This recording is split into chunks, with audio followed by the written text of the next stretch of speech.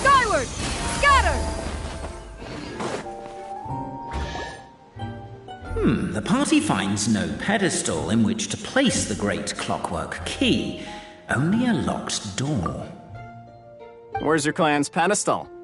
Let me guess, you hid it away in advance to save yourself the embarrassment of having it exposed as a fake? You done? Okay. Now, since my clan's main claim to fame is...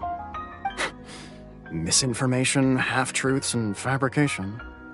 Ah, shut up, Cape. Shut up, Cape. I swear, if I wind up dead one day, the murderer was Bobarano. Let those be my last words. My clan's claim to fame is that we outwitted the dragon of old and stole its treasure. Ergo, all articles of value that we own, including the pedestal for the clockwork key, lie behind that door.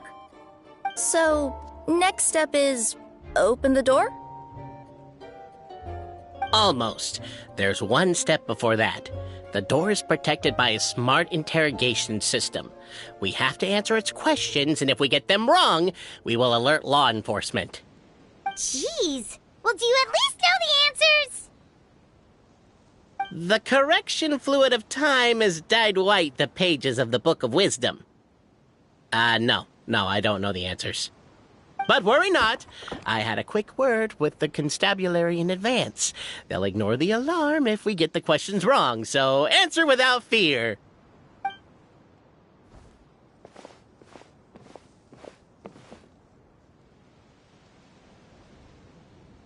Question 1.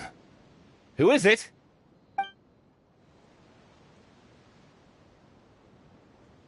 That's actually quite an amusing approach. It's probably not going to get us anywhere, but I do admire your sense of humour and your commitment to it. Question 1. Who is it?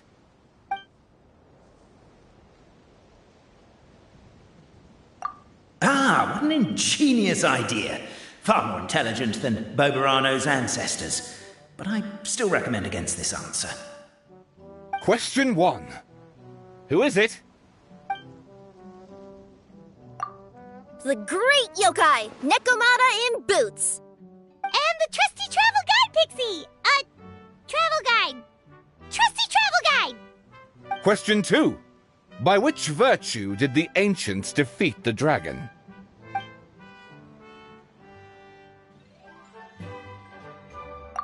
Oh, no, don't say that. Even though the writings you saw do prove that bravery has its uses.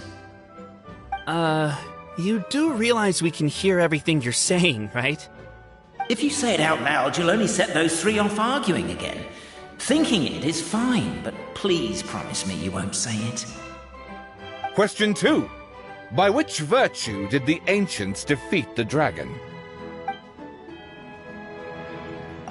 To be completely honest, hard work is a bit of an alien concept to us here in the Constellation Metropole. We have hardware and we have clockwork, but not hard work. Question 2. By which virtue did the ancients defeat the dragon?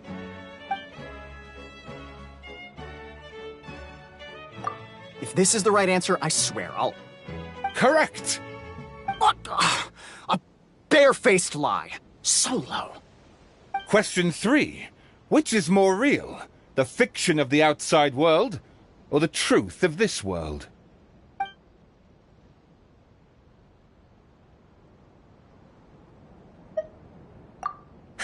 Please try to avoid being unnecessarily cruel in your response.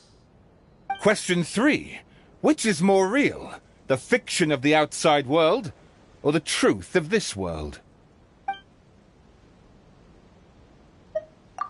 Hear, hear! Who can be sure that the outside world isn't just a dream, and that when the dreamer wakes up, they won't just find themselves inside a novel? There is no way to know, therefore both are equally real. All correct. You may have the key pedestal.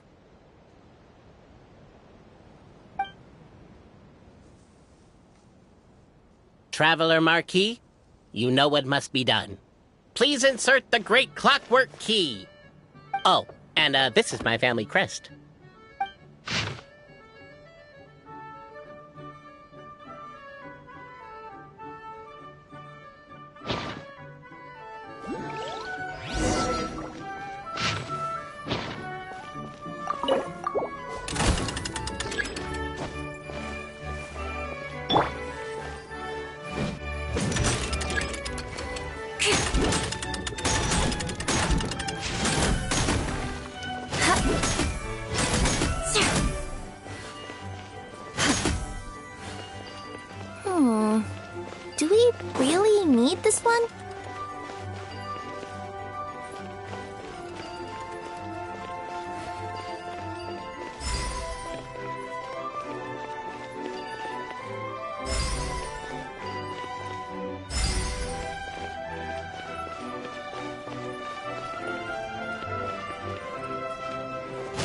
The Traveller Marquee draws a design that is practical and aesthetically pleasing in equal measure.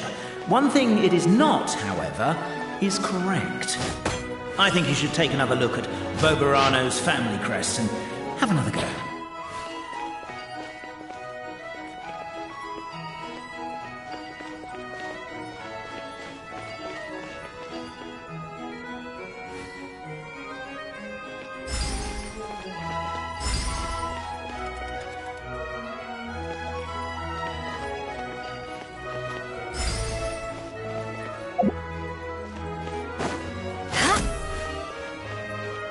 Are you, gonna try again?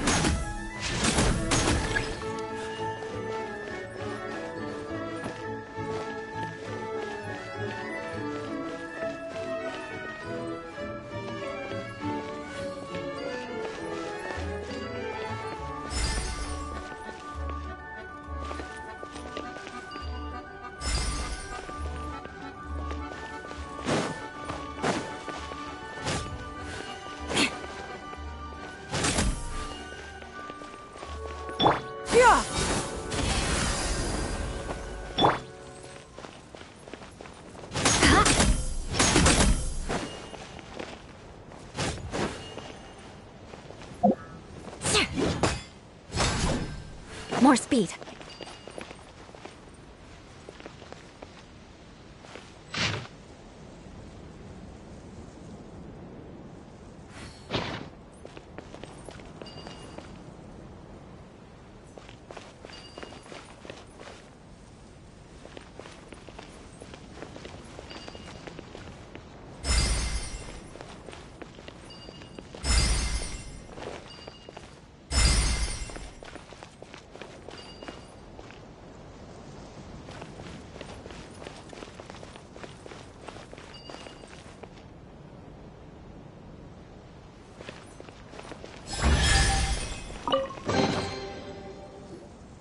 Now, What elaborate fiction the Clan of Wisdom was able to conjure up.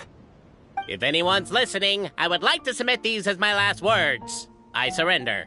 I'm the one who murdered Tappy.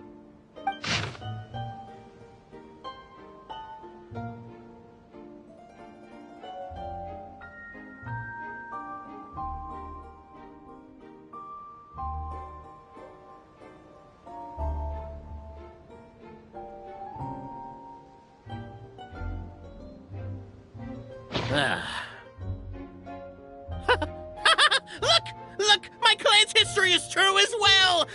There's that same unforgeable signature again, right here! What? Oh, does this mean that my clan is the only odd one out? Given that my clan's wisdom is such a subject of ridicule in your eyes, I will now appeal to my own personal intelligence, which I believe far surpasses that of my clan at large, and make a prediction. It seems likely that the claims made by each of our clans regarding their history and virtue are all true. Bobarano?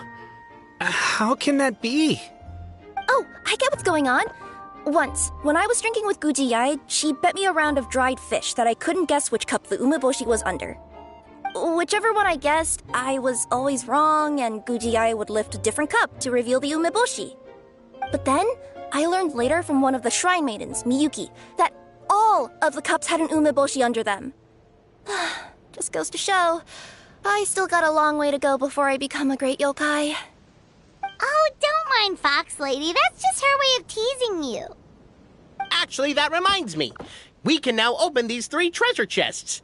And unlike the guessing game you mentioned, this one's not a trick. Cool. Well, once you've plundered the last of Bobarano's family wealth, we can go to my clan's place. Guess I'll take the clockwork key again then. Yoink!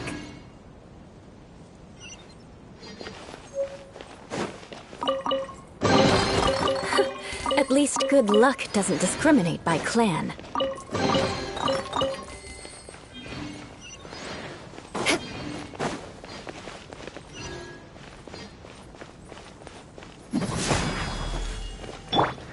Yeah! Skyward! Scatter!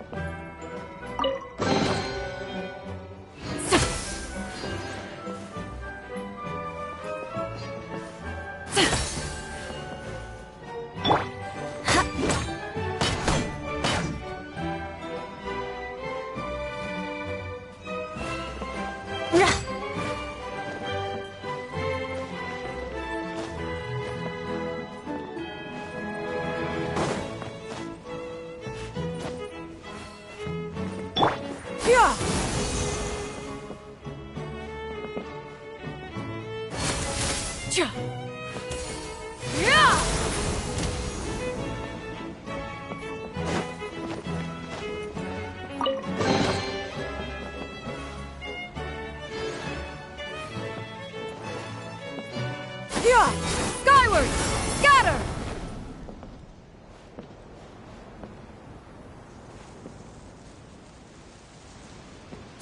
Skyward! Scatter!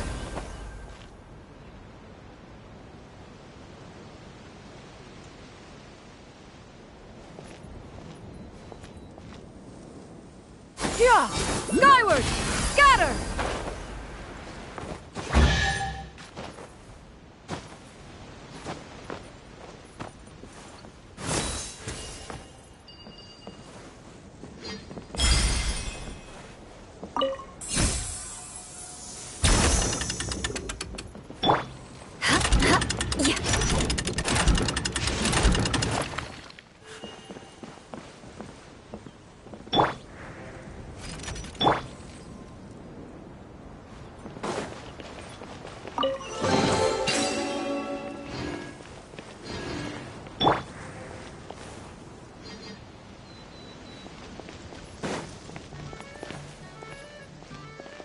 Yeah! Skyward!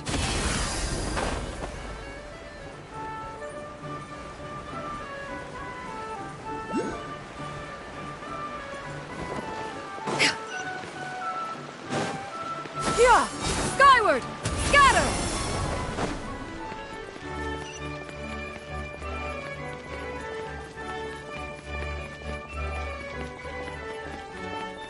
Yeah! The cohort of truth seekers followed Albizzi to his clan's sacred site. They arrived to the site of a giant guard towering over them. Up ahead is my clan's gigantified guard. He can be a little pig-headed, and he's incredibly strong. Your weapons won't even scratch him. Wait, but wasn't Kappei's clan the one that's all about strength? So, what do you guys believe in then? Oh, the guard is one of Kappei's people. Size is a coveted trait in the clan of strength, after all. Mine is the clan of empathy, and our key contribution is growth serum. What's sympathetic about that? Our ancestors believed that, just maybe, the dragon of old didn't mean us any harm at all. Perhaps the dragon simply didn't notice us, since we are so very tiny. So, they drank the growth serum and grew even larger than the dragon. Then, they set the dragon down, calmly explained their perspective, and eventually taught it how to empathize. The serum isn't what it once was, though. Nowadays, it doesn't make you grow all that much, and it actually makes you lose your empathy. So, I advise we take a detour. Despite Albizzi's words of caution, somebody, no doubt, has other ideas. Surely we could avoid a conflict with the guard, they think to themselves, if we could just try to understand one another. You could, of course, just take the path to your left and go around. But some people are gluttons for punishment. It's all part of the experience, I suppose.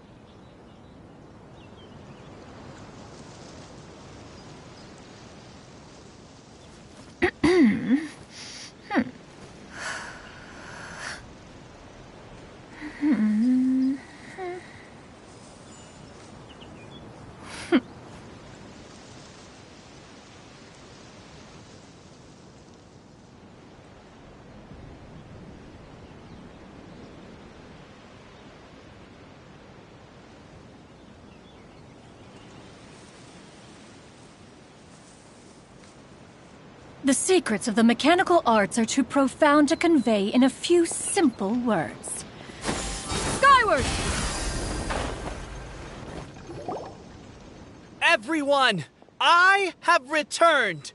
I come with the long-awaited Marquis and their followers to search for the lost origins of our clan.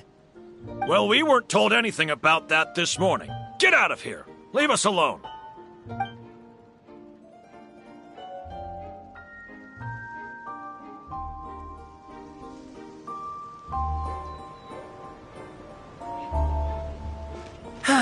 You and Albizi only wanted to strike up a conversation with the guard. But since greeting you wasn't one of... Everyone, I have returned. I come... Well, we weren't told anything about...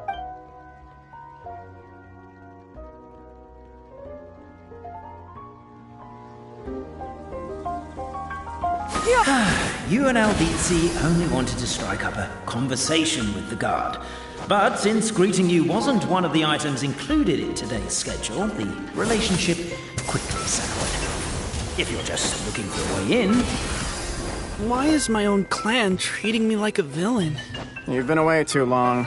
We all have. Feels like we've been waiting forever.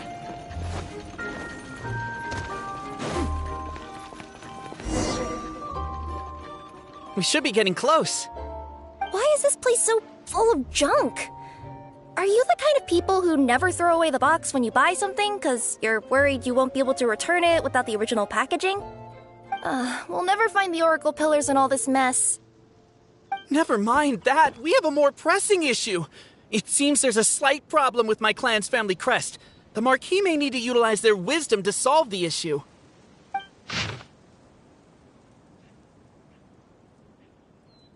Wisdom too, huh? Well, you guys have a bit of everything, don't you? Except empathy.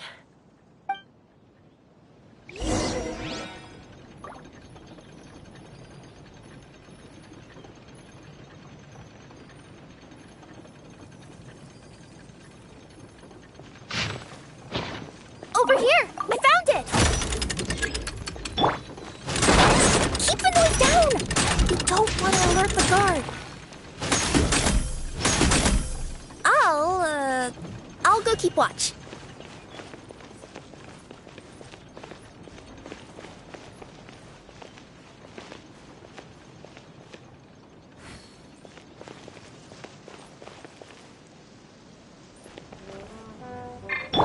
Here.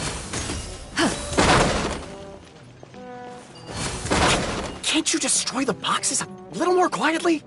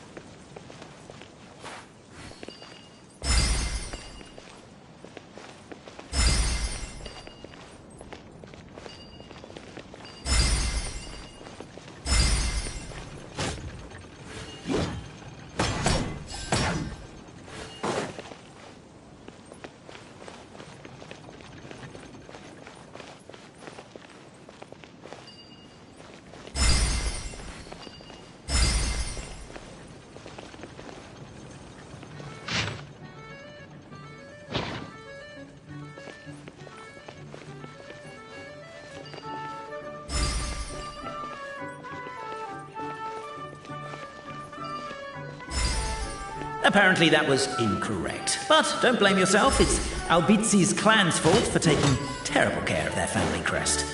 How could they let something so important get so dirty?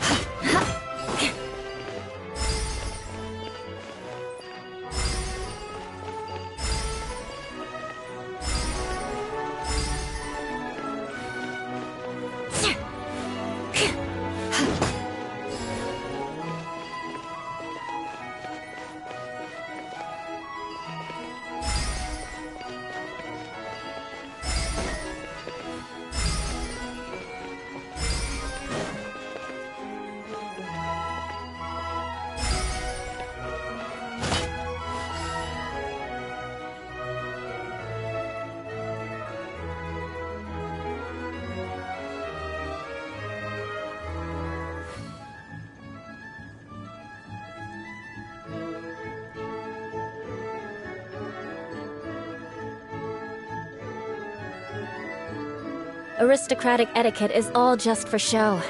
Just smile and nod along.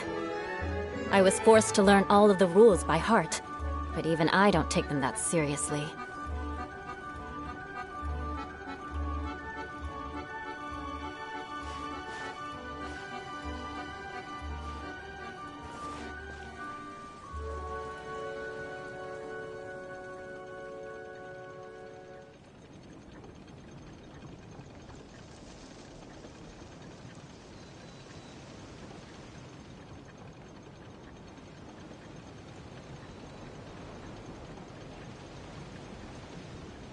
Knights and aristocrats share the same cultural heritage, but the knights had enough sense to do away with all the superfluous detail.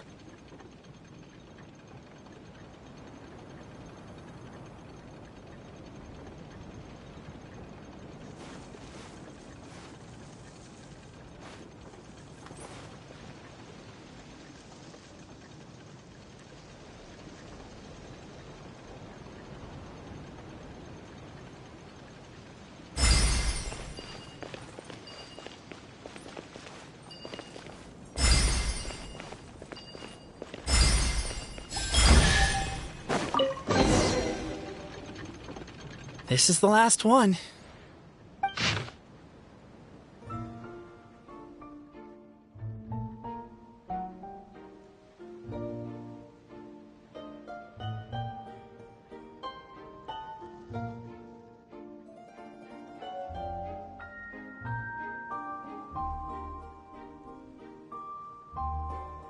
The signature. So it's true. Empathy is one of the founding virtues of Constellation Metropole, too. Just as we suspected, all three are the truth. Okay. Well, this is a lot to process. I feel a little empty inside. Yes, we found the truth, but there's too much truth. I get you. It's like in Inazuma, when there were only 6 books in the Mirage Warrior series, it was really popular. But by the time book number 88 came out, nobody wanted to read it. They'd all lost interest. A brief moment of joy is drowned out by a growing feeling of melancholy. But perhaps there is a glimmer of hope to be found too? Anyone? Anyone? All right, I'll say it. How is it the case that these 3 versions of history can all be true at once?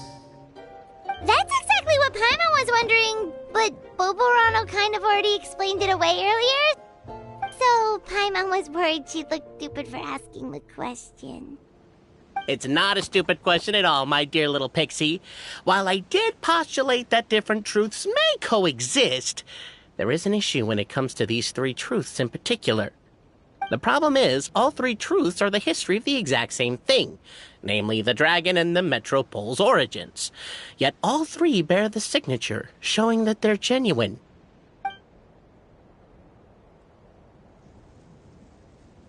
Suddenly, the sound of a bell rings out.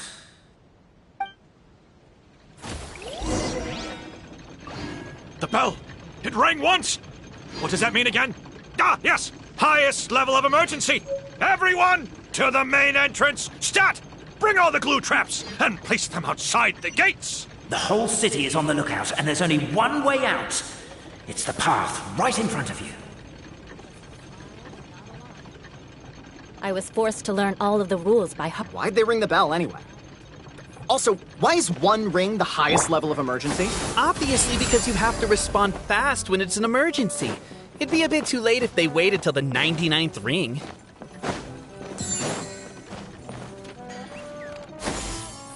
Skyward! They're outside! After them!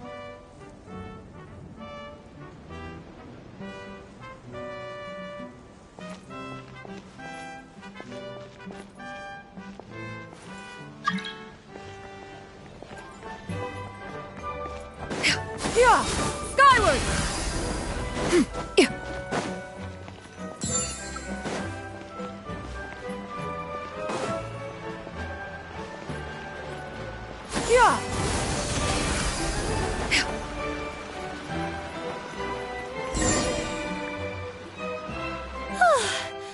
We made it out. Don't know if we'll still be needing this clockwork key, but I yoinked it out before we ran, just in case. Okay, but back to the truth problem. There are 3 conflicting versions of the truth, and somehow they're all still true. What is that supposed to mean? I don't know. I doubt anyone here in Simulanka could make sense of it. All we do know is that any manuscript bearing her signature has to be valid. Well, she is the goddess of fate, the creator of all this. And all these manuscripts are her grand design. The reason we argued about who was right was that we didn't know enough about the truth of the past. But now we have the truth. So we just have to accept it. As surely as we will follow the clockwork path designed for us, so is this the course that history has taken. It is clear and incontrovertible. We will never argue again. Thank you all. Is that all there is to it?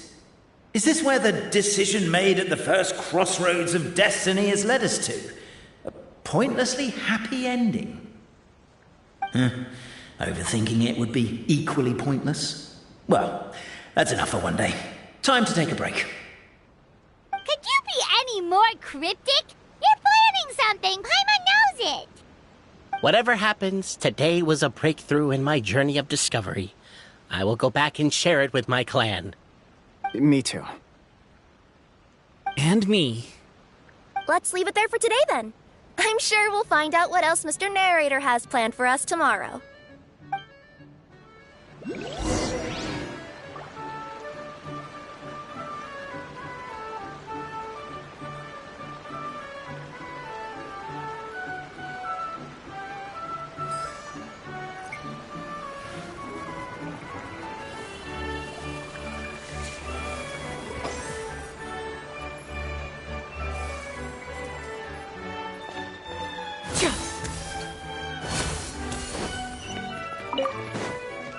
Yeah! Skyward! Scatter!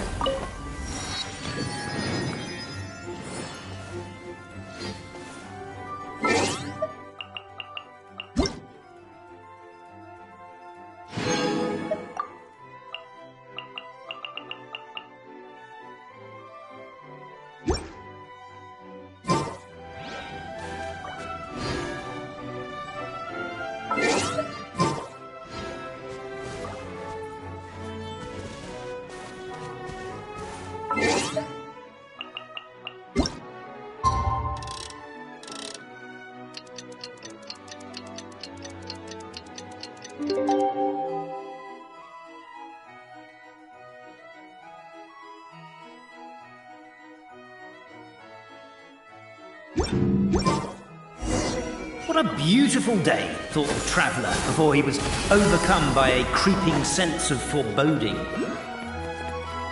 The voice in his head grew louder. Pendulum Lane is just up ahead. Something must have happened here after all. Everyone's crowded around. Oh my god, this is terrible! I don't understand. The three great clans of Constellation Metropole have finally made peace with each other. Who could have done this? What happened? Oh no, someone's lying on the ground. Cappy! How did this happen? Cappy, you idiot! Wake up! You need to revise your last words or everyone's gonna start suspecting me! Last words? What did he say? If I wind up dead one day, the murderer was Boberano. Ugh, you could have at least pretended to not remember it. I'm sorry, Boberano, but this is an interrogation. I have to give the detectives straight answers. Don't worry, Boberano. I don't consider you a suspect, nor do I have the authority to charge anyone with a crime. So, are you the last people to have had contact with him?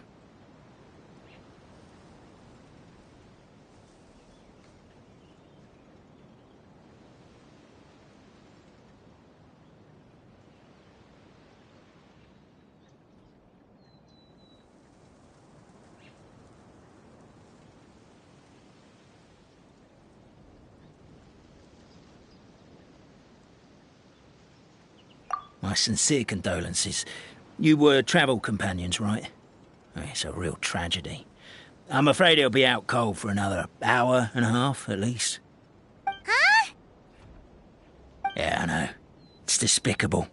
Hitting someone in the back of the head is the second worst act of cruelty there is. The first being replacing their gear oil with extra strong glue. So, Cappy's not dead? His gears, metal frame and shell are all still in excellent condition. It's just his energy supply that's been all messed up. Wait. But surely you can't be suggesting that just because Cappy isn't broken, there's no need to go looking for the culprit. No! There's a need! Huge need!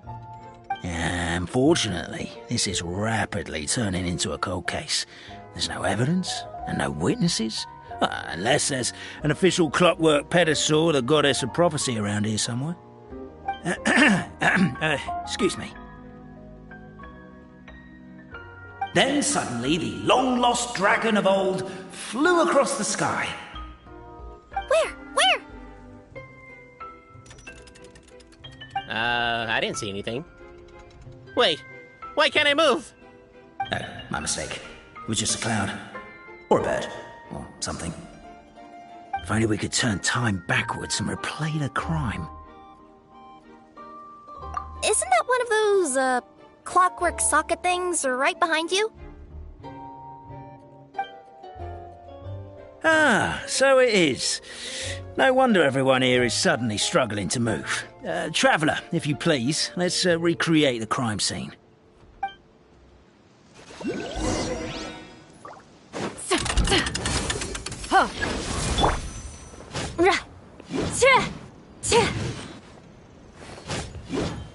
The crime scene's too chaotic. I can't make heads or tails of it.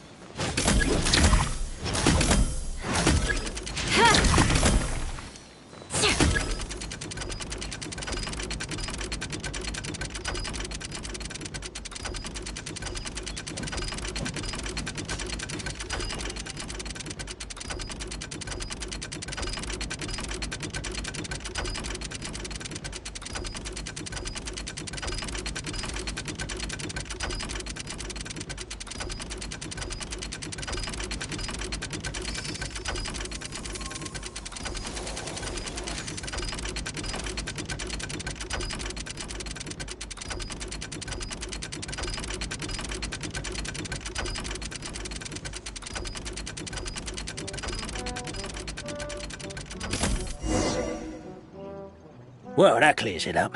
Cappy was walking along the street, then he suddenly collapsed. He was faking it. What? So case closed? Aren't you supposed to investigate a little more first? We literally replayed the crime scene and saw it with our own eyes. There's no need for any evidence gathering or powers of deduction now. And besides, maybe the truth is inherently strange by nature. Like how Constellation Metropole has 3 histories, each of which is the truth. But didn't you say Cappe was struck in the back of the head and knocked unconscious? For all I know, he could have bashed his head against the toilet bowl before leaving the house, then walked here in a daze before finally passing out. As for why he might have done that, my guess is...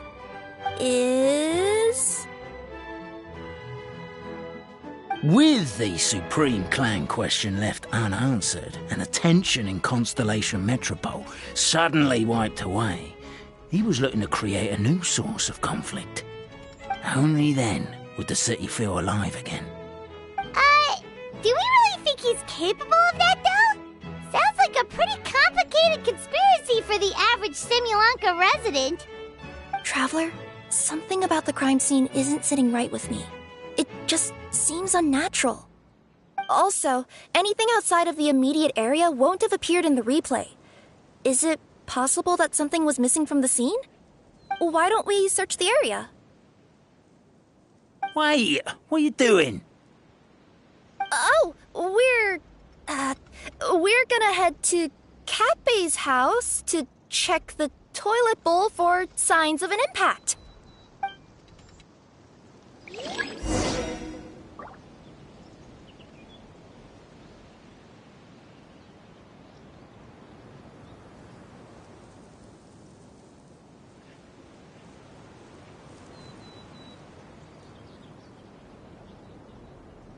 You want to learn some Favonia's blade work? All right then, I'll teach you. Oh yes, I'll teach you all right. Mark my words.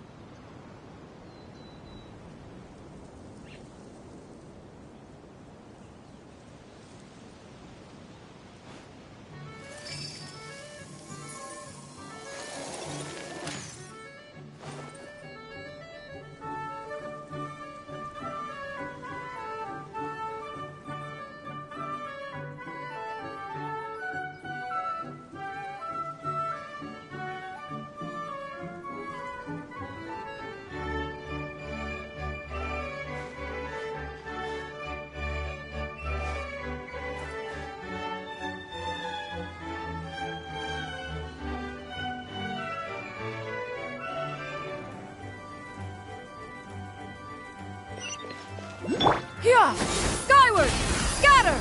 There's a spear here. It looks so mysterious. Let's take it.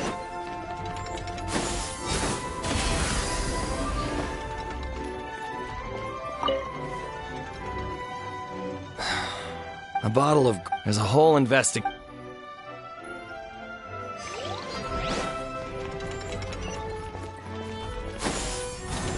Skyward! There's a strange potion bottle here. Looks so weird. Let's take it.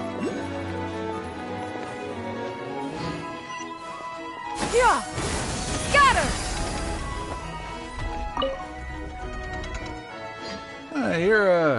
Yep, that's right. Why? Well, I was gonna offer you a great... Doesn't sound very safe. At least not as safe as being a courier. To keep the titanium ore intact, we use and in terms of labor intense... I'm not... Never mind. I give up. Welcome to Paimon's world. Mind you, I don't know what happened today, but somehow a pickaxe has gone missing. Maybe one of the giant guards broke it down, so someone took it to perform a rapid Sounds... Still, a missing pickaxe.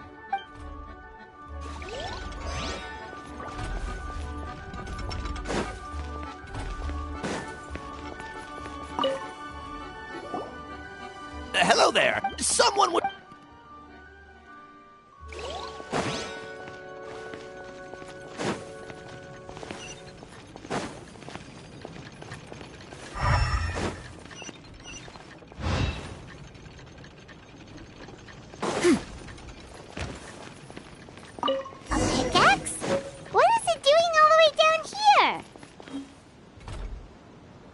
Let's say one of these was the weapon used in the assault.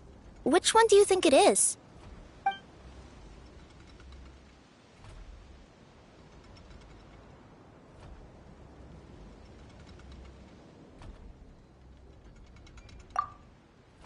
If it was the growth serum, Kappe would have been turned into a giant. Also, the bottle probably would have shattered when it hit him. We would have seen the debris on the ground. Let's say one of these was the weapon used in the assault. Which one do you think it is?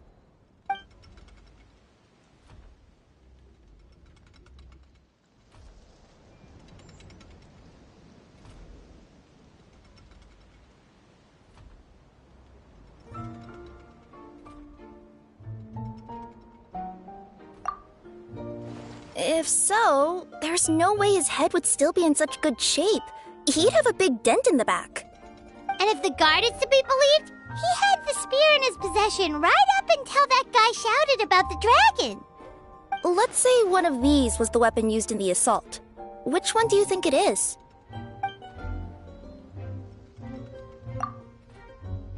If it was the pickaxe, Kappe sure is lucky it's not still lodged in his head. Actually, you're wrong there, Paimon. The foreman at the mine was just saying, this kind of pickaxe is designed not to damage titanium, so it couldn't cause any superficial damage to residents here. But you could probably knock someone out if you hit them hard enough, and it wouldn't leave a scratch. Let's take this back to the crime scene and replay it one more time. Ah, you're back. How was the toilet at Kappe's house? Toilet? What about it? Yeah, forget that.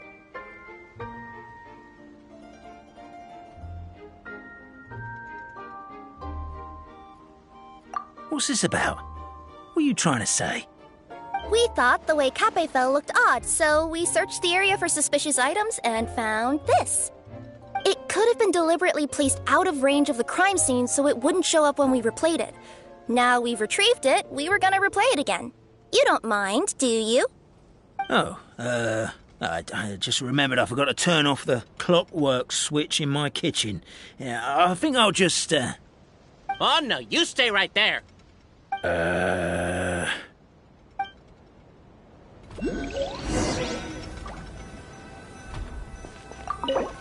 We should be good now.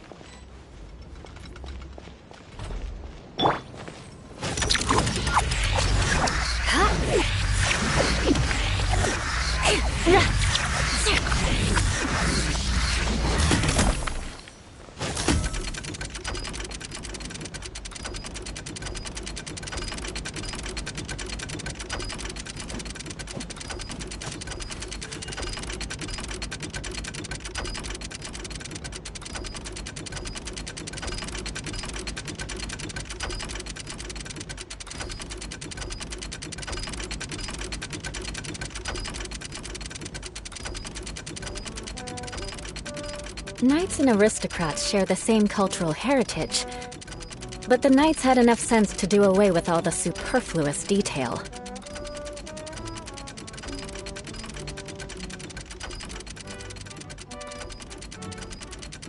So you're the attacker!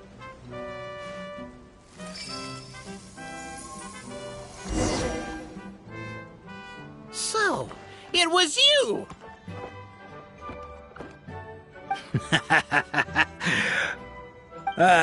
I would congratulate you for cracking the case, but since I did such an abysmal job of covering my tracks, didn't exactly have your work cut out for you. So, all I can say is... Catch me if you can!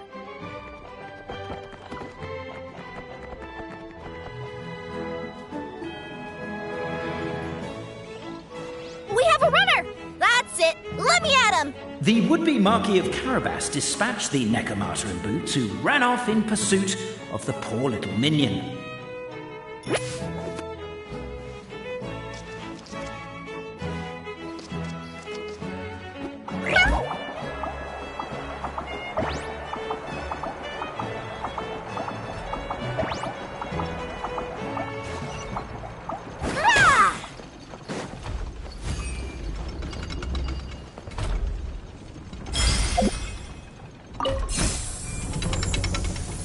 The minion's poor little lower back was protesting painfully against the intense physical activity. He decided to take the elevator, giving him a moment to catch his breath. Really? His lower back asked. But the minion had no other choice. He resolved to make the jump down.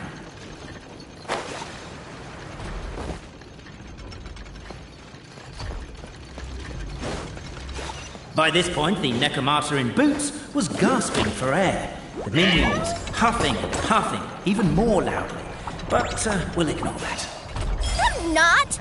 Don't underestimate the gold-level courier of the Komania Express!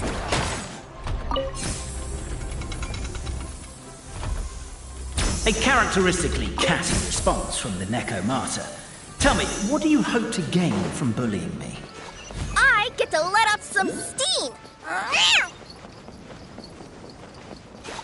Ha-ha! You fell into my trap! Oh, and by the way, remember the glue you got stuck on when you first entered the future Marquis's abode to be? That was also me. I did it using my powers. Rats! Oh, I'm so jealous of you guys right now. You can just jump out of your shoes and keep running, but Wait, I'm wearing boots. The unnamed minion made a last-ditch escape attempt. He began his long climb, up the wall, the tall wall. He began his long climb up the tall wall. You call that a tall wall? In urgent Neko parcel mode, I'll scale it in no time.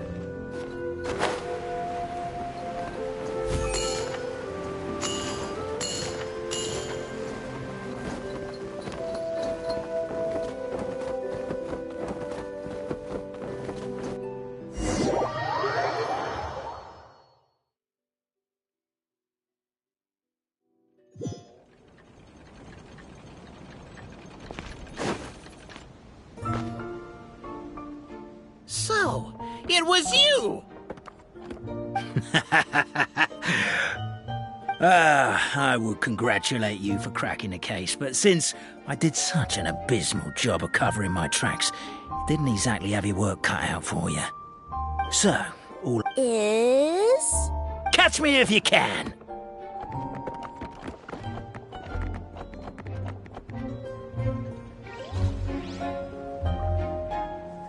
We have a run at him! The would-be Marquis of Carabas dispatched the Necomata in boots, who ran off in pursuit of the poor little minion.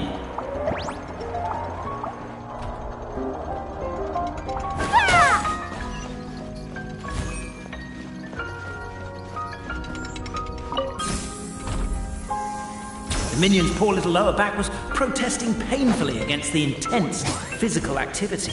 He decided to take the elevator, giving him a moment to catch his breath.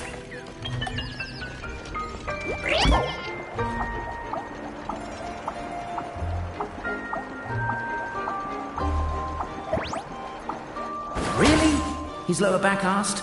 But the minion had no other choice. He resolved to make the jump down. By this point, the Necomata in boots was gasping for air. The minion was huffing and puffing, even more loudly. But we'll ignore that. I'm not! Don't underestimate the gold-level courier of the Komania Express! A characteristically catty response from the Necomata. Tell me, what do you hope to gain from bullying me? I get to let off some steam! Ha-ha! You fell into my trap! Oh, and by the way, remember the glue you got stuck on when you first entered the future Marquis's abode to be? That was also me. I did it using my powers. Rats! Oh, I'm so jealous of you guys right now. You can just jump out of your shoes and keep running, but... The unnamed minion made a last-ditch escape attempt. He began his long climb, up the wall, the tall wall. He began his long climb up the tall wall. You call that a tall wall? In urgent Neko parcel mode, I'll scale it in... I'm beat. I surrender.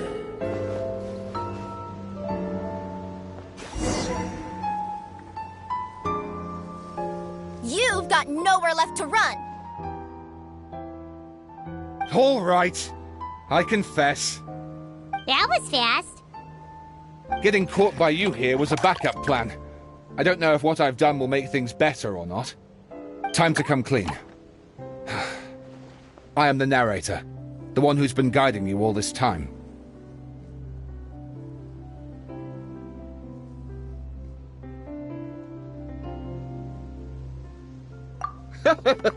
Okay, I guess my voice acting skills have some room for improvement.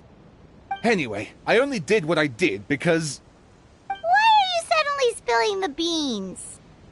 I poured my heart and soul into all this. I was worried you wouldn't ask. The truth is, I was one of the first conscious beings ever made by the goddess of creation. And I've known for a long time that this whole world is just a fairy tale written by the goddess of fate.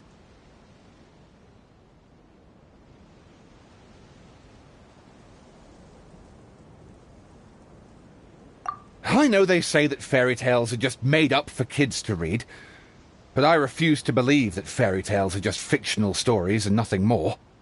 The reason why Constellation Metropole has 3 origin stories is that the Goddess of Fate wrote 3 drafts and couldn't decide which one she liked best. Then her cat trod all over them, and they all got crumpled together, so the 3 worlds just sort of folded into one. The Goddess of Fate was torn between them anyway, since she couldn't decide which ending was best for the dragon or the kids. So when she saw what the cat had done, she simply decided to go with all 3. Who'd have thought? But what does any of this have to do with what you did? You're not a fictional character, so you couldn't hope to understand my sorrow. Honestly, I don't think there's anyone in all of Simulanka who would understand.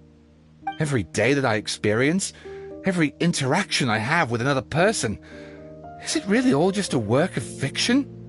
The only reason the 3 great clans wanted to find out the truth was for the pointless task of electing the supreme clan.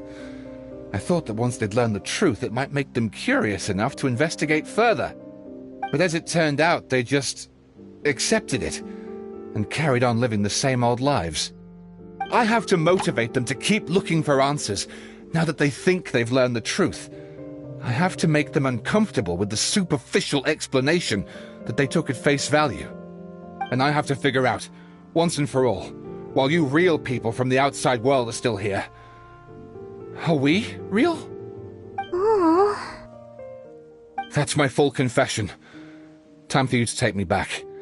I'm guessing I'll probably be forced to make a public apology, then sentenced to half a day in solitary confinement. I definitely deserve half a day.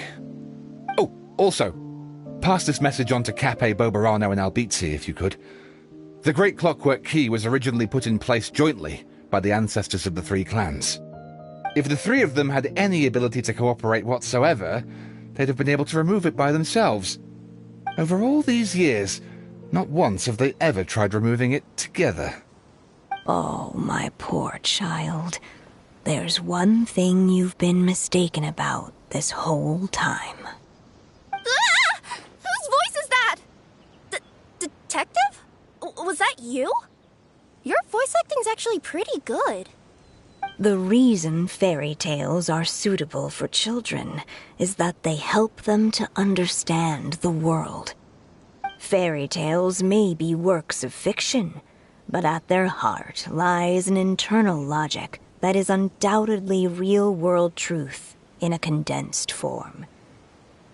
Perhaps they simplify good and evil, and perhaps they hide the darkness in metaphors.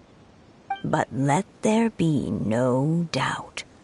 The world within fairy tales is as real as can be.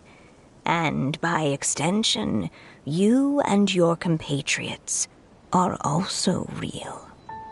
Goddess! Is it really you?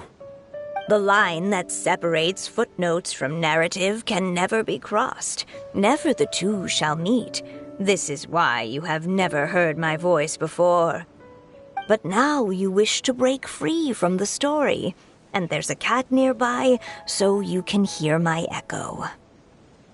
Necromora! Just... your echo?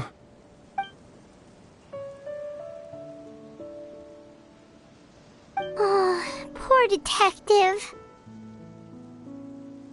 So, we are a part of the real world too.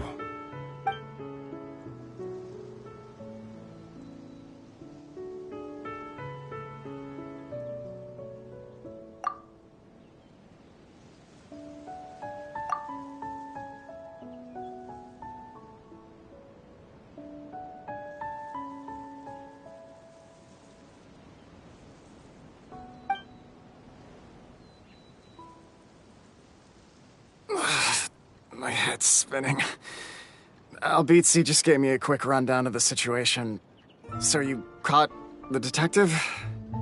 Sorta. We chased him until he surrendered. Oh, and he asked us to pass on a message.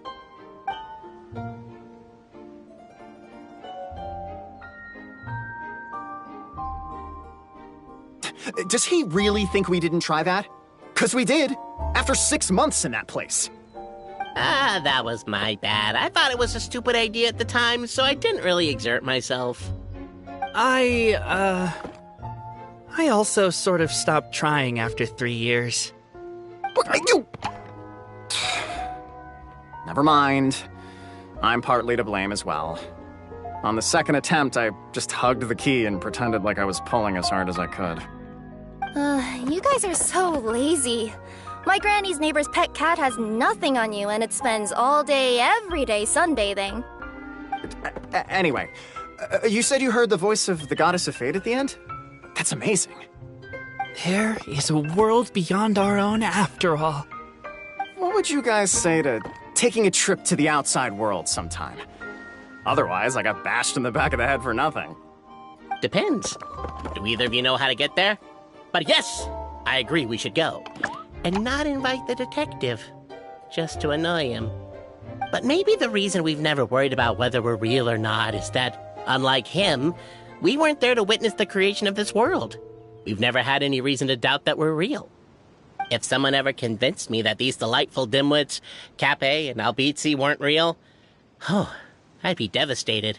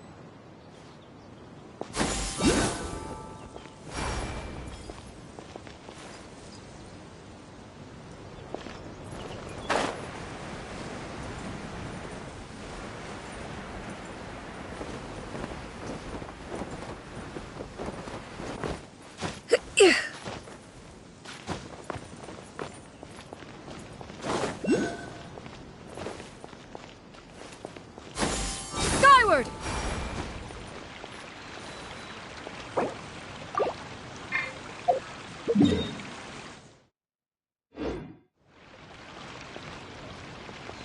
Skyward! Scatter!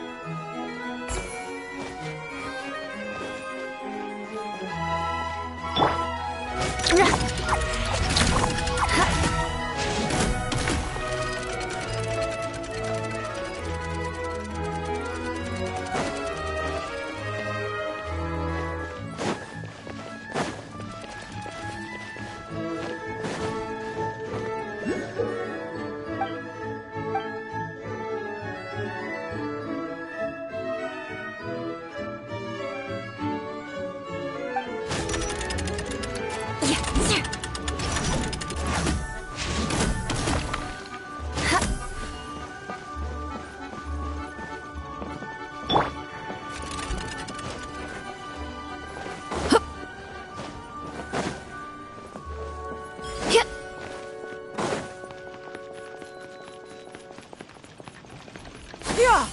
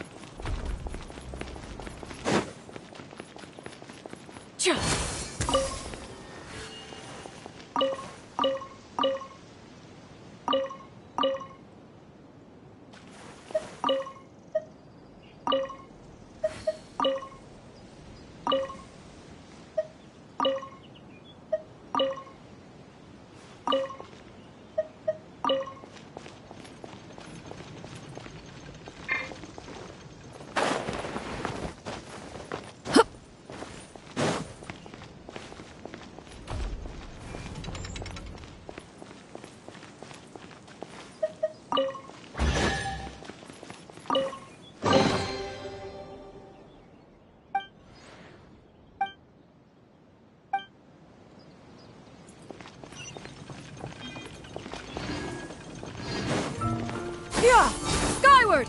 Scatter!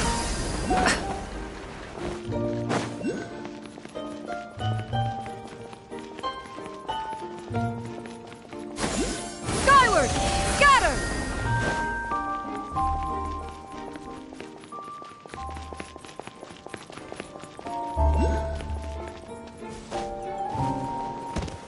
Yeah!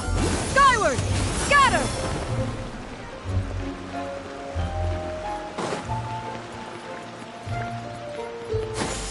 Skyward!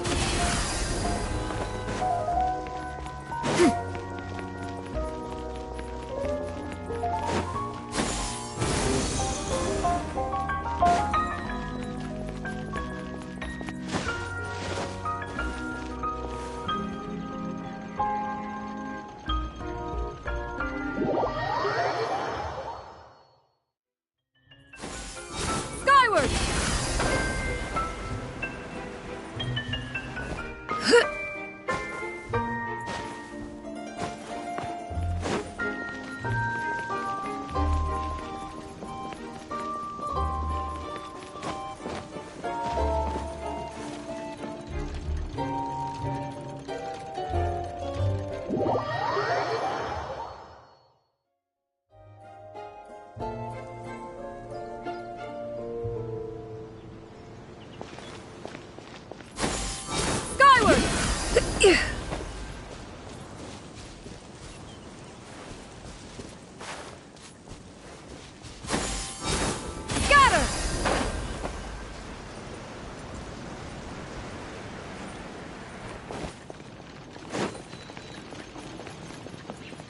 Yeah! Skyward! Scatter!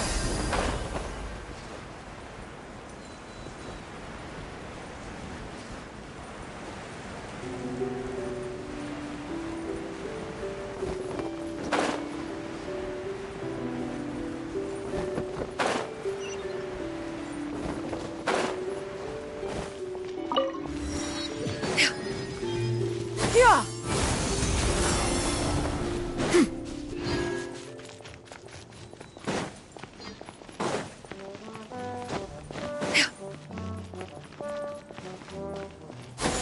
Skyward!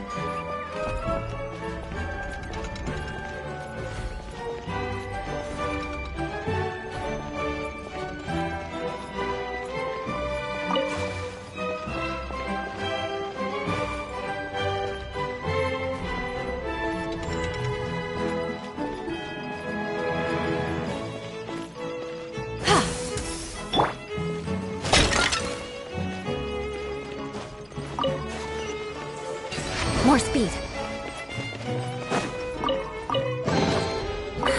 At least good luck doesn't discriminate by clan.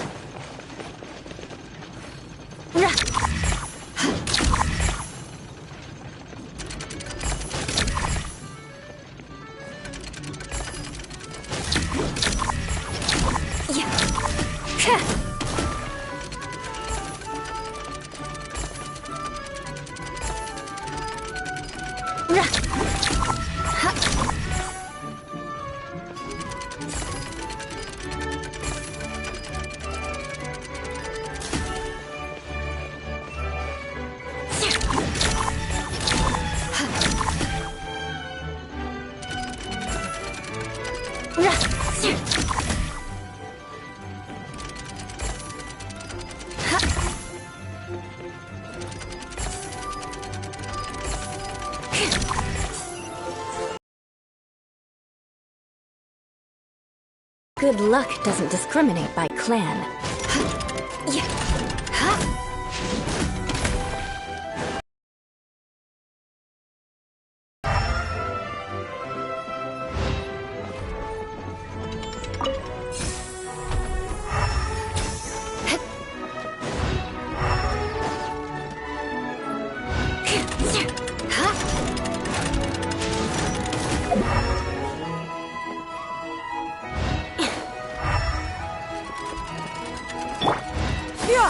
Skyward!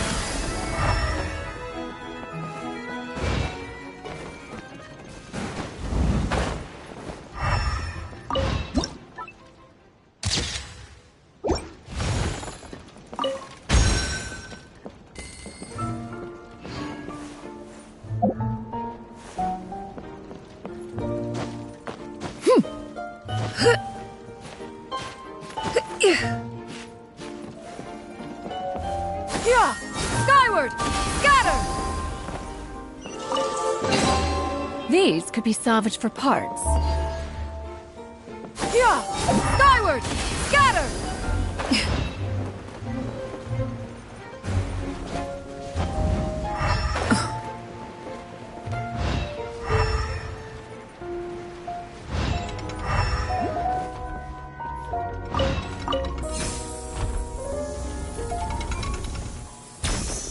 Yeah! Skyward!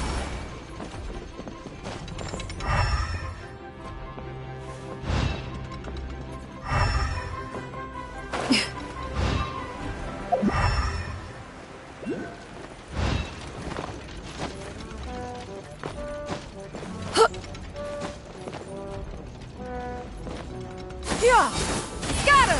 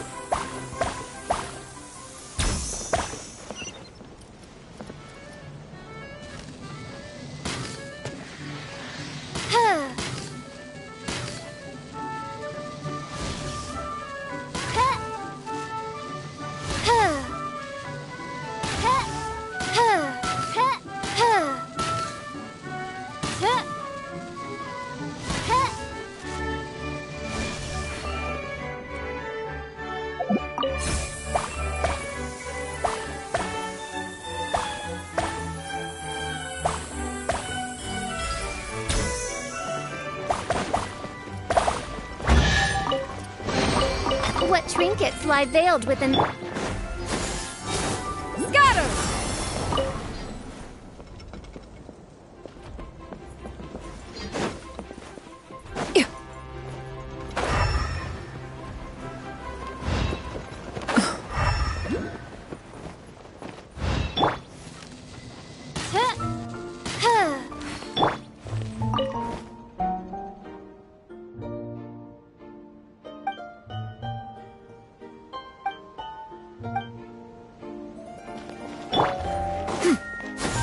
Skyward! Scatter!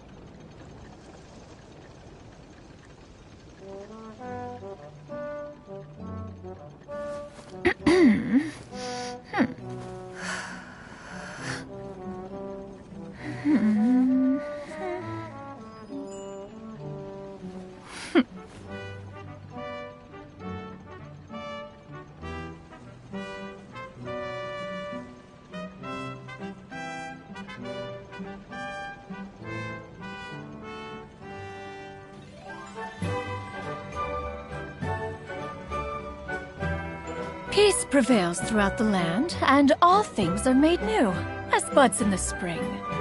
This is an auspicious era for humanity.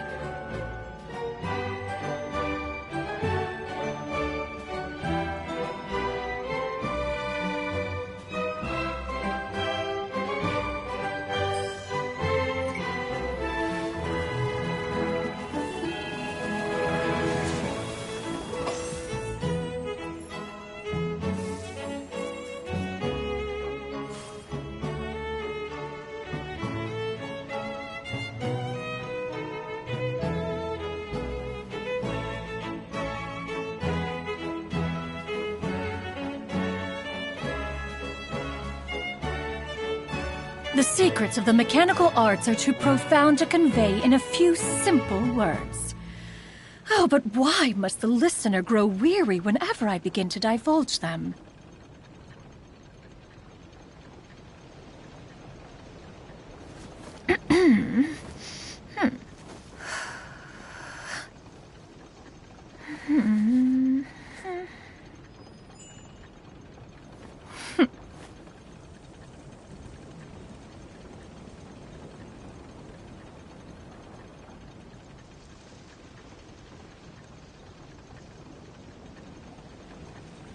Peace prevails throughout the land, and all things are made new, as buds in the spring.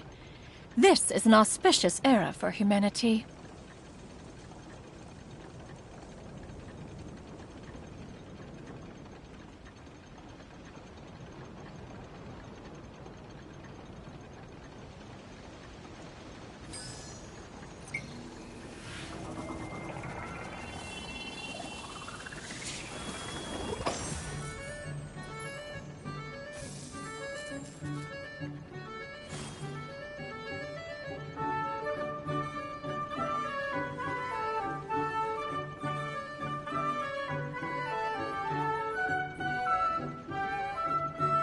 The secrets of the mechanical arts are too profound to convey in a few simple words.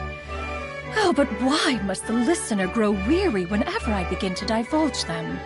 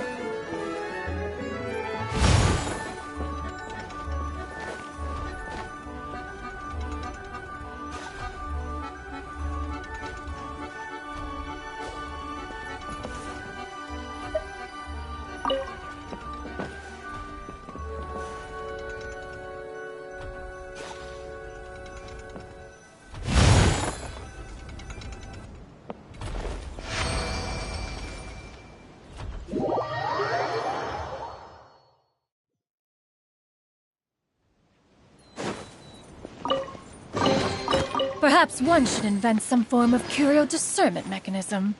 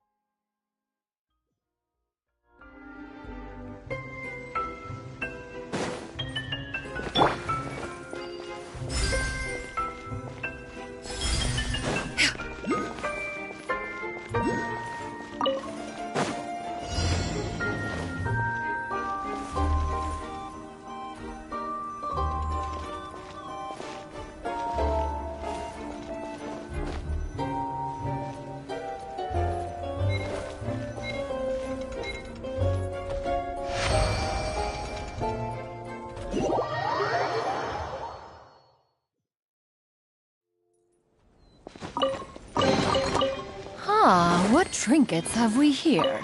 Present them for one's perusal.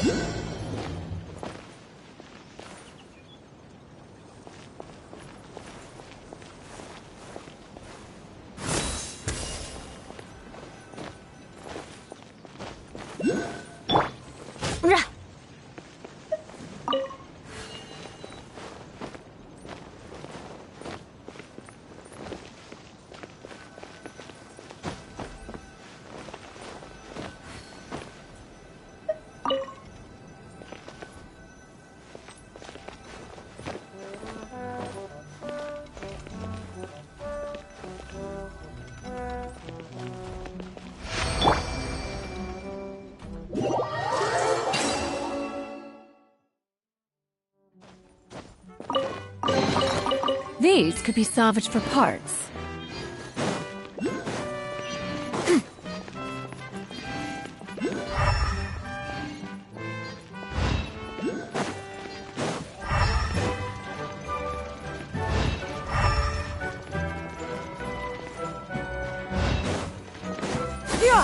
Skyward!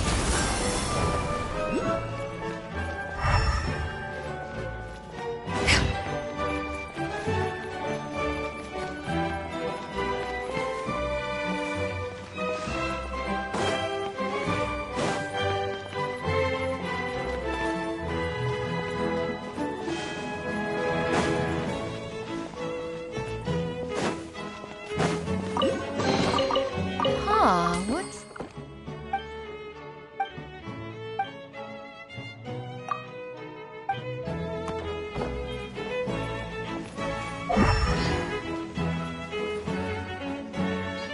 Yeah! Skyward!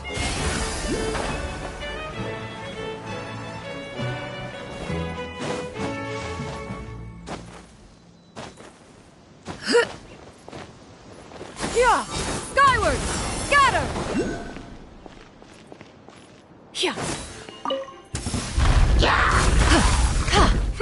Make way for the Adeptus! Scatter! Skyward! Yeah!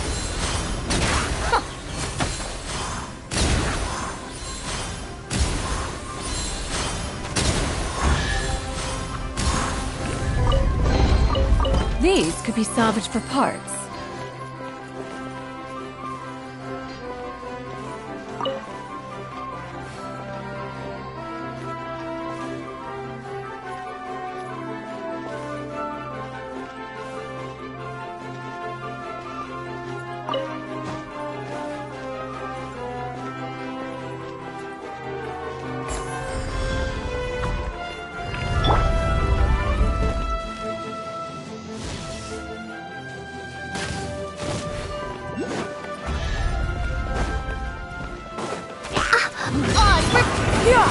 Scatter!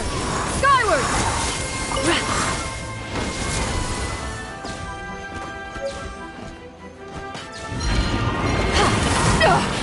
Riveted! Midnight Phantasmagoria! Flood of Frost! Crush!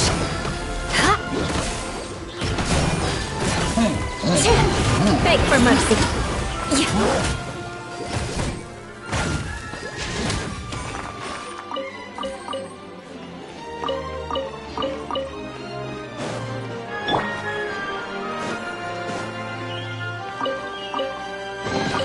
Perhaps one should invent some form of curio discernment mechanism. Skyward!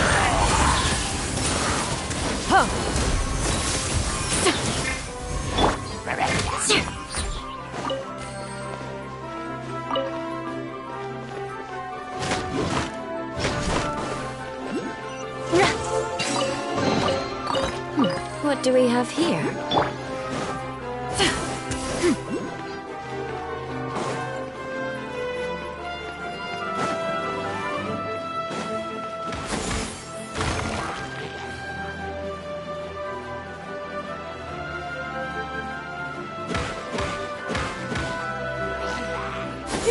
Skyward! Scatter!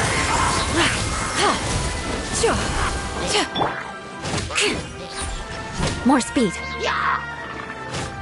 Crush! Shudder! Beg for mercy. I can put these to good use.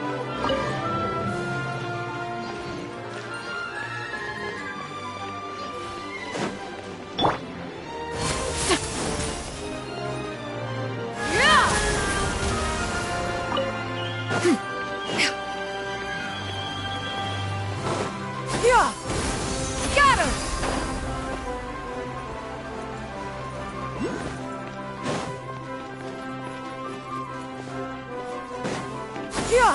Skyward! Scatter!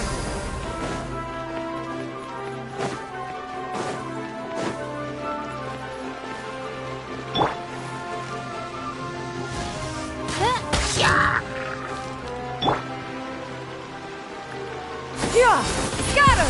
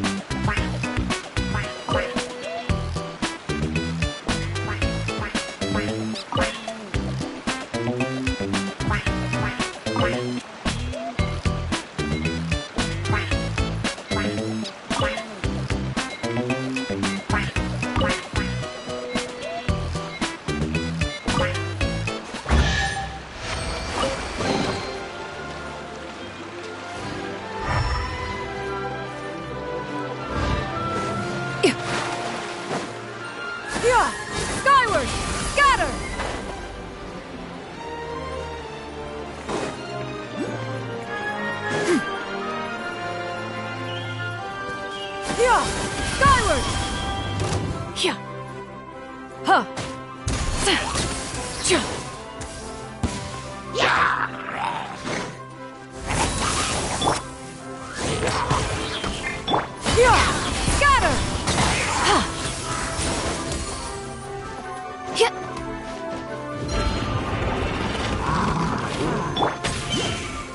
I'll protect us. Shudder!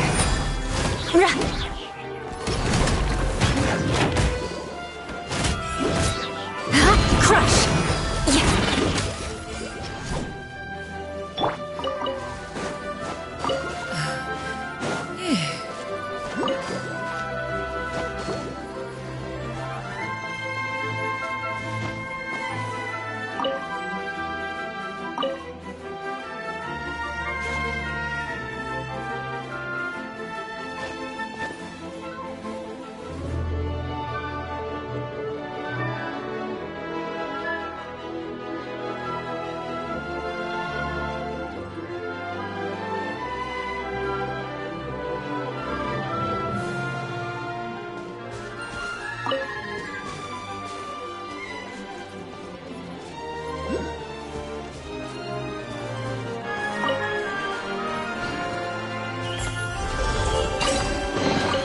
These could be salvaged for parts.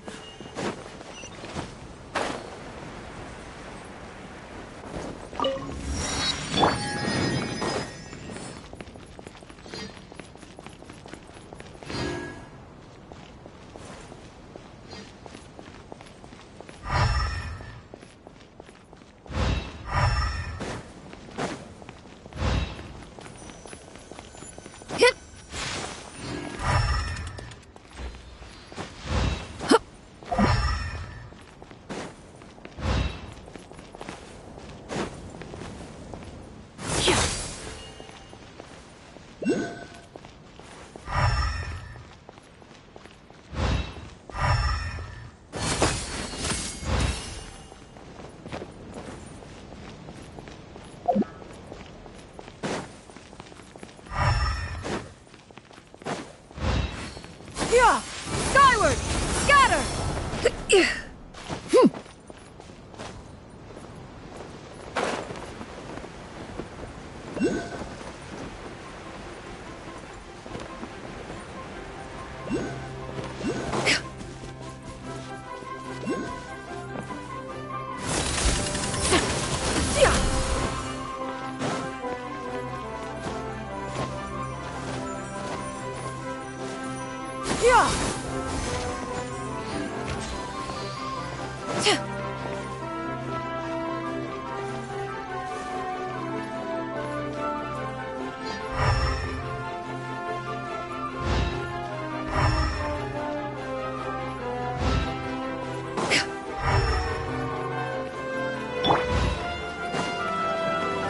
Royal decree!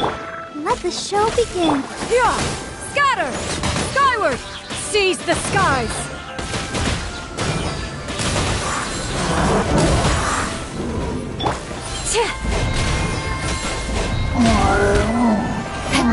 Vengeance will be mine! Beg for mercy! Crush!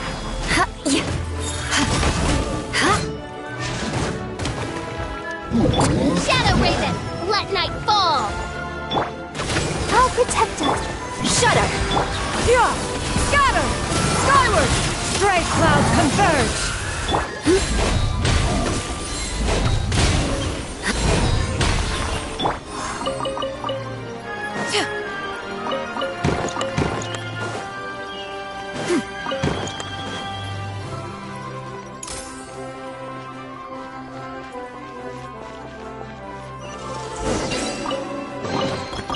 Ah, what trinkets have we here?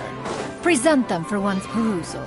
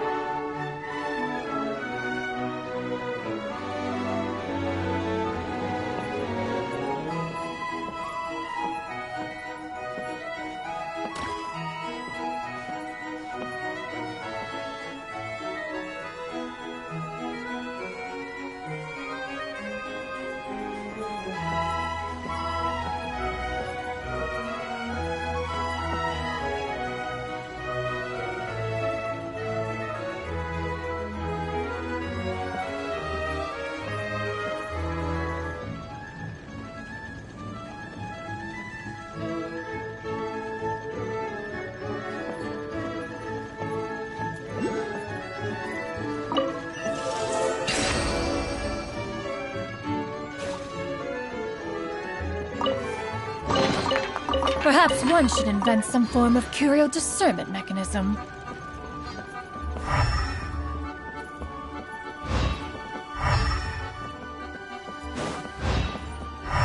Yeah! Skyward! Scatter!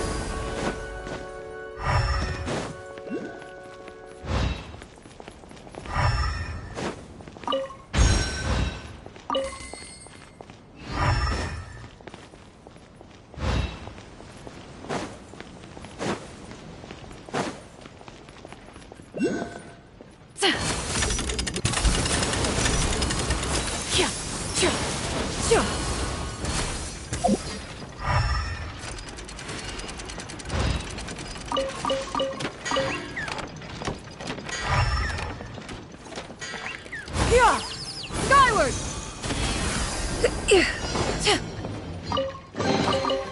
Ah, what trinkets have we here? Present them for one's perusal.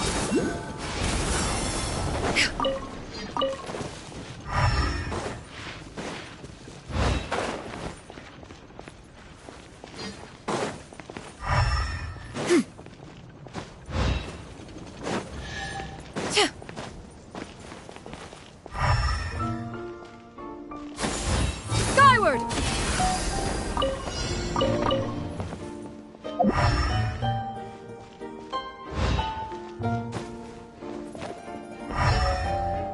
Yeah! Skyward! Scatter!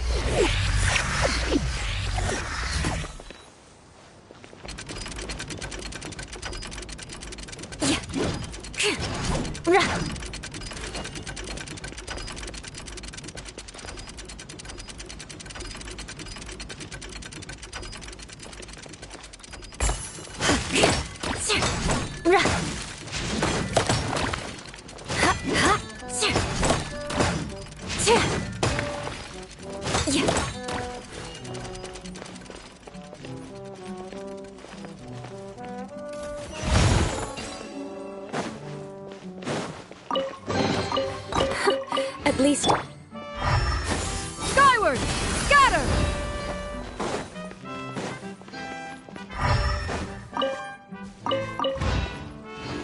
Yeah! Scatter!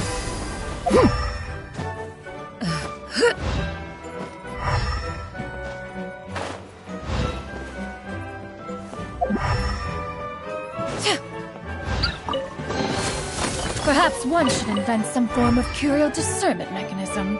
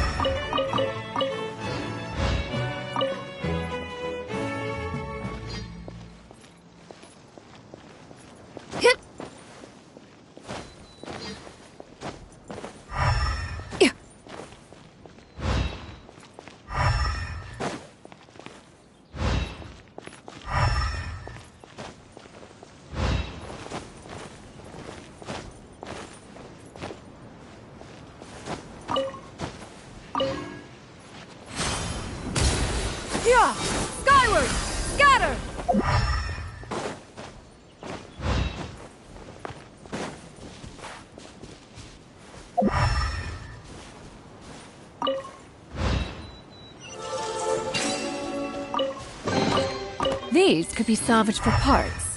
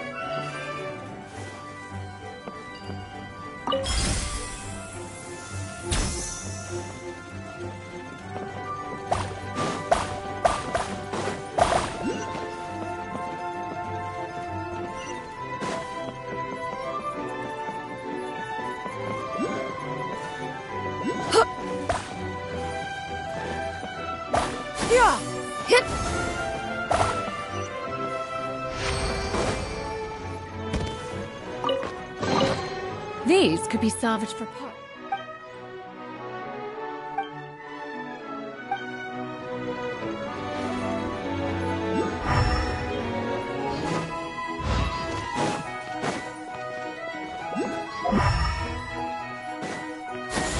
Skyward! Scatter!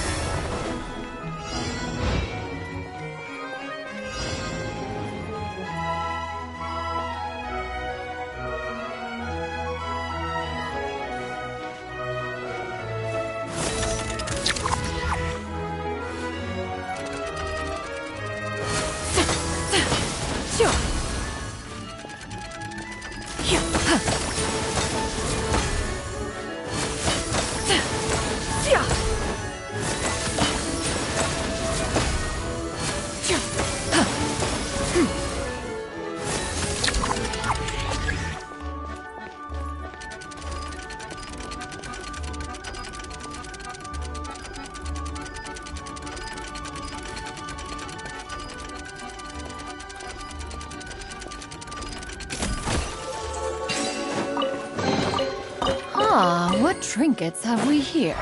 Present them for one's perusal. Yeah! Skyward! Scatter!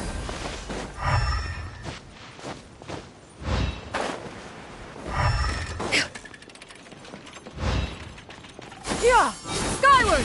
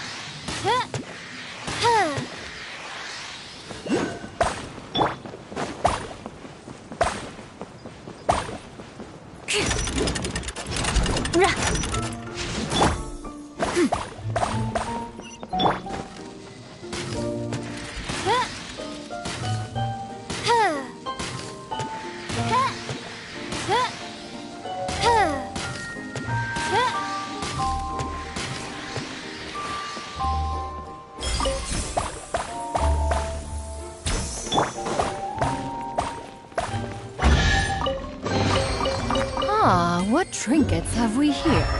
Present them for one's perusal.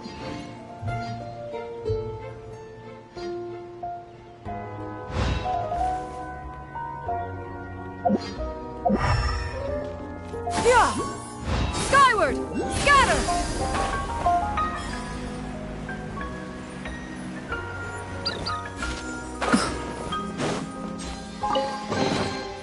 Ah, what trinkets have we here?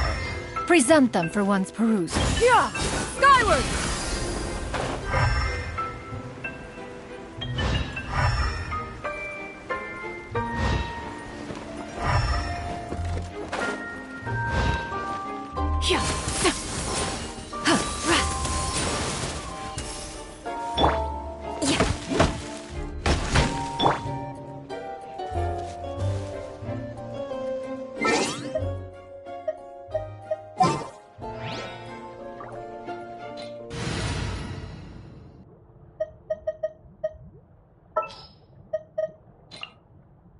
What's our objective?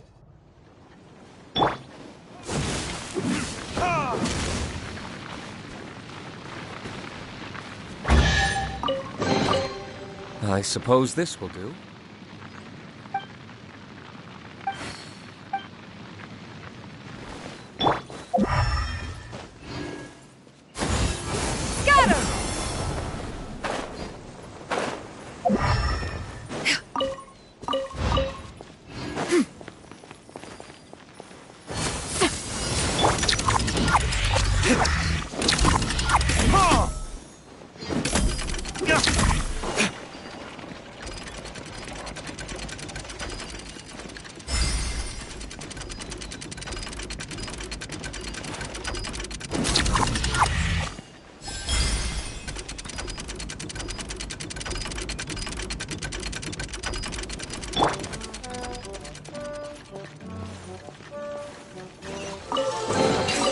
These could be salvaged for parts. Skyward! Scatter!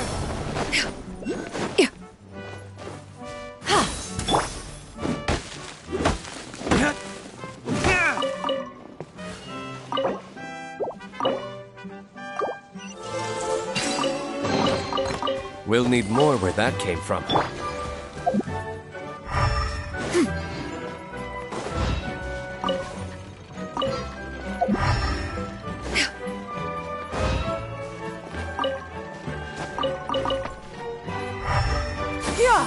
Skyward!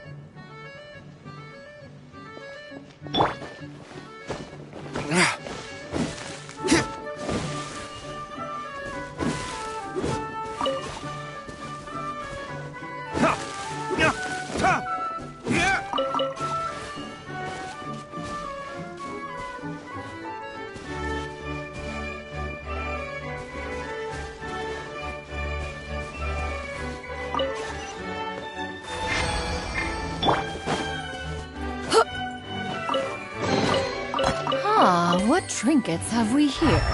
Present them for once.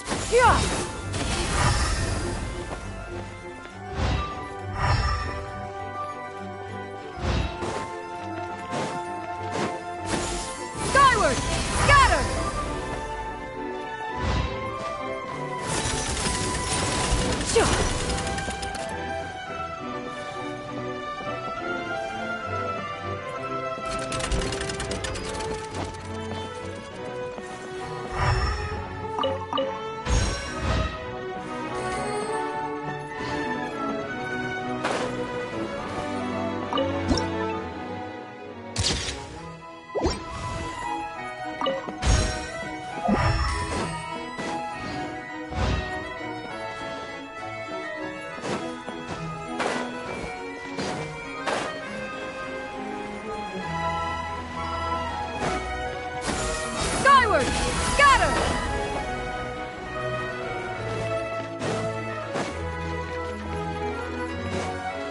Yeah! Skyward! Scatter!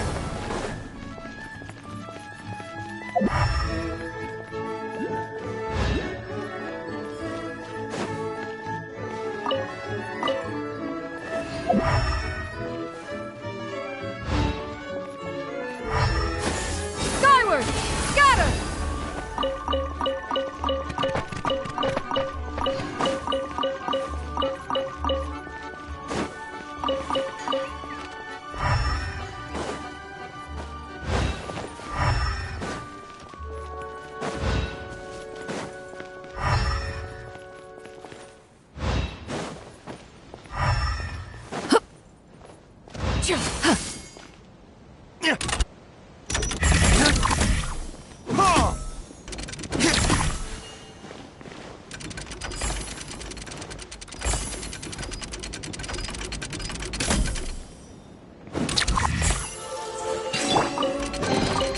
Perhaps one should invent some form of curial discernment mechanism. Yeah! Skyward! Scatter!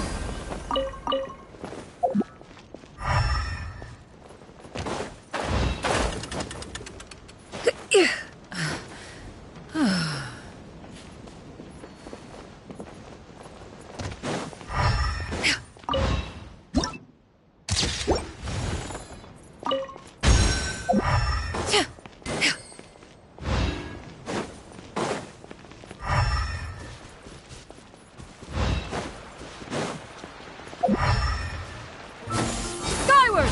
Scatter!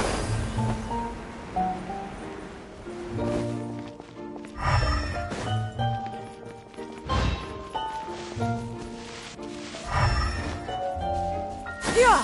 Skyward!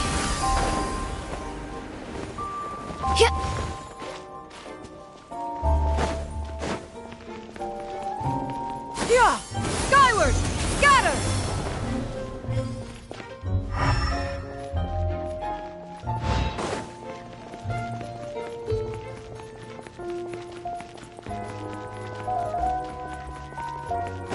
Yeah! Skyward!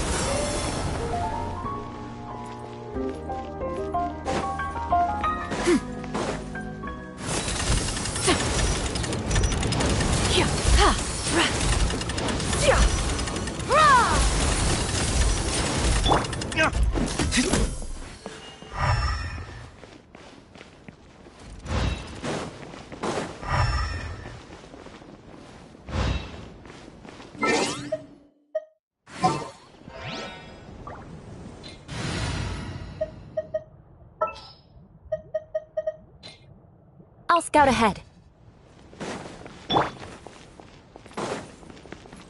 Yeah! Skyward!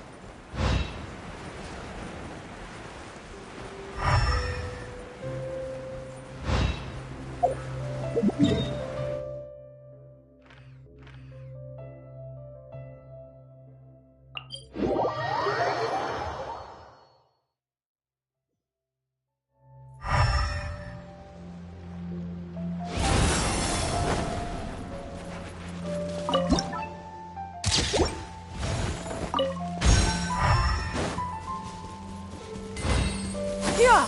Skyward! Scatter!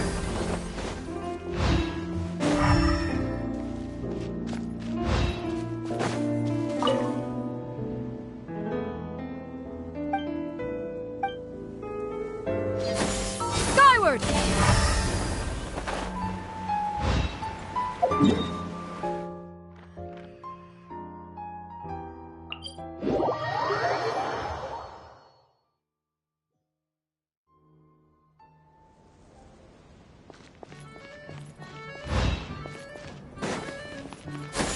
Yeah! Skyward!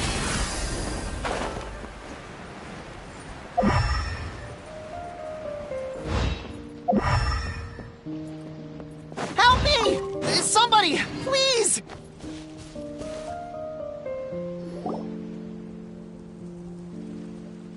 Help me! Help! Oh, Goddess of Prophecy above, would you kind souls please help us? What happened here? Why are you all suspended in midair? I mean, being stuck in midair still beats falling to the ground and being smashed into a pile of blocks, but... I told him to be careful, but... No, never mind. Now's not the time for that. My good friends, could I trouble you to turn the clockwork key over there? I'll explain everything in a bit.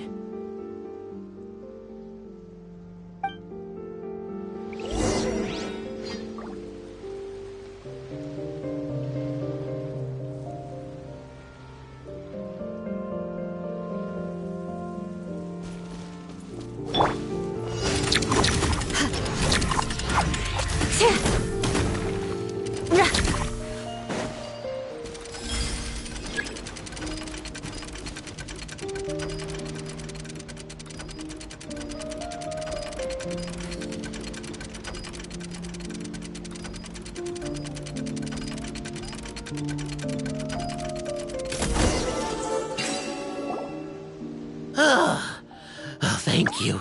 Oh, thank you. What happened there? It almost seemed like we turned back time. I take it this is your first time witnessing the power of the Goddess of Prophecy, then? If so, I can see why you might think that. Basically, this is a gift bestowed upon Constellation Metropole by the Goddess of Prophecy, who rules over the natural course of all things. It helps those who have deviated from their proper path to get back on track. Proper path? Do you mean everything that happens in the Metropole has been planned out since the very beginning? Why are you saying that as if it's a bad thing? You're not explaining it clearly. Here, allow me. Of course, all the residents of the Metropole have the freedom to live their own lives. For instance, whether I use olive oil or sesame oil in my morning skincare routine is entirely my choice. But whenever something disastrous is about to happen, like when I almost got turned into a pile of rubble just now, the goddess's magic will activate in the world around us. So, in other words, it's kind of protection magic? To keep people alive? You could say that. There are other situations in which it activates too, but that's basically correct. Well, in any case, we're glad no one's hurt. Are you heading to the Constellation Metropole? Yep. Do you know where we can find the Gear Sky ladder? Oh, it's just that platform up ahead. The one with the key sticking out. That thing? Are you sure? Yep, that's the one. Pretty much everything in the Metropole runs on tracks and gears. The Goddess of Prophecy watches over it all. Which is to say, all the tracks are fixed.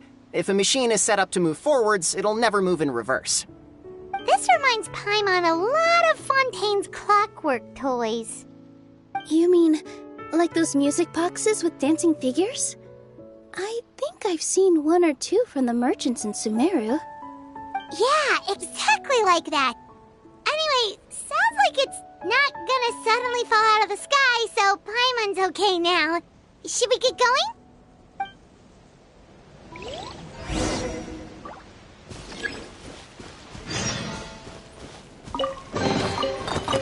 What do we have here?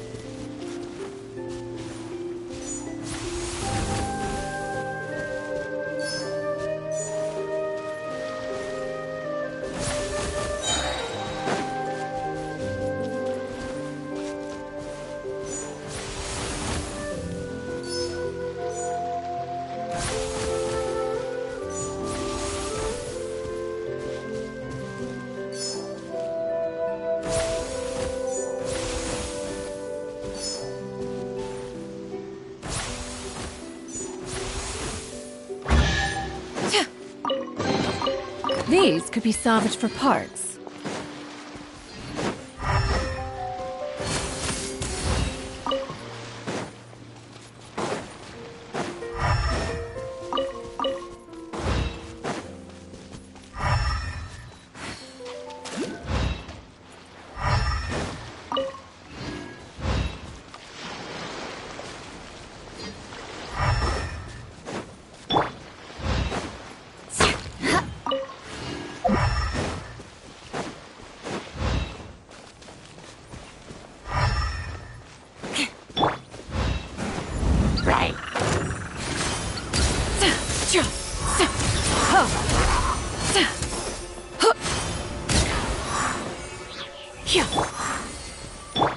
Yeah! Skyward! Scatter!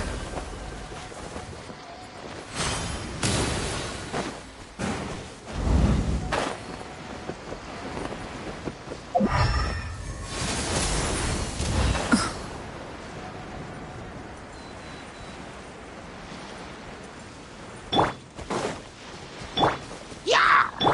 Odds revealed by... Crush!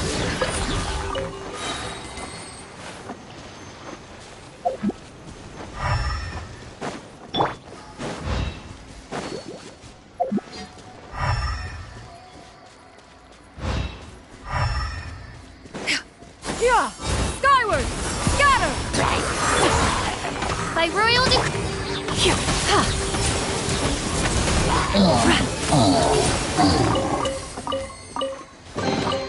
Perhaps one should invent some form of curio discernment mechanism. Skyward! Scatter! More speed. More speed.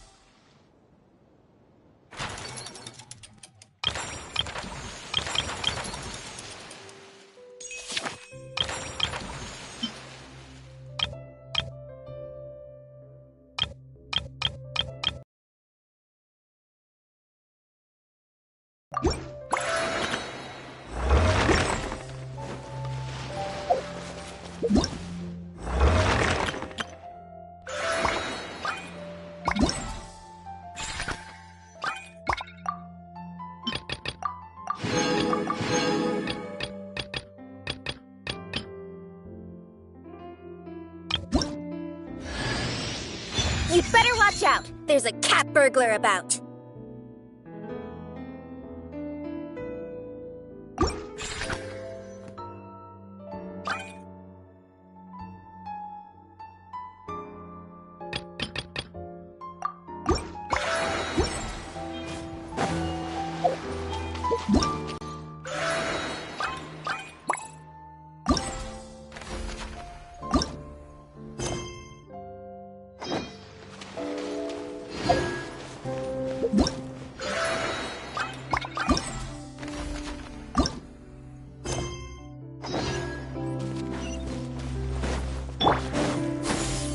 Skyward!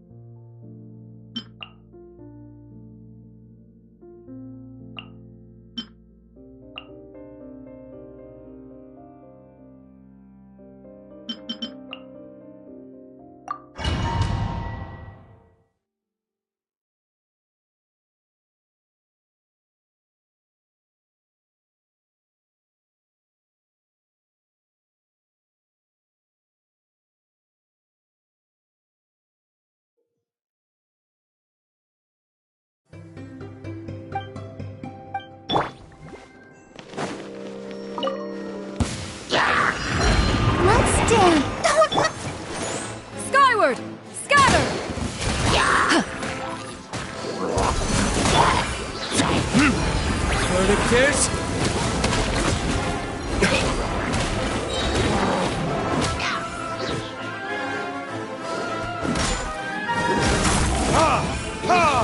What you got? Seize the skies! Skyward! Scatter!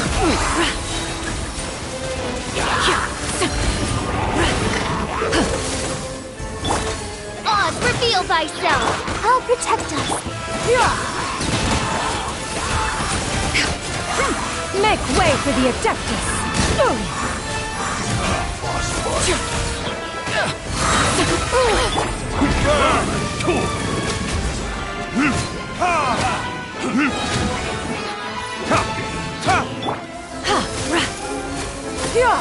Skyward! Time for retribution!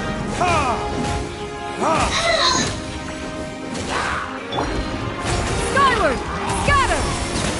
Seize the skies! Wings of darkness!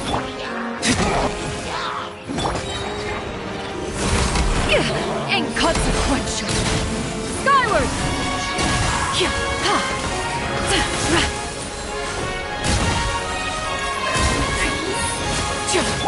Burn!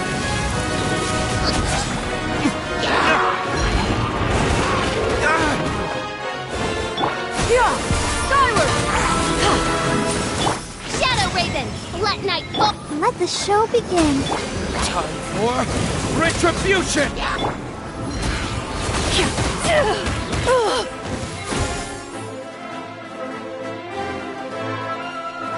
What you got?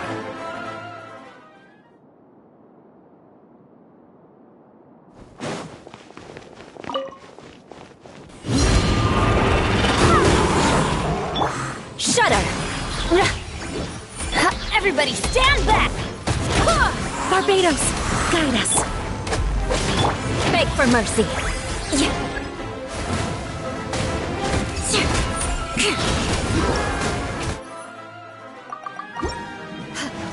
Shudder! Steady as stone. Let's light it up!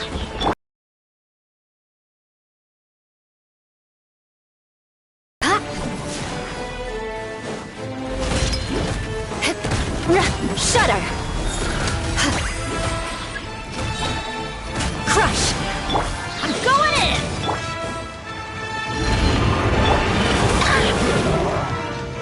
I swear by my sword!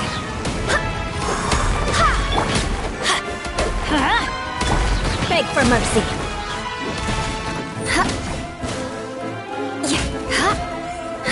Shudder!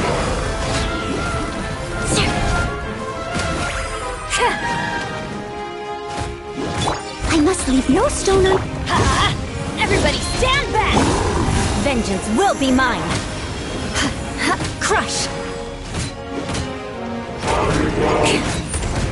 Beg for mercy!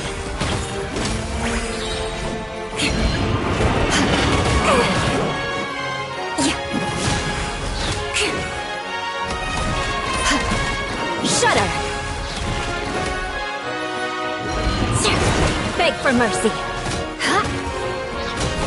Barbados, guide us! I missed steady as... I'm going in! Freeze to the core!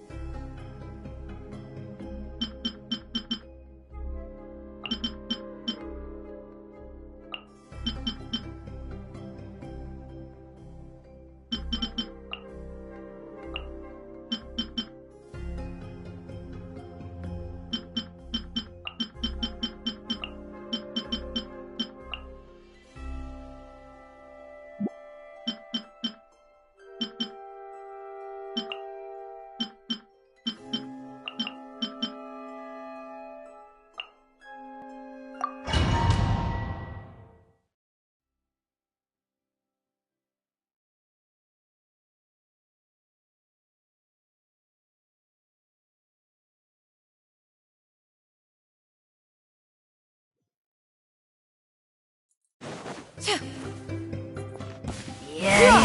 Skyward! Ha! Yeah. You can. Teamwork is dreamwork! Huh? Burn! Ha! Ha! Skyward! Time for takeoff. Stray clouds converge! Verdict is... Yeah.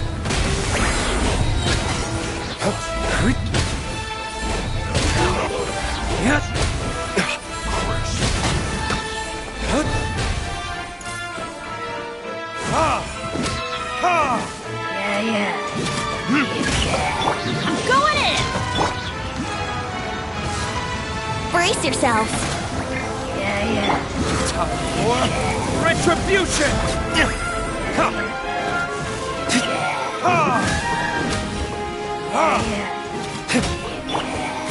Skyward! Scatter!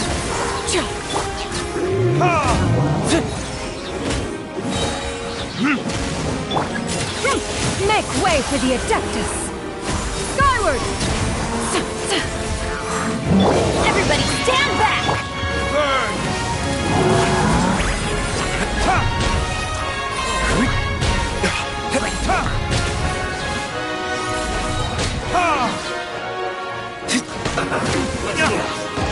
Time for retribution! Think you can get away?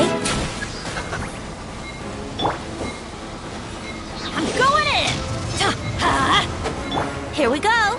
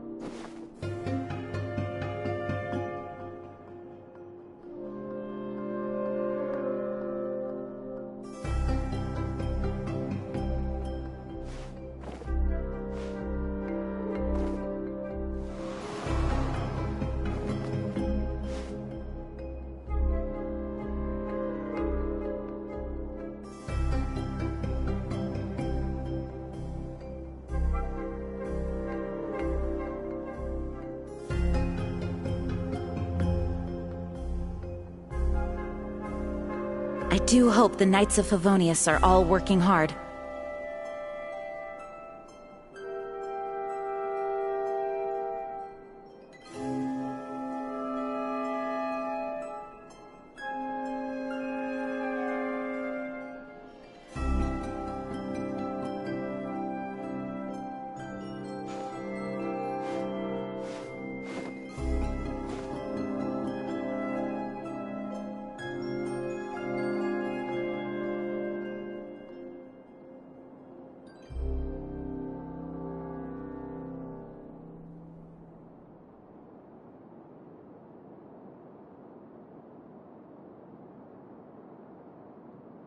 It's time to move on. We shouldn't stay here.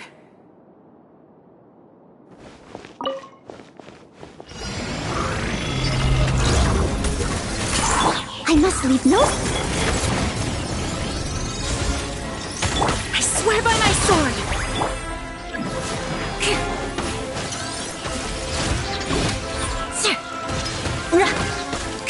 Crush! More speed. Shudder! Blood of Frost! Beg for mercy.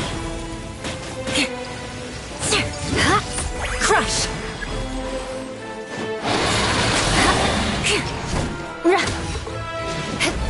Beg for mercy. By royal decree! Leave it all to me. Midnight Phantasmagoria! Barbados! Clearness! Crush!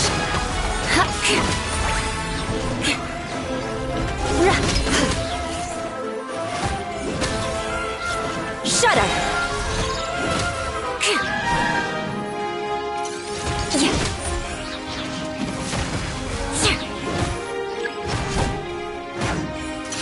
Crush!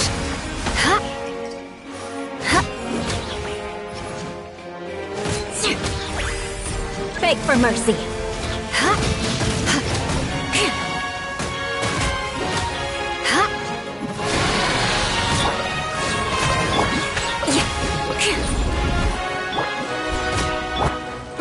Crush!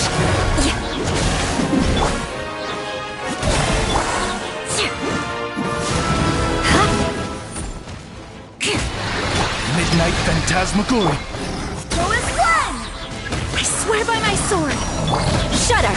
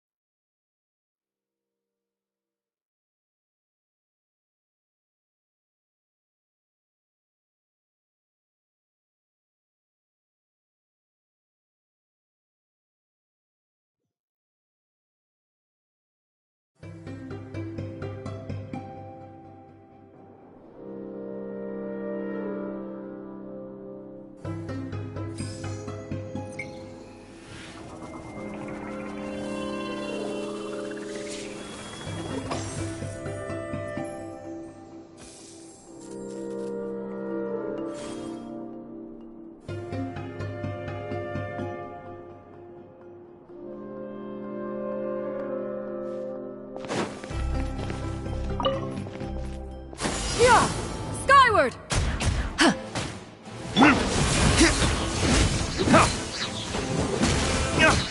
Verdict is...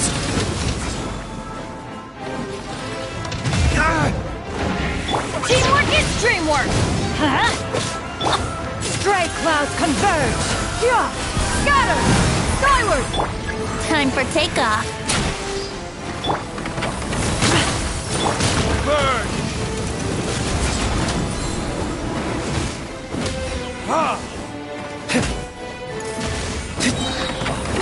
Everybody stand back!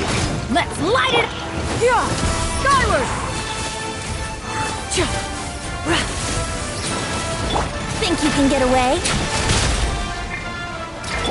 Time for retribution!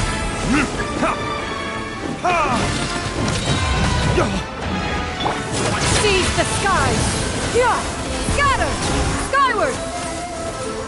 Teamwork is dream! Verdict is...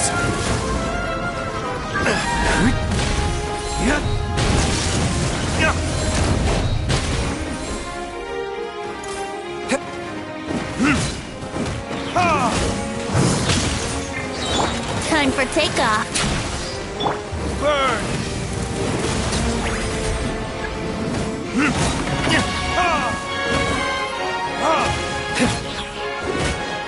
I'm going in! Make way for the Adeptus! Verdict is...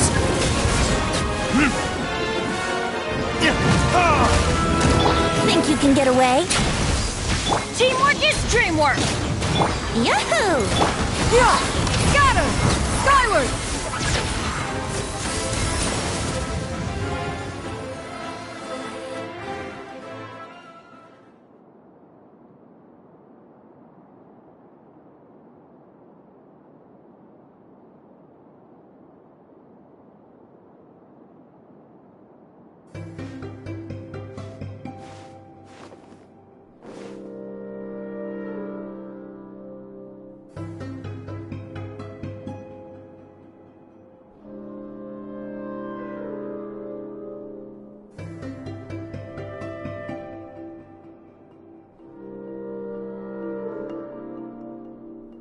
I do hope the Knights of Favonius are all working hard.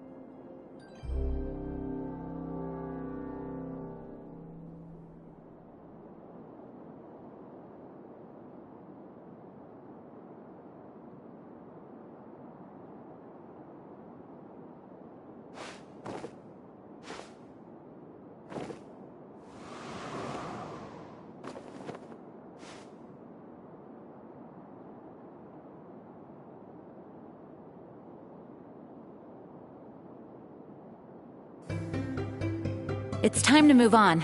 We shouldn't stay here.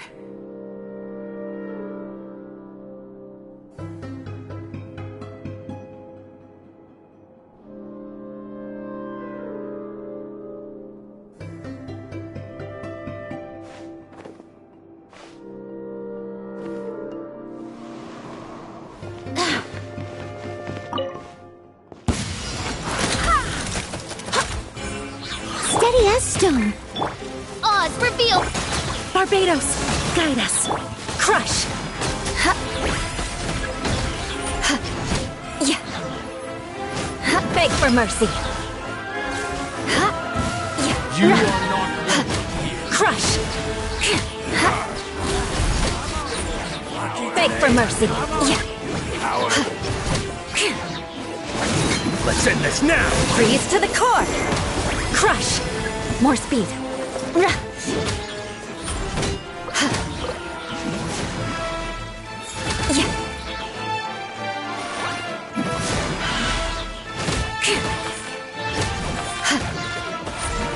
Shudder.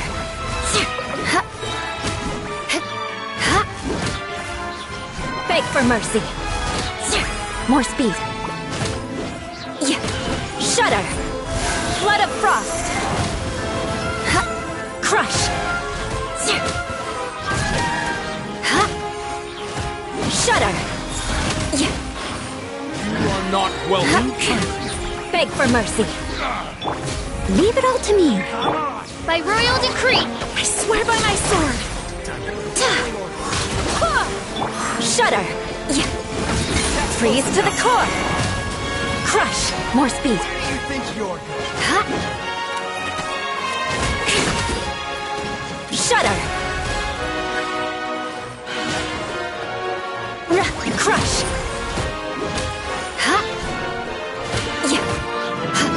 Shudder.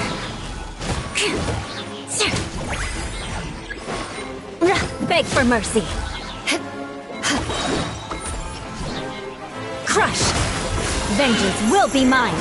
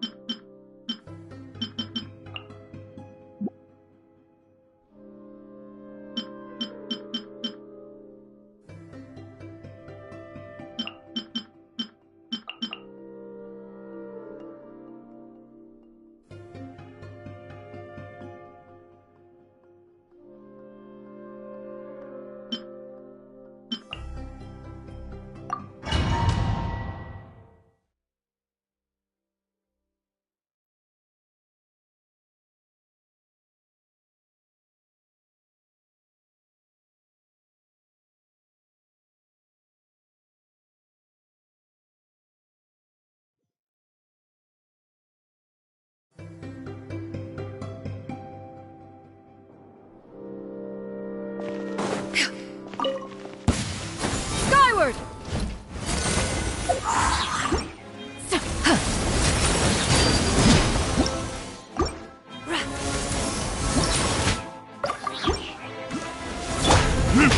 Burn! Strike clouds converge! Ta! Yeah! Ta! Yeah! Huh? Ta! Hit! Ha! Ha!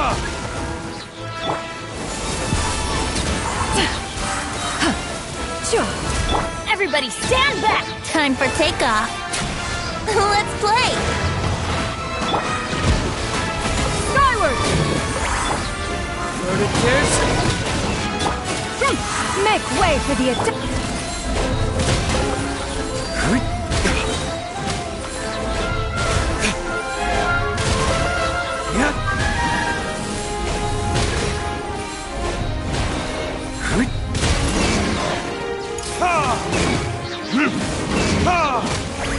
Teamwork is dreamwork!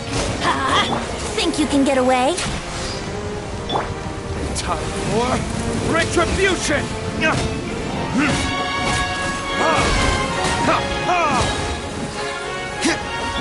Seize the skies! Let's light it up! I'm going... Verdict is...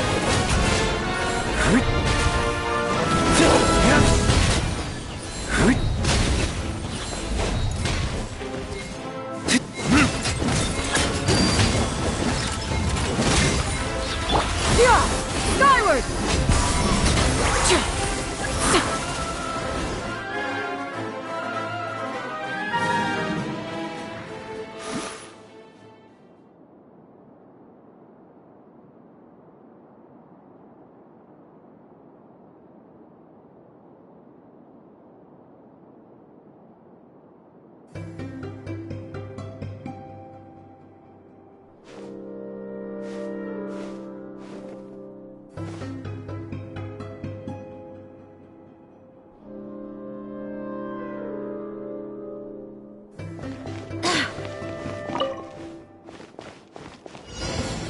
Your coming was foretold. I must leave no stone un...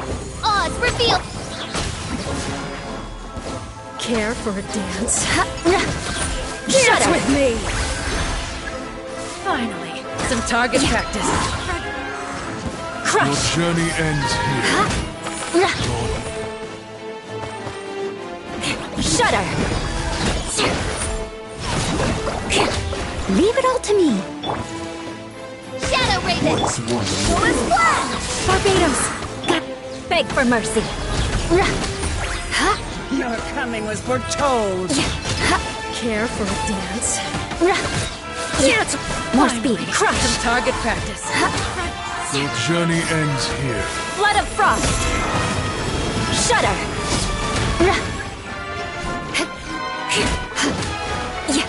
Crush!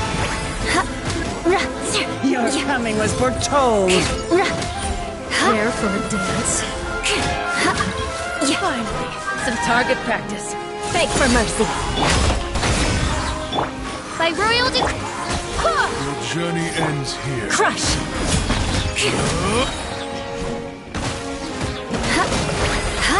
Beg for mercy. Let me try I swear by my sword. Midnight Phantasmagoria!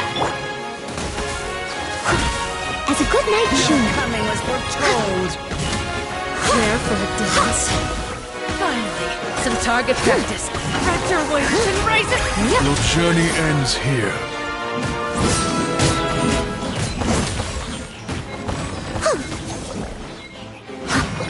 Shudder! More speed. Freeze to the core. Crush!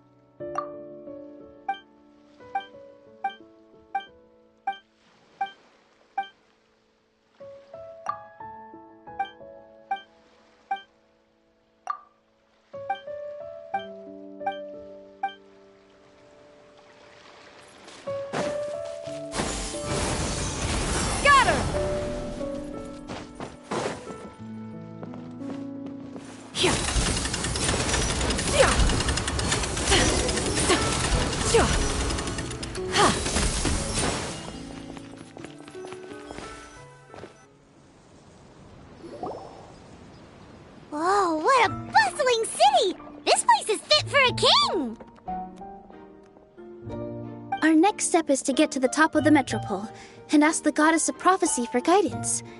If there is a king in that castle, I sure hope he won't get mad at us for trespassing.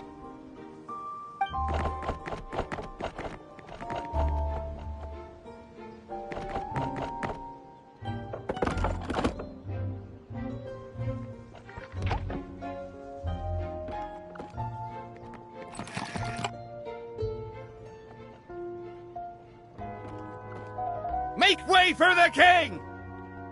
Oh, darn, we jinxed it. Oh, no. Did he overhear us talking about us sneaking into his castle?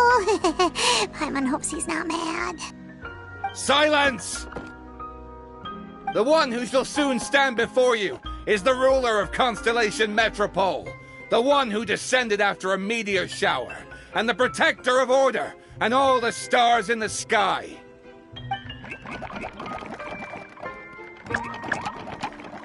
That's a long list of titles.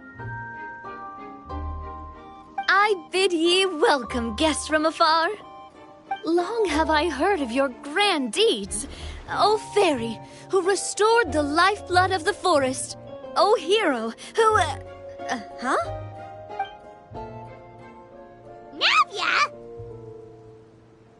Hold your foul tongue! How dare you utter Her Majesty's name!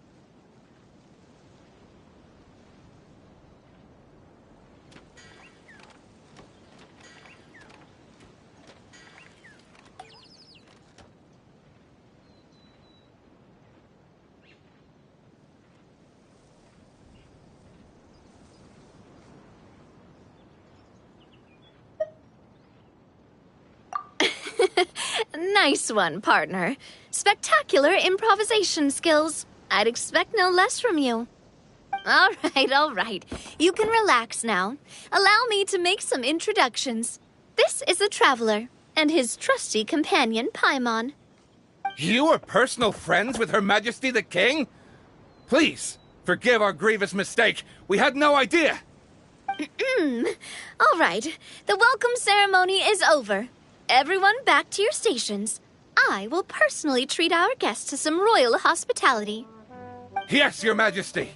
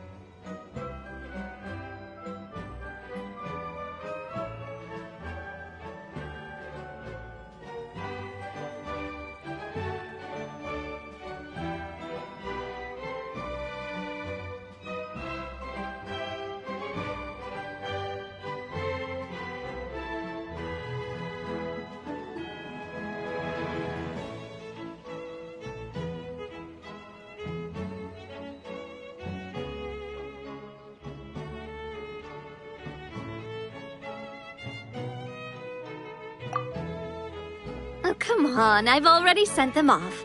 So anyway, how did you guys get here? We were gonna ask you the same thing! Also, how are you already king of this nation?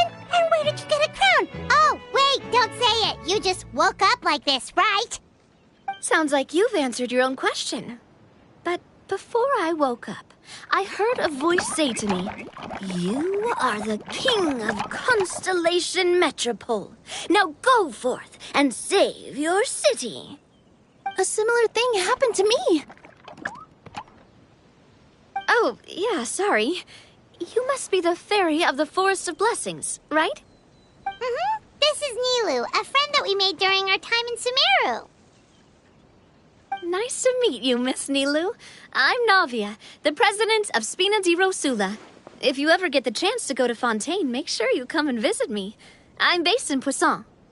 Seems like you're taking this all in stride. Aren't you nervous about getting stuck here and never being able to get back home? Why would I be worried about that? We've faced much bigger problems than this before, and we always pull through. This should be a piece of cake. Besides, life's always full of surprises. You gotta learn to just enjoy it. That sounds like a great outlook on life. You have a very optimistic spirit. Thanks, I'll take that. Honestly, though, it also puts me at ease to find out that you guys are the fairy and heroes that I've been hearing about in this prophecy. We're kind of veterans at dealing with prophecies by now, aren't we? About that, has anything bad happened in the Metropole? We heard about an evil dragon. Did it make a mess here too? It sure did. Apparently, for whatever reason, he went for the stars above the city recently. Literally just flew up and started snatching them out of the sky. Luckily, the guards responded quickly and stopped the dragon from taking them back to his lair.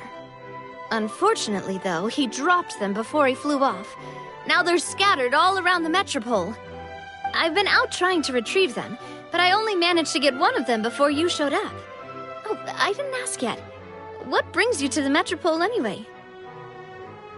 Oh, Paimon can explain.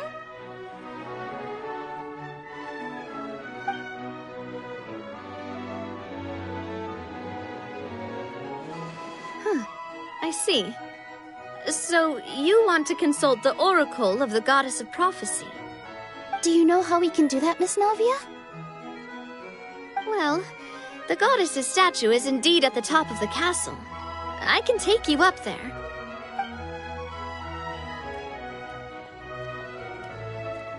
However, I've heard from the citizens here that the goddess hasn't given out any new revelations in a very long time. Really? But Grandpa Almond told us that he received his prophecy from the goddess.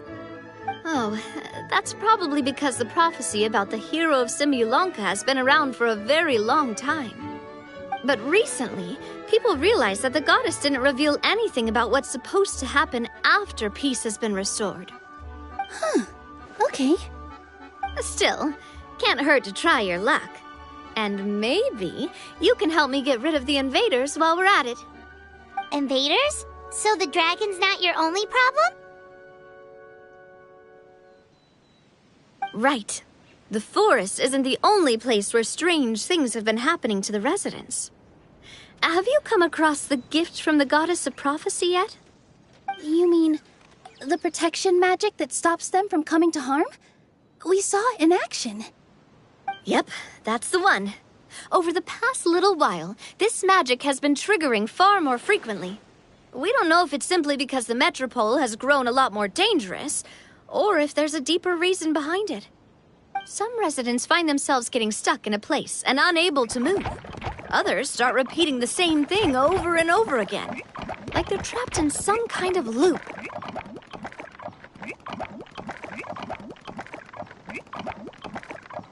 If we were to use clockwork toys as an analogy, could it be that the tracks have eroded or the gears have slid out of place?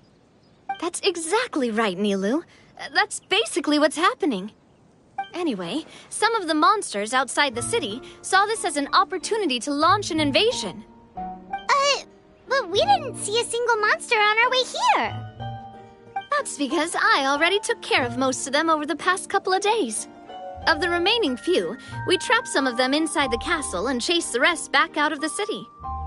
Okay, so to summarize, not only has the magic here gotten all messed up, but the dragons also knocked some of the stars out of the sky, plus there's a bunch of monsters in the city.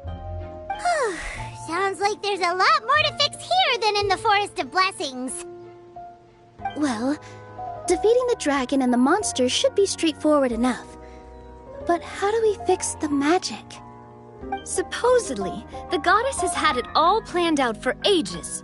One of her oldest prophecies says this: "Go and push the gear that connects up to the starry sky. When that time comes, I shall dance and return the tracks beneath my people's feet back to the stars in the sky." Huh? But weren't the tracks the gift that she gave to her people in the first place? Does that mean she plans to take the gift back?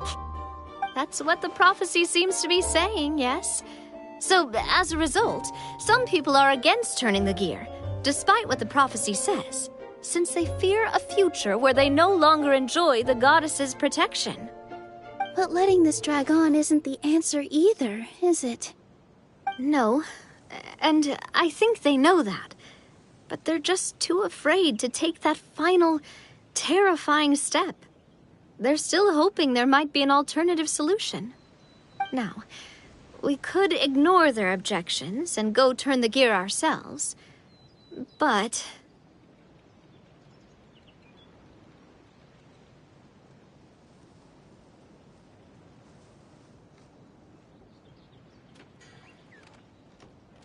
Exactly. You know me well. And that's why you're my partner. I want to get as many people on my side as possible.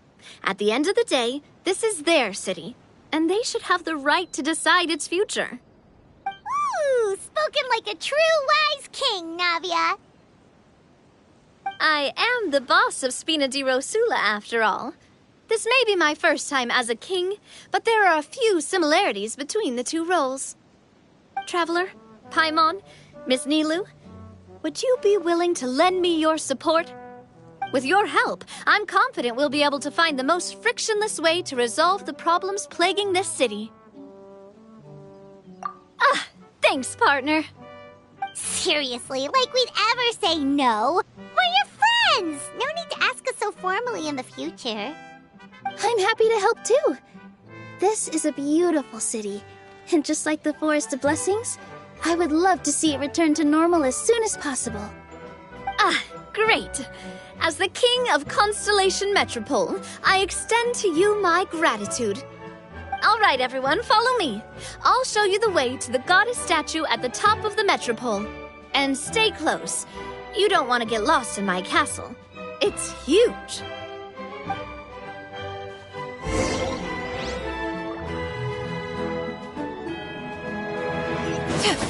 Skyward! Scatter! These could be salvaged for parts.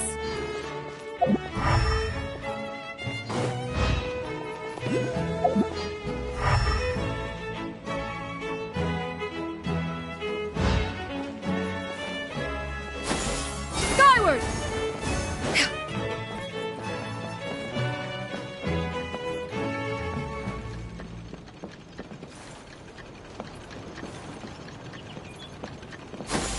Skyward! Scatter!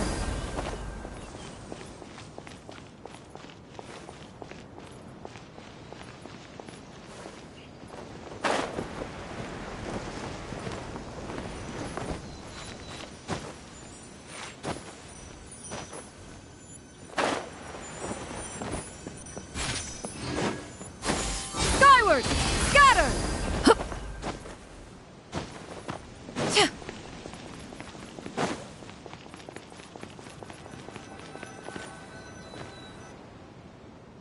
Huh? What's this? Wait. This looks like the star I found earlier. I told the guards to place it near the goddess statue. Maybe they ran into some trouble up there. Guess we'd better hurry.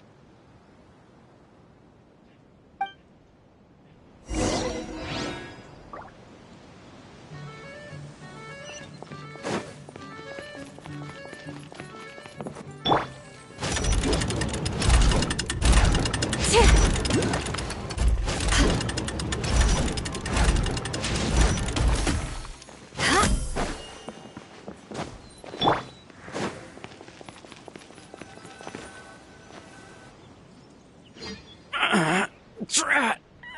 I can't move! What happened? Your Majesty! This conservative radical, he attacked us! He threw the star from the Astral Garden and even stole the magic thread linking the Oracle Pillars! But just as we were about to arrest him, the goddess's magic activated, and now we can't move!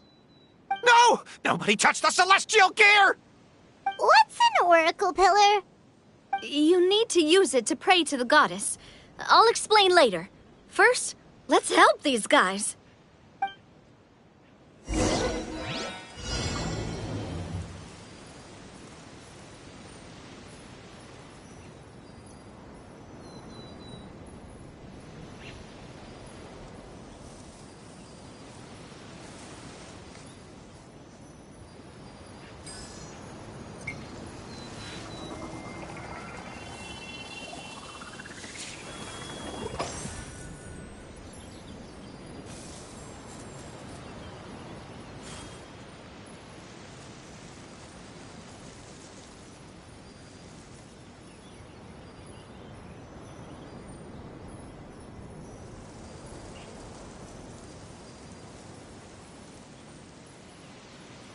Peace prevails throughout the land, and all things are made new, as buds in the spring.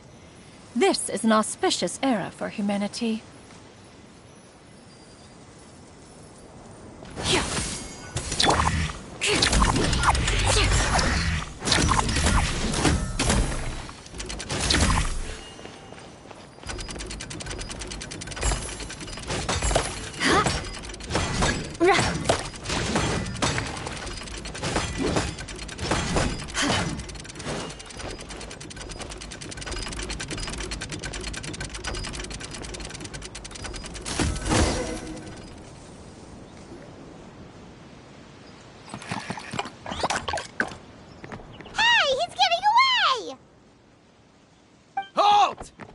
It's okay. Let him go. But, Your Majesty! Even if we catch up to him now, we won't be able to change his mind, much less quell the fear that many others like him are feeling. All it would do is turn him further against us. Understood, Your Majesty. Also, this is the magic thread he was holding from the Oracle Pillars. Your Majesty, what should we... Please give that to the traveler over there. I believe they have some questions for the goddess. Yes, Your Majesty.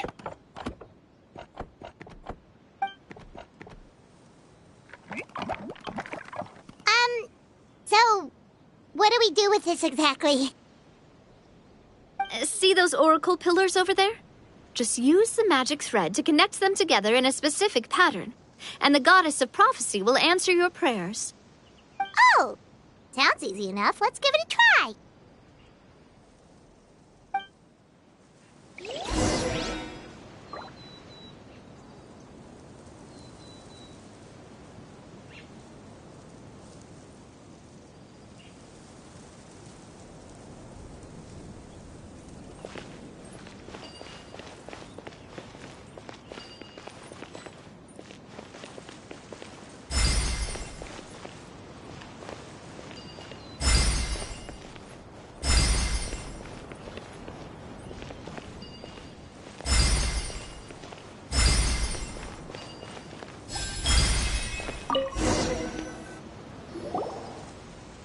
It worked!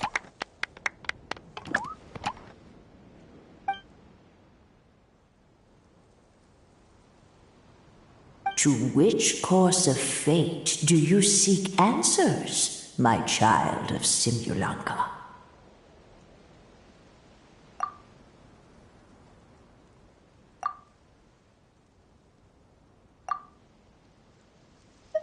The hero from another world, supported by their companions, shall restore peace to this world.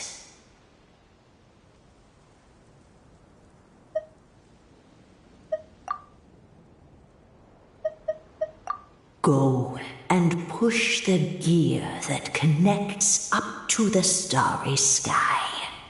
When that time comes, I shall dance and return the tracks beneath my people's feet back to the stars in the sky.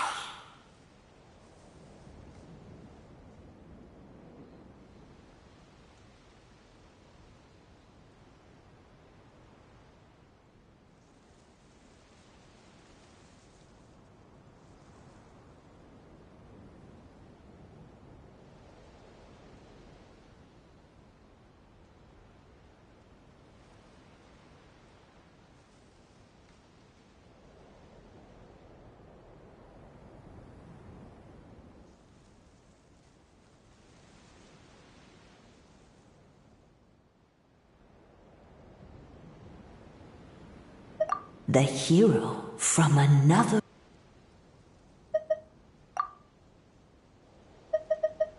So, Miss Navia was right. The goddess of prophecy didn't tell us anything about the future. Fair enough. Guess we'll just have to play it by ear. Then first, we have to restore the sky back to its original state by putting the stars back in their positions. Let me do a quick count. All right. Adding in the ones we picked up on the way here, I think that's all of them. Let's go hang these stars back up in the sky. In the sky? How do we get up there? Oh, I got us covered. We will, of course, be taking the Aerial Express. Is that a flying train? Hey, you already took a train that runs on water. Is a flying train really that much weirder? Well, at least the Maritime Express still runs on a track. Oh, come on, don't worry about it. This train has been blessed by the goddess of prophecy. Its whole purpose is to protect the Metropole skies. It took me a lot of effort to find it, you know. I don't think anyone's used it in, like, 100 years. 100 years? Are you sure it's safe? Let's not forget that the goddess of prophecy's magic has been going haywire recently. Well, it's not like we have any other options. Unless you want to do the honors, Paimon. Fancy flying up there on your own? No, thank you. It's way too high up. Oh, wait, Nilu. You've got a feel for how magic works here. Can you do your thing and sense if this train is the real deal? I can try. Yes, I can sense traces of magic. But it's different from the kind I felt in the forest, so I don't know. Okay, fine. Guess there's only one way to find out. That's the spirit. I'll come with you. Miss Nilu, will you be joining us? I think I'll stay behind. That way, if something does go wrong, you'll have someone on the ground to get you some help. That makes sense. If the train does break down, you can make us a giant origami crane to come bail us out. Or if a crane's too difficult, a finch could work.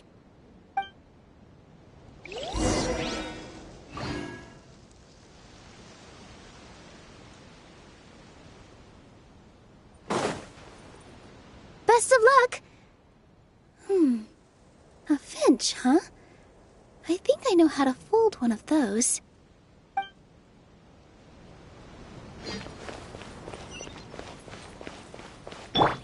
Yeah! Skyward! Scatter!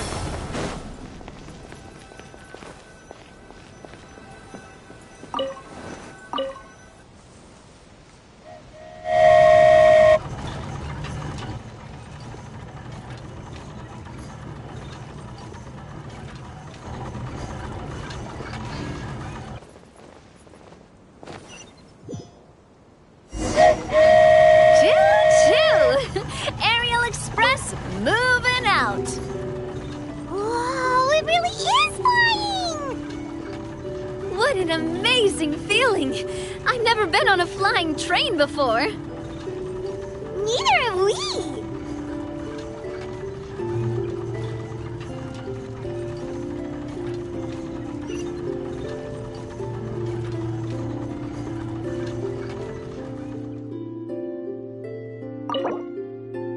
That should do it. On to the next location.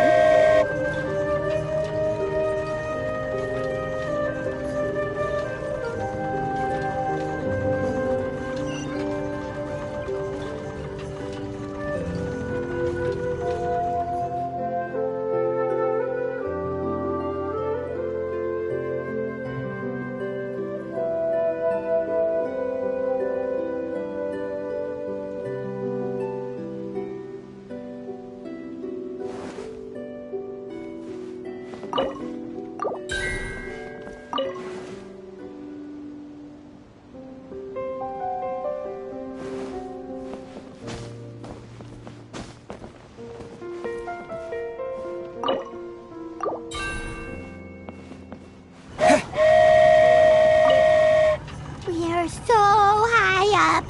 Don't look down. Don't look down. Oh, hang in there, Paimon. The hard part's nearly over. After that, it's downhill all the way. Don't say downhill all the way! That is the last thing Paimon wants to hear!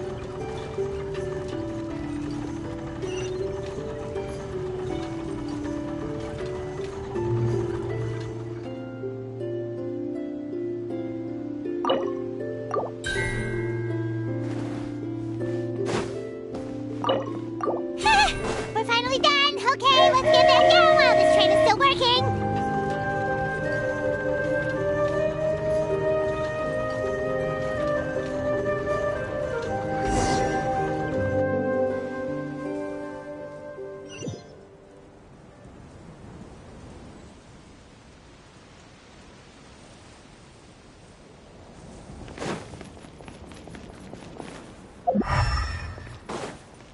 Yeah! Skyward!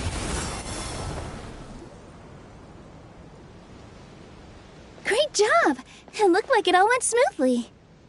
Yeah, and it was an absolute blast, too. You gotta ride with us next time, Miss Nilu. Huh? I'm okay. Thanks for... Halt! What do you think you're doing? Get out of my way! What's going on? Your Majesty, there! Let us through! Stay back! It's okay. Let them through.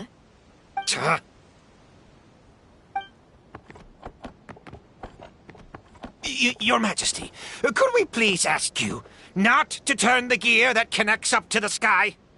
And why is that?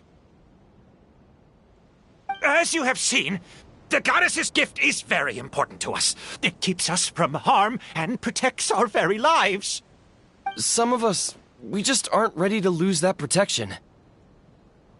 I see. I understand. Huh? Your Majesty, do you mean... I won't turn that gear. Not until you're ready. What? I've said before that the Metropole belongs to the people, and they should have the right to decide its future. But let me ask you this. How do you plan to solve the issues we are currently facing? Well, we'll start by rescuing the people that have gotten stuck. And then we'll find a way to figure out the true cause of this crisis. And have you made any headway on that? The true cause, I mean. Unfortunately not. Hey, you little... I'm sorry, my friend, but it's the truth. You have friends and family that have been affected, don't you? That have gotten stuck? Duh. I understand your concerns. But if we let this drag on for much longer, the situation may well get worse. More and more people will be frozen by the goddess's magic. Yes, but if we turn that gear now, all the tracks in this city will disappear. I know this is a hard decision to make. But have you ever thought about why the goddess might have made things this way in the first place? Huh? Why do you think she might decide to take back her gift and stop revealing further prophecies about the future? Are you saying she has abandoned us? No. Quite the opposite, in fact. What do you mean? The goddess dearly loves this world and all the people of Simulanka. And because she loves you so much, she wants you to be able to choose your own path. Every parent hopes their child will have a happy and carefree life. But if they're overprotective, then all they'll manage to do is keep their child trapped. If a mother bird lets her baby ride on her wings for too long, her child will never learn how to fly. Perhaps the goddess of prophecy has always known that one day she'll have to let go. Children can only become independent if they're allowed to form their own opinions, make their own decisions, and deal with the consequences on their own. Only then will they be able to continue their journey alone, even after their parents are gone. But we've relied on the goddess's protection for so long. We don't know what it's like to go it alone. We don't know if we have what it takes. Are you kidding me? I think you've proven yourselves more than capable of that. What do you mean? You made a call in a time of crisis, and you've come all this way to talk to me. Even the guards couldn't stop you. That must have taken a lot of courage. But we only did it because we were scared. Why you set out on the journey doesn't matter. What matters is that you've proven you can choose your own path. My friend, I fear our king is right. It is time for us to face our fears. But we... We can't go on living like this. Living in fear. Look at what it's driven you to do. You threw away a star personally created by the goddess of prophecy herself. You once revered her more than any of us. And I think the king is right. She hasn't abandoned us. So, why don't we put our trust in her one more time? I don't care anymore. Do what you want. Aw, he laughed. I'm sorry about my friend. That's just how he is. Always had a terrible temper. Please accept my apology for his impudent behavior. Is it just me, or has he accepted the goddess's prophecy? I think so. Not that you'll ever hear him admit it out loud. Your Majesty, please turn the gear that connects up to the sky. So, you've made up your mind? About giving up the goddess's gift? Yes, I've made up my mind. But maybe losing the gift isn't what this is about anymore. Because we've gained something too. You have given us courage. Well said. I am proud of your decision. Now, gather around, everyone, and join me as we make the night sky of this wonderful city turn once more.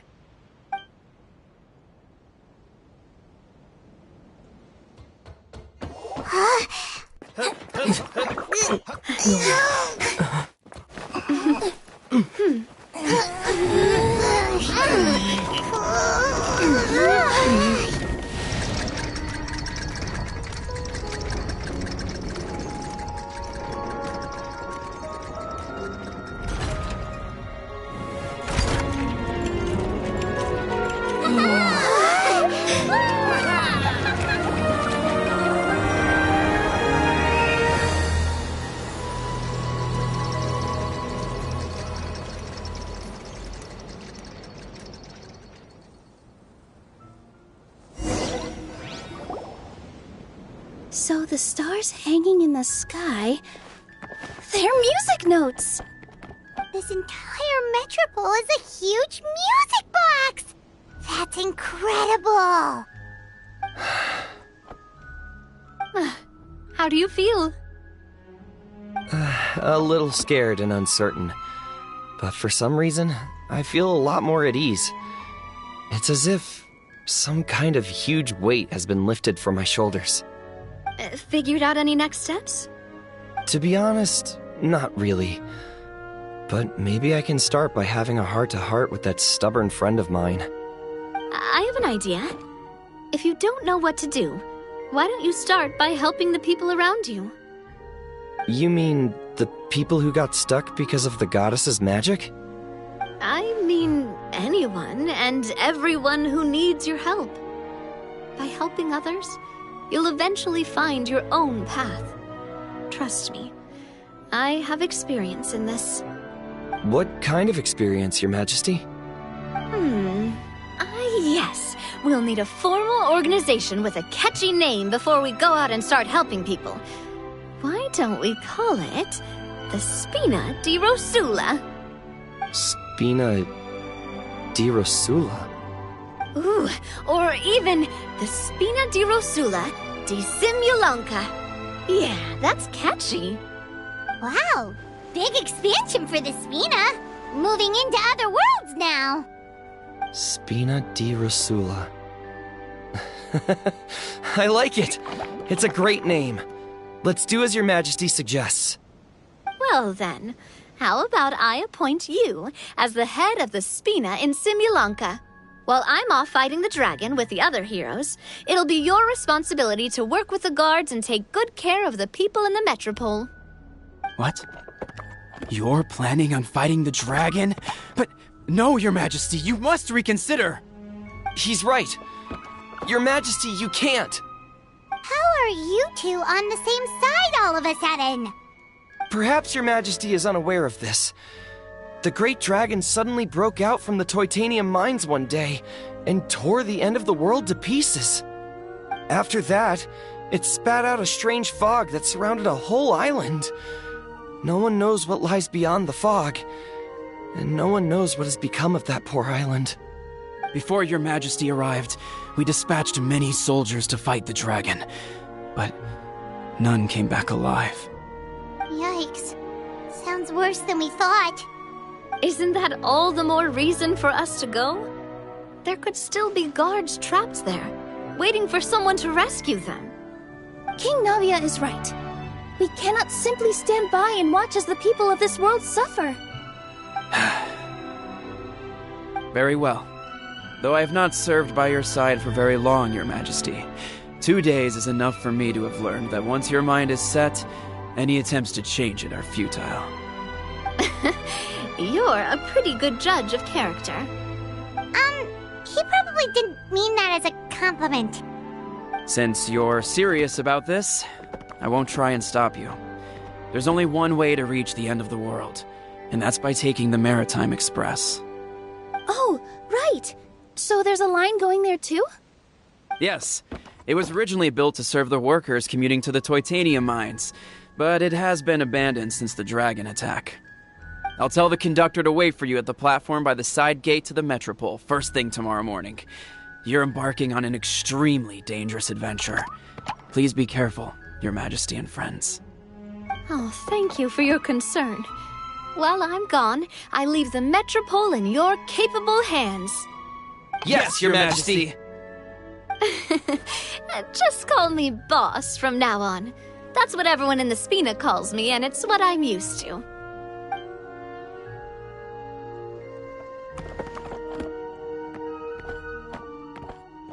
So, the plan for tomorrow is journey across the ocean, make it to the end of the world, and defeat the dragon. Whew, that's an adventure and a half. Do all storybook heroes have to work this hard? At least we'll get to see some amazing scenery along the way, right? Besides, we'll have each other. It'll be a shared experience that we'll never forget. Plus, we're pretty well equipped for a classic heroes versus dragon story. We got Miss Nilu as our magic caster, and I guess I'm the melee warrior who leads the charge? Paimon can definitely see that. Anyway, those are tomorrow's problems. Right now, all Paimon wants is to eat a proper meal, because worst case scenario, if Paimon ends up getting eaten by a dragon, she wants to do it on a full stomach. And something about the end of the world doesn't sound like a great place for food options. Well, the origami animals in the forest only drink magic tonic. What do the toy people here in Constellation Metropole eat? Vegetable oil and sawdust, I think.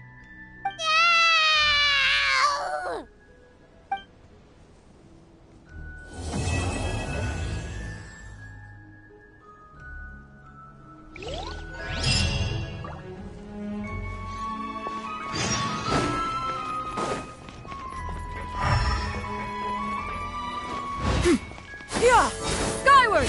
Scatter!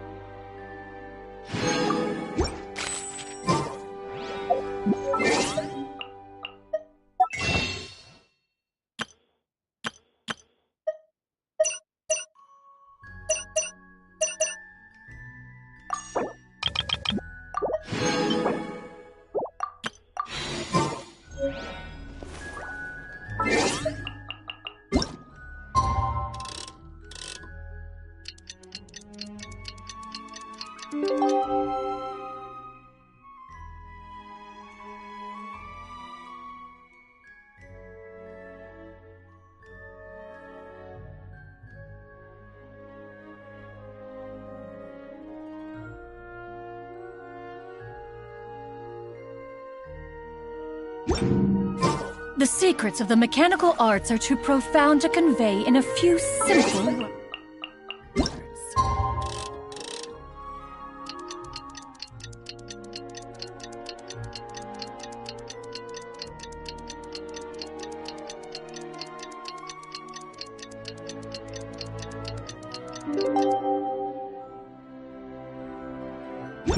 Oh, but why must the list— The time has come to slay the dragon!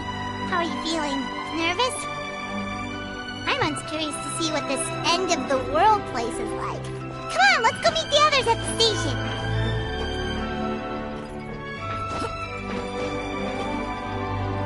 Yeah! Skyward! Scatter!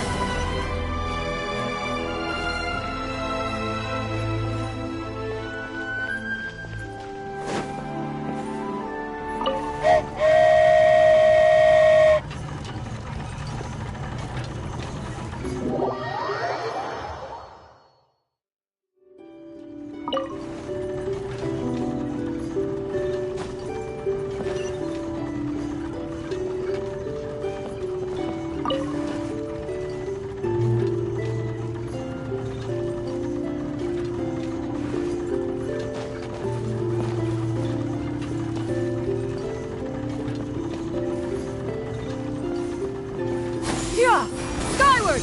Scatter!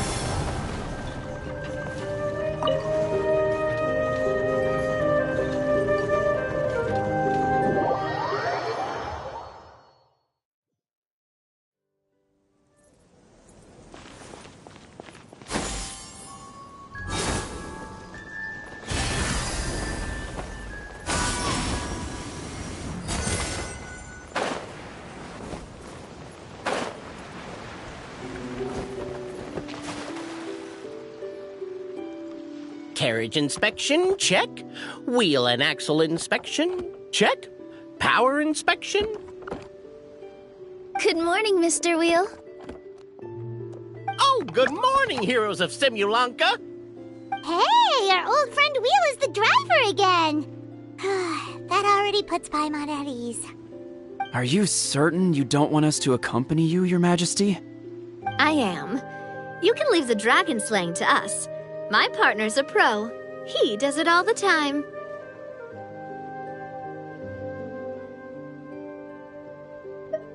What remarkable friends Her Majesty has. With such great heroes by your side, I'm sure you'll best the dragon with ease. We won't keep you any longer. All right, then. Look after the city for me while I'm gone. Yes, Your Majesty. Just leave it to us. I think we're all set. Time to depart. Next stop, the end of the world!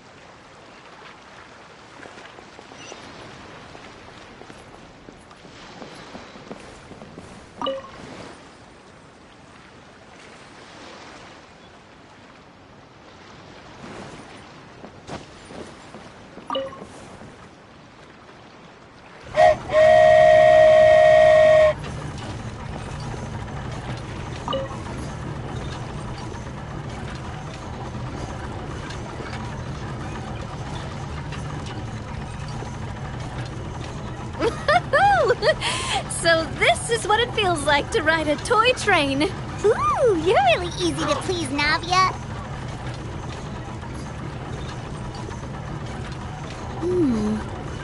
Looks like the fog ahead is getting thicker.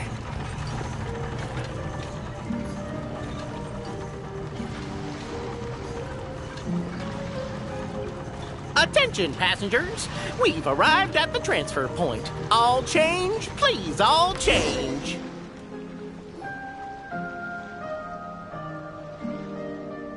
So we've got to switch trains, right? Huh? What's that? It looks like Helichurl Huh? What do we do? Just find somewhere to hide, Mr. Wheel. We'll take care of them.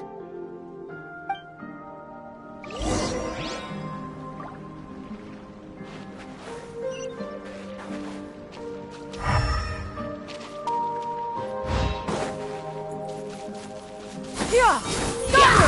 Scatter! Oz, reveal the... I'll protect us. Beg for mercy.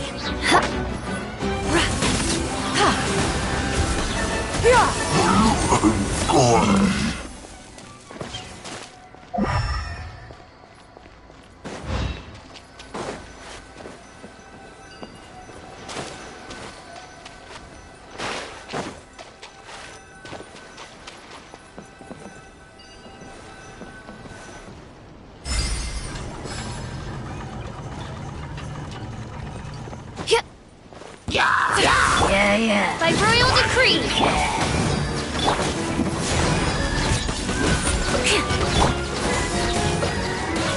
Skyward!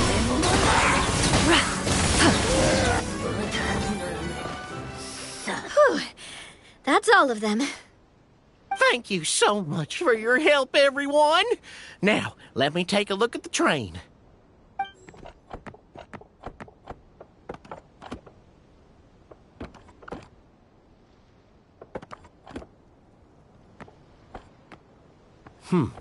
The carriage is a little scratched up, but there doesn't seem to be any real damage. And the engine's still operating normally, so I think we're good to go. Wonderful. Let's keep going then.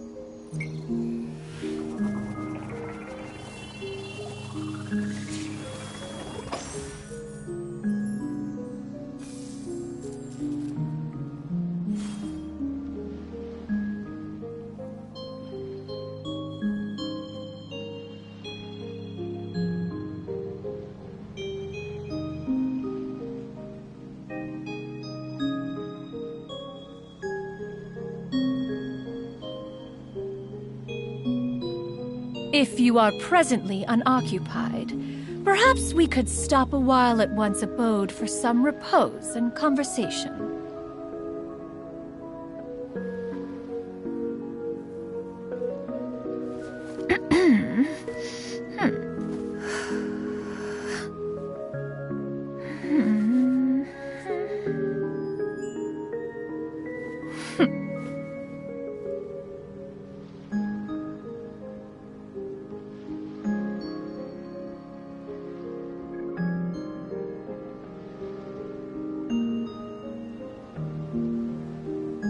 Peace prevails throughout the land, and all things are made new, as buds in the spring.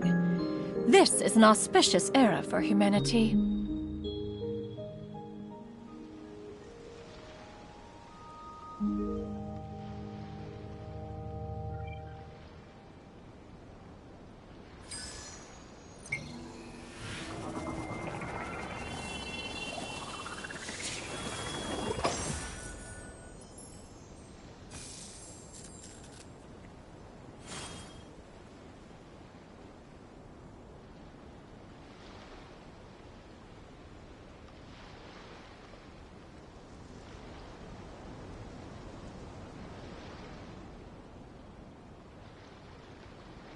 If you are presently unoccupied, perhaps we could stop a while at one's abode for some repose and conversation.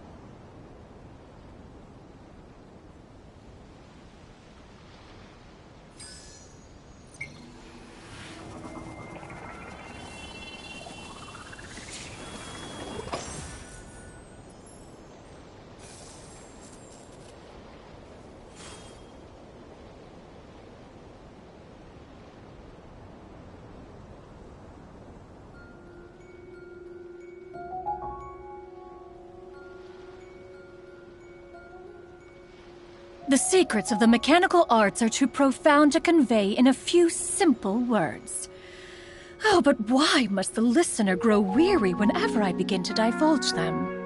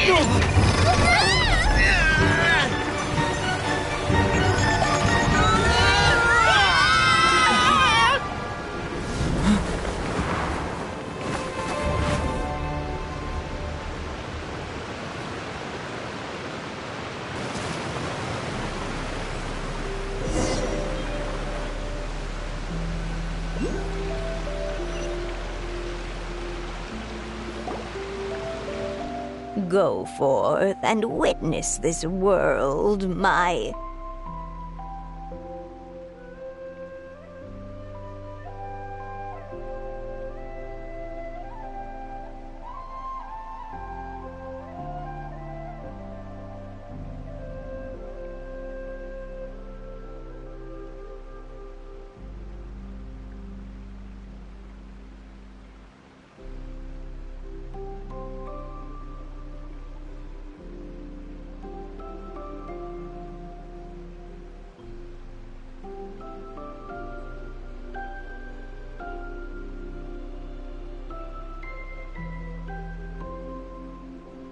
Make sure to be nice to everyone.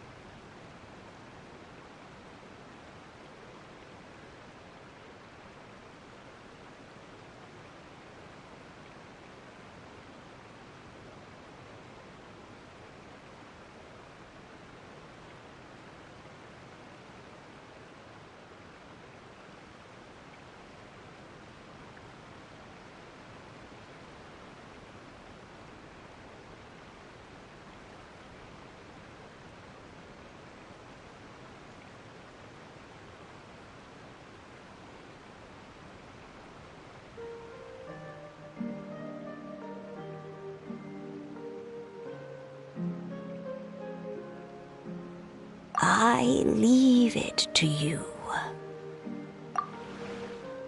Are you okay, Miss Nilu? I'm fine, but I think the traveler is still unconscious. We're lucky this guy caught us on the way down. Passed out from a little fall, did ya? How fragile. I'll cut him some slack. The traveler's had a rough few days. We should just let him nap for a bit. But my leg's falling asleep. You couldn't have set him down on the grass over there, Hawkeye? Ha! I go out of my way to save 4 people who fall out of the sky, and now you're nitpicking my choice of soft landing? That's the most ridiculous thing I've ever heard.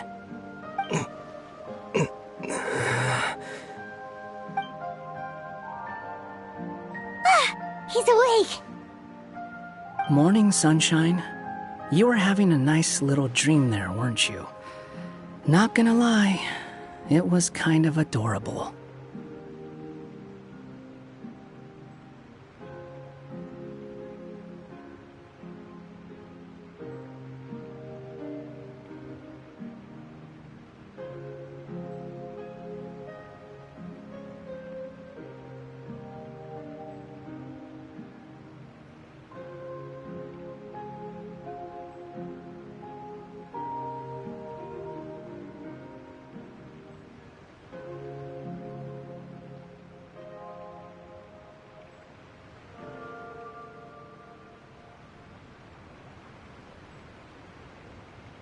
You and your friends fell from the top of that waterfall, and you passed out along the way.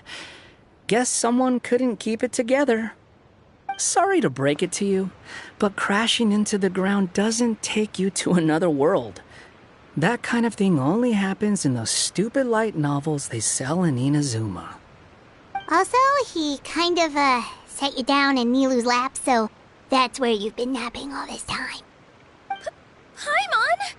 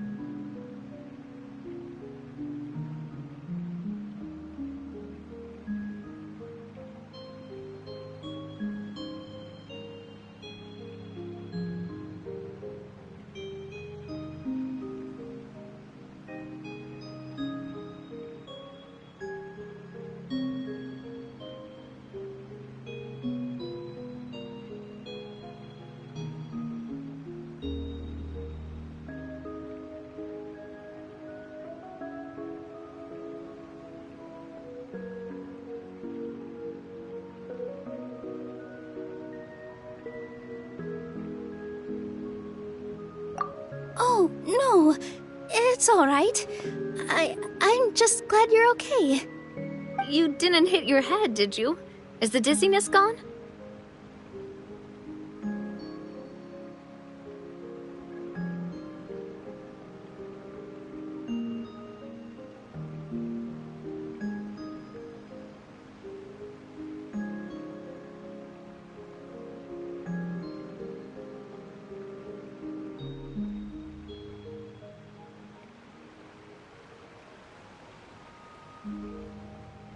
Really?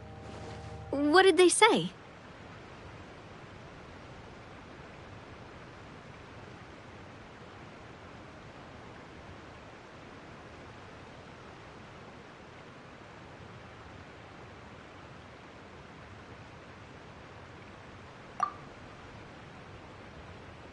The fog you see around here can have a hallucinatory effect.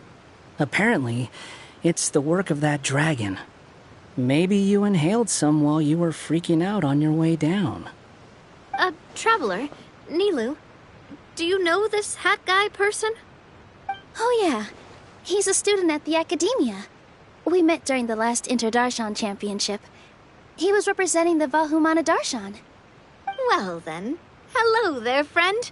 I'm Navia, the president of Spina di Rosula. It's very nice to meet you.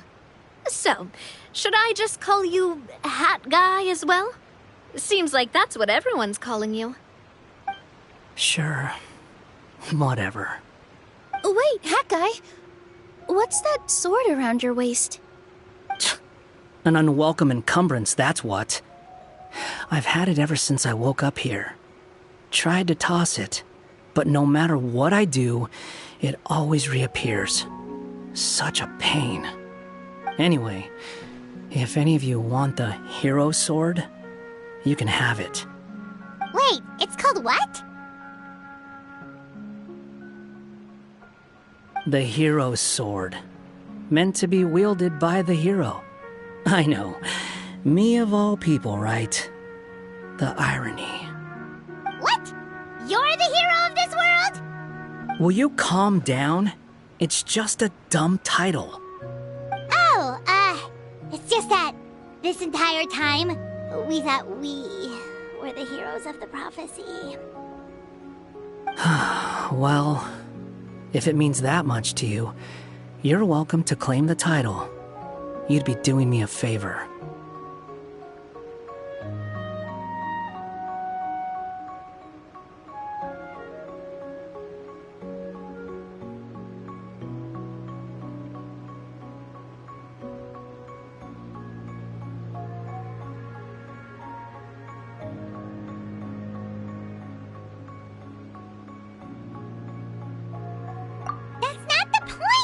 The real question is, if you're the hero, then where the heck have you been all this time? Looking for a way out. I heard there's a boat in this area that can bring you to another world. So I came to investigate. But look at the state of things around here. The lighthouse collapsed. The boat won't budge. I say we try to find a different way out. Huh. Paimon's guessing a voice told you what you were supposed to do here. That's what happened with Navia and Nilu, at least. You expect me to take orders from some disembodied voice? Hey, wait, where are you going?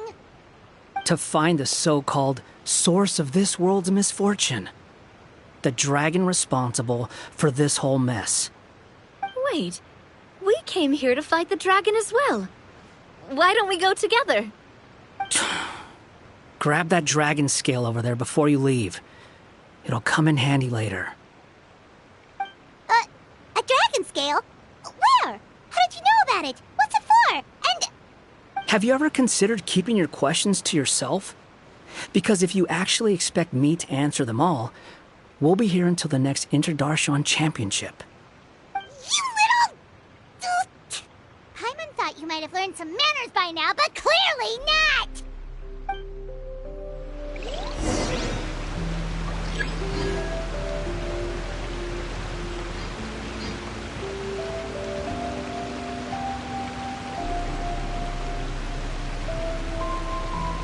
Peace prevails throughout the land, and all things are made new, as buds in the spring. This is an auspicious era for humanity.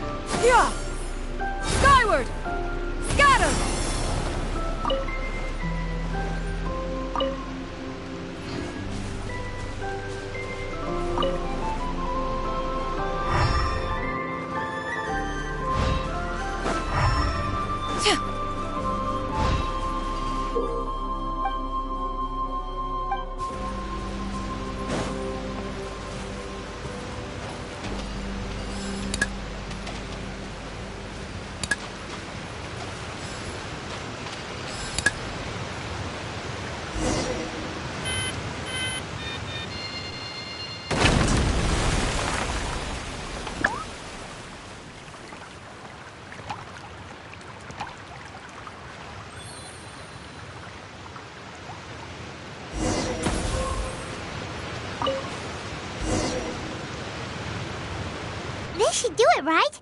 Wow, this scale is amazing! It turns everything it touches into something hard, almost like a toy block!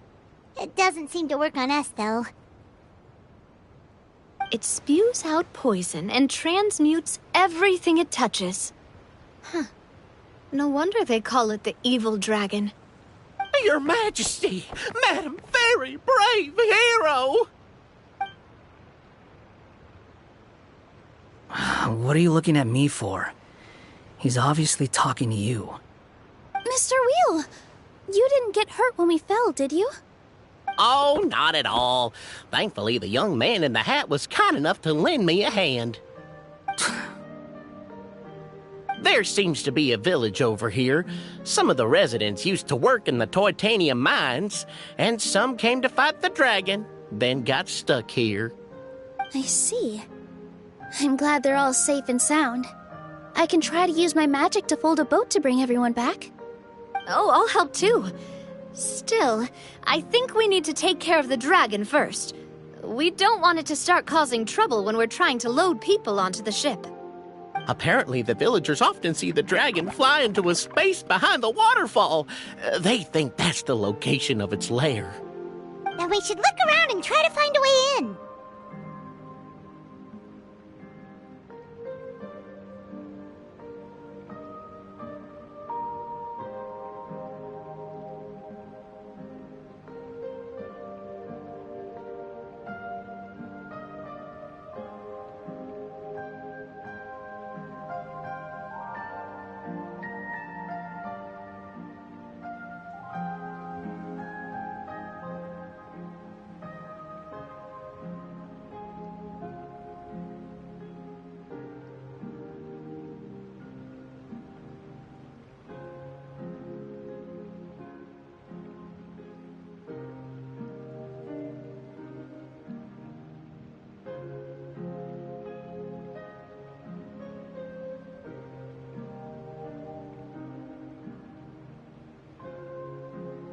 I'll wait here for your triumphant return.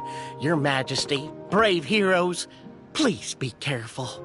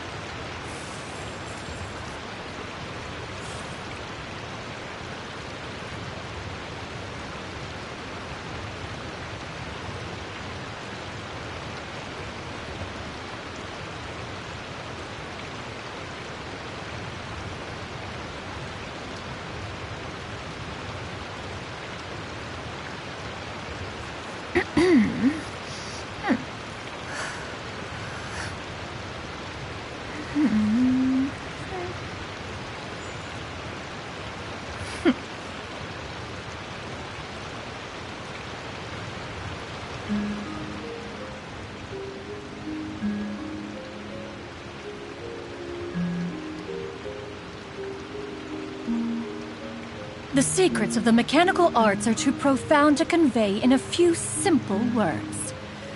Oh, but why must the listener grow weary whenever I begin to divulge them?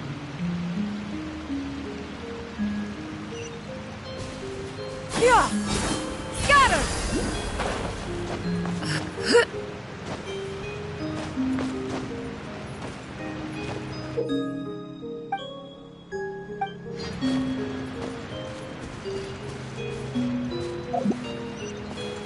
Yeah! Skyward!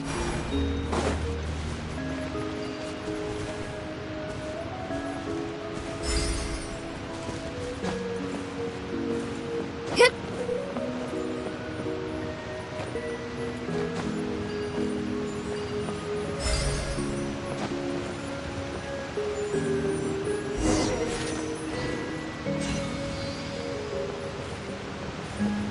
Yeah! Skyward!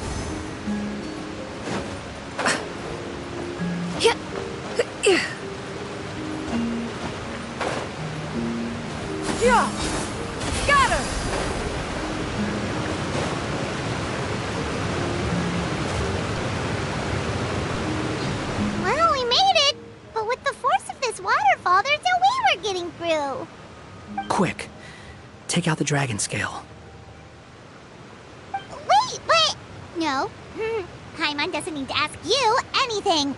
The dragon scale can turn anything it touches into toy blocks, so... Aha! You want to use it to block off the water! See? Paimon can figure things out all on her own.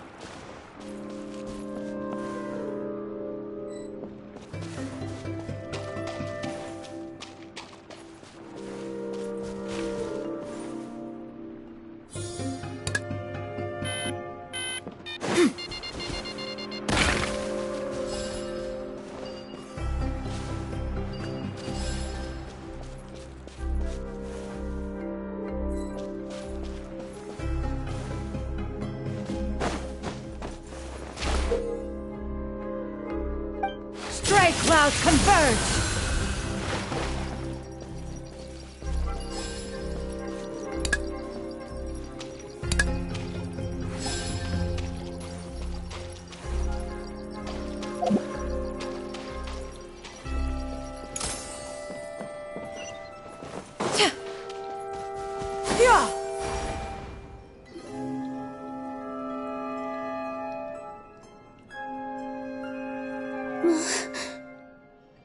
What's wrong, Milu? Oh, nothing.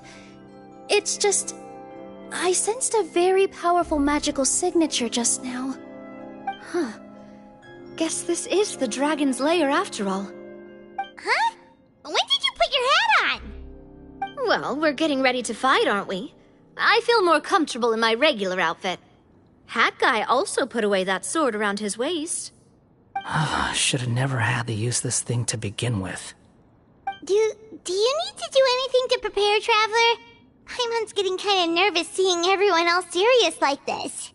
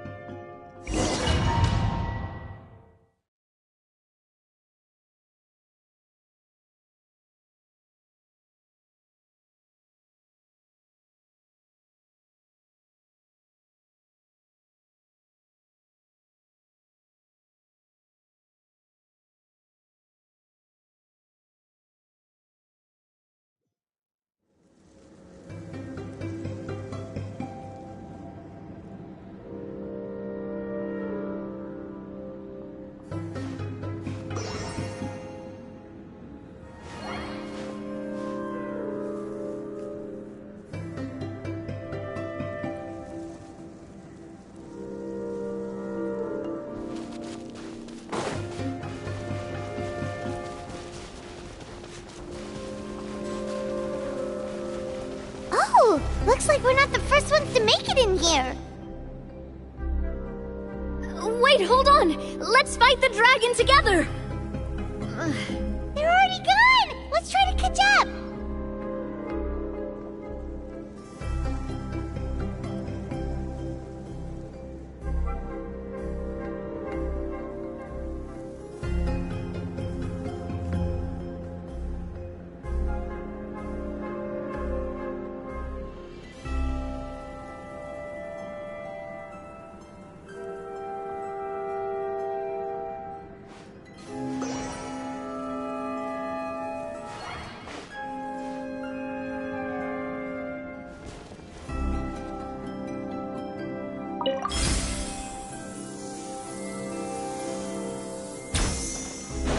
Ooh, what's that sound?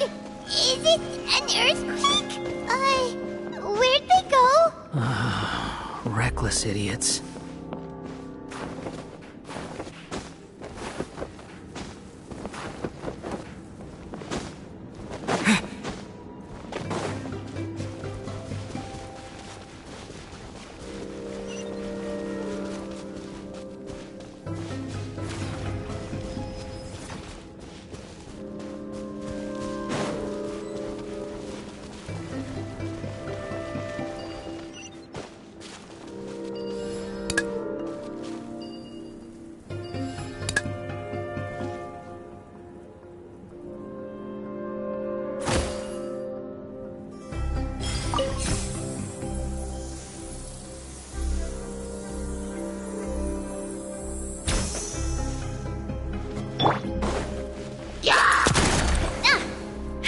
Watch out!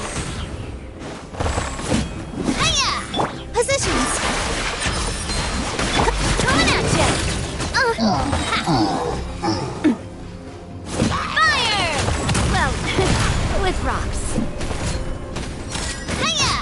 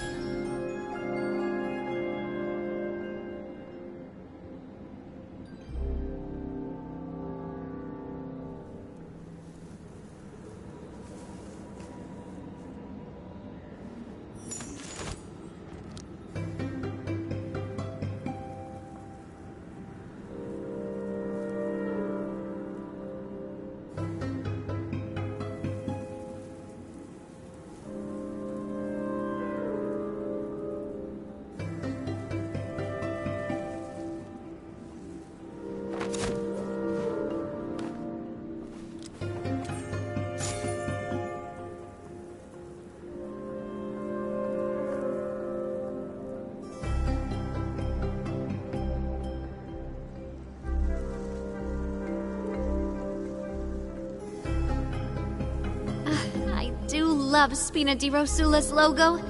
It was designed by my mother. Have you noticed how it's shaped like a heart?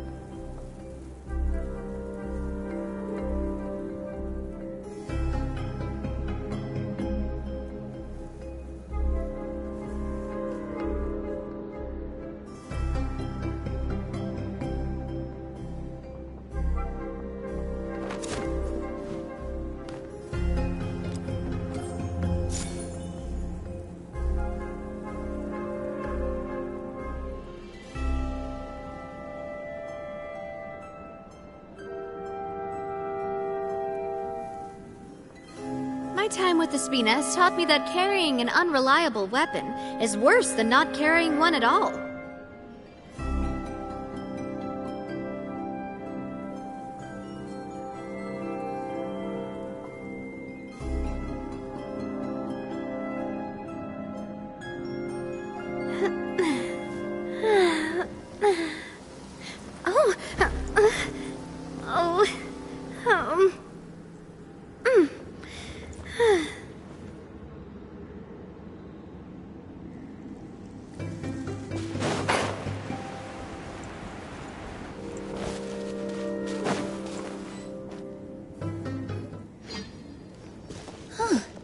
This space is completely empty. Paimon bets this is where the dragon sleeps. Watch out in front! It's coming!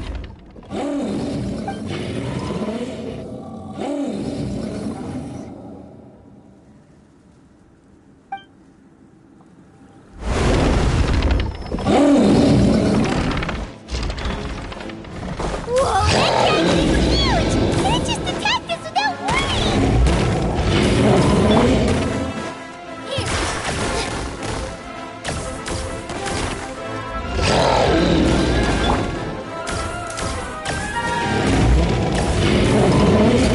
Hey there! Quick!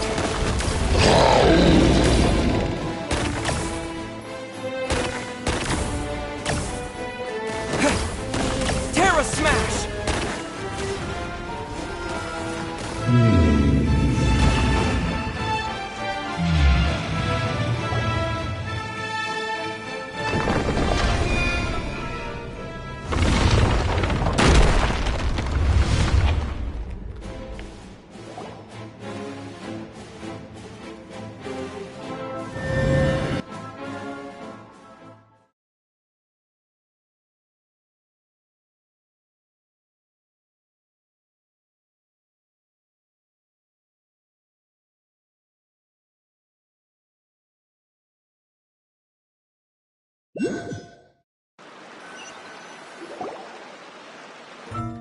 Look, he's here.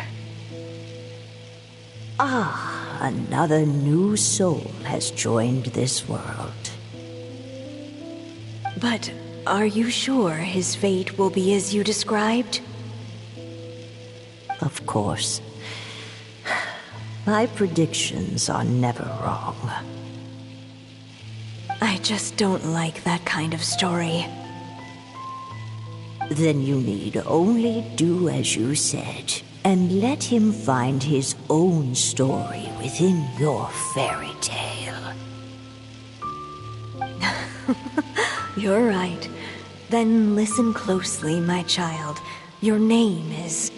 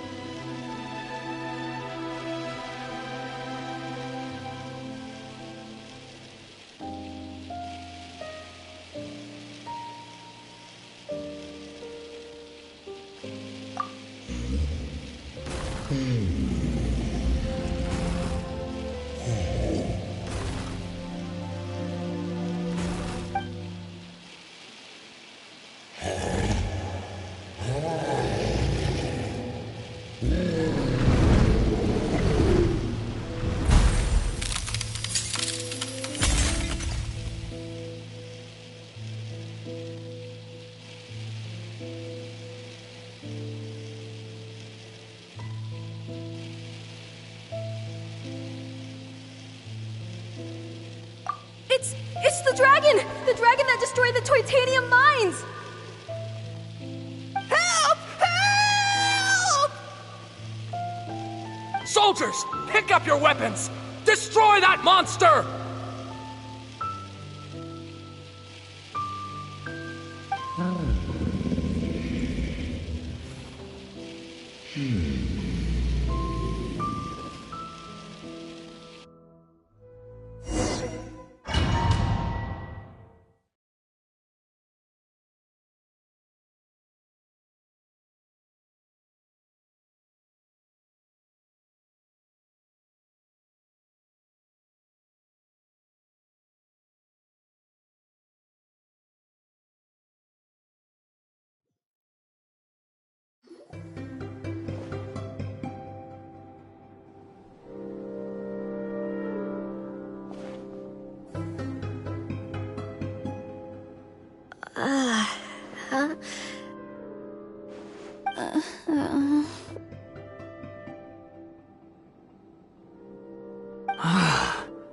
How many times am I going to have to save you? Thank you, Hat Guy. Paimon still feels dizzy. Hey, did any of you also see something strange? It was like we were witnessing... The dragon's memories. Sounds like we all saw the same thing just now. Well, we definitely saw a different side to the story. Watching it all unfold, Paimon couldn't help but feel bad for the dragon. This world might be a lot more complicated than we thought. The next time we encounter the dragon, how about we try talking to him instead of fighting? That sounds like a good plan. But maybe we should figure out where we ended up first. Huh. If the world above is a fairy tale realm, then maybe we've fallen into the next page of the book. Just keep walking and don't fall behind. Hey, wait for us!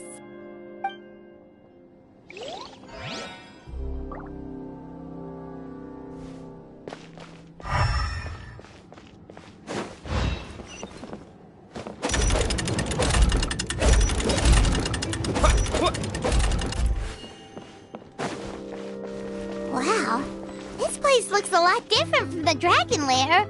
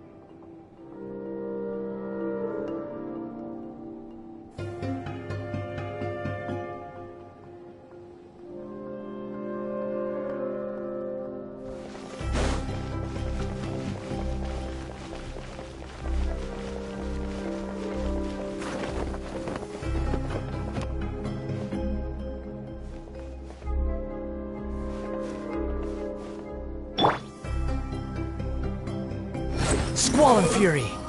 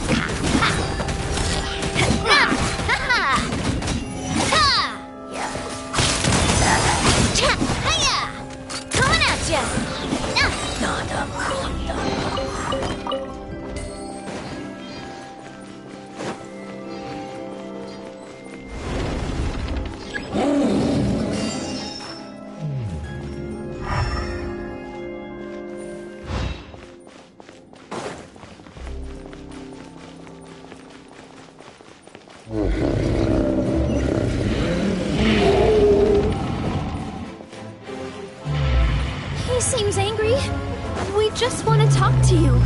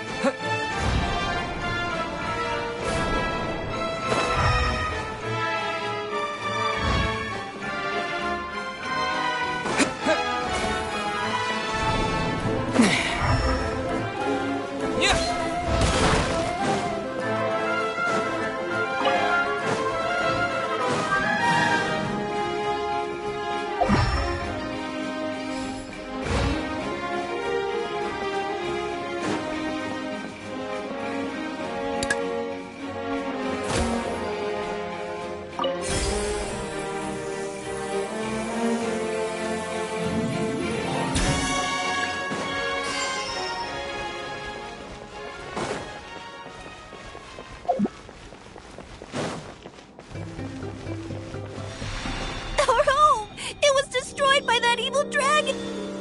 The stars! It flew away with the Metropole stars! Oh no! We didn't get eaten by the dragon? The dragon just dropped us off here?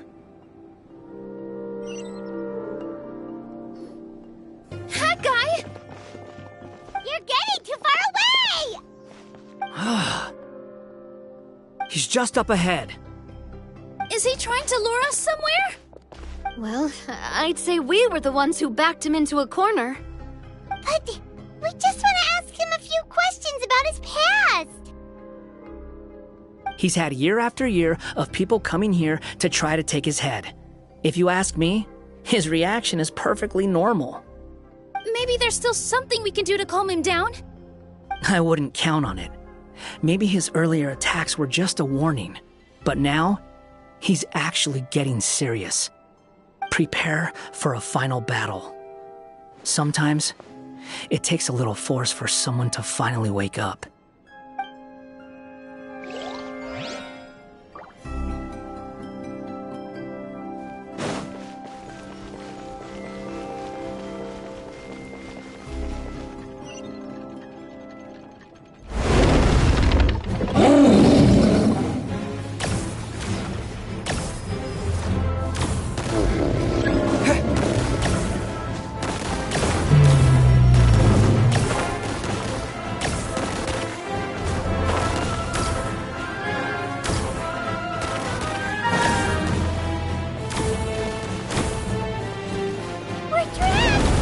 Stubborn beast.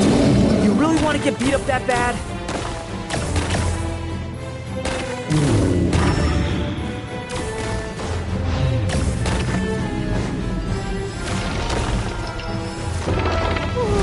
Its mouth is huge! Are we really gonna have to throw a bomb in its mouth?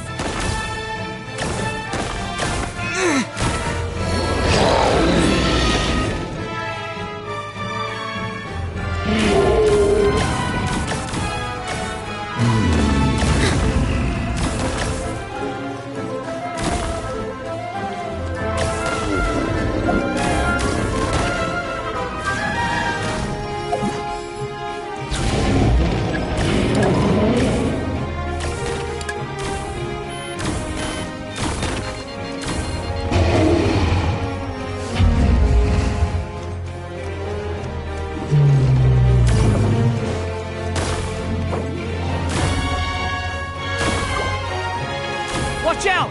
If you fall, you're on your own this time.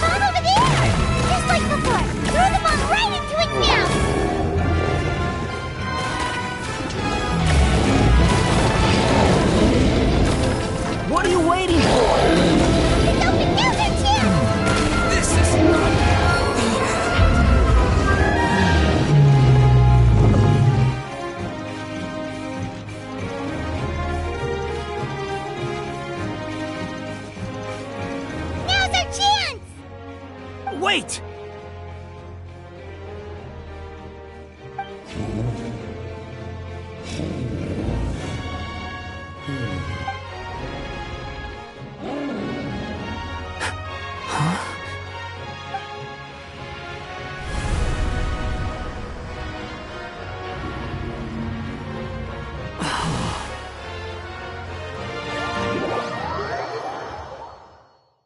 Are we inside the black mist?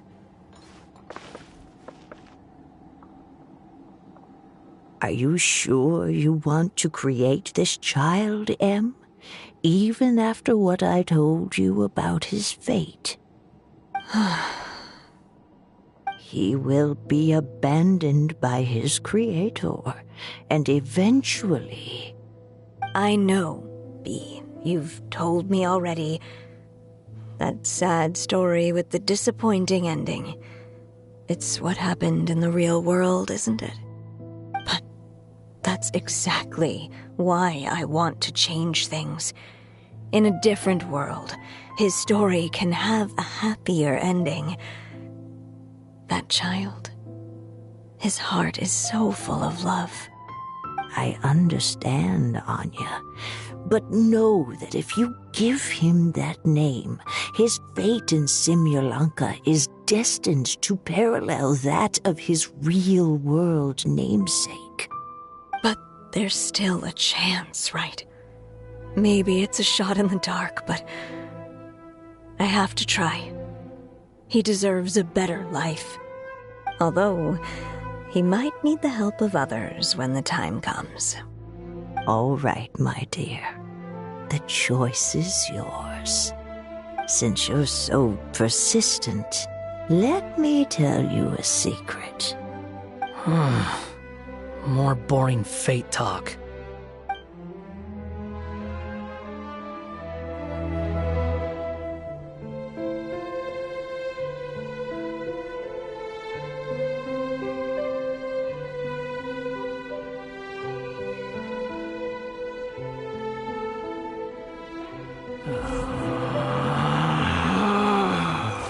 Relax.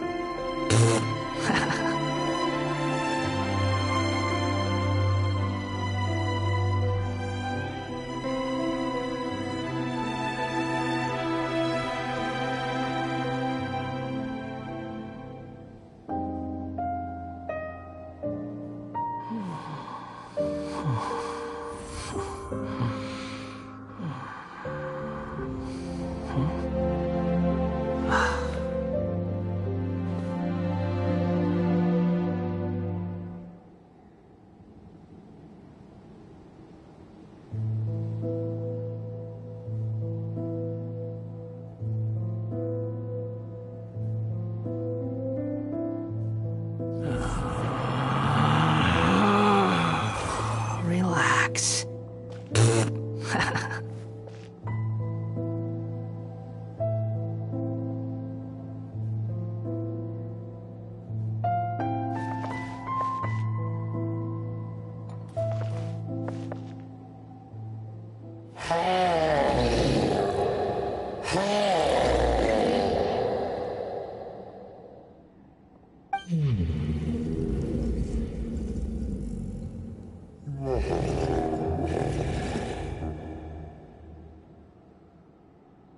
I'm sorry, my child. Unlike my friends, I don't have a long time to live. All said and done, the story of my life will be shorter than the fairy tales in this book. So I will have to leave your side, I'm afraid.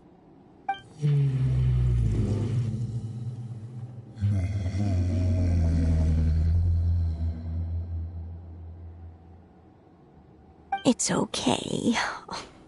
It's okay. Once I'm gone, I will become a star in Simulanka and watch over you from above. If you ever feel lonely, just look up towards the sky.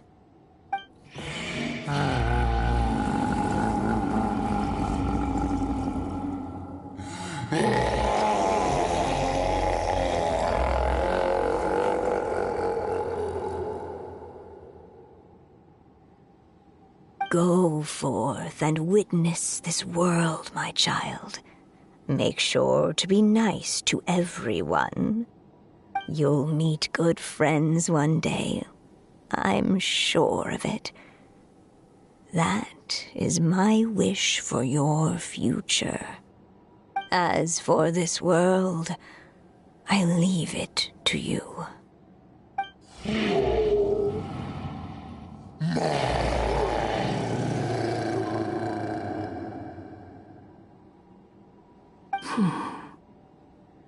So in the end, you were betrayed too.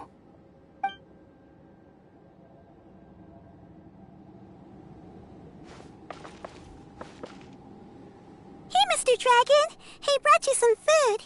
You must be hungry.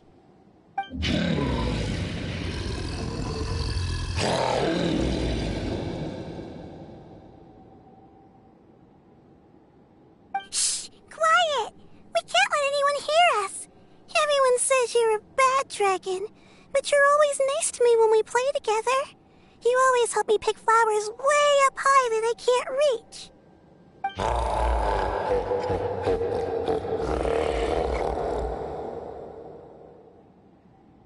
It's okay. Just keep hiding here, and tomorrow I'll... Oh no, my child! Help! Somebody help me! Save my child! The dragon's trying to kidnap her! No, Mom! It's not like that! Listen to me!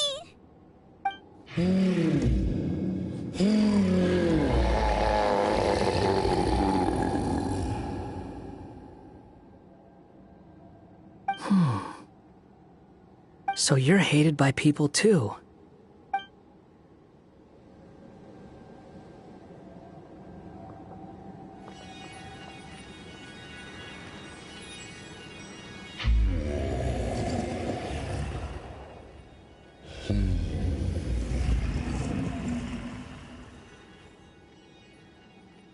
So that's it. That's really your wish? To never have been born at all? That's not a fate you should wish for.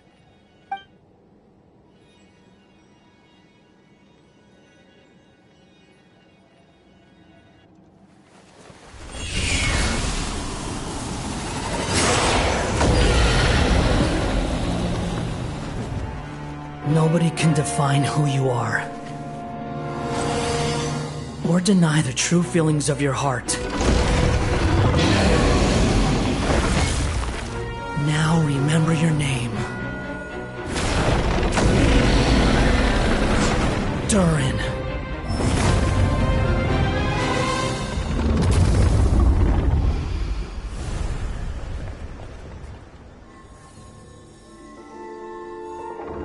It's all right now.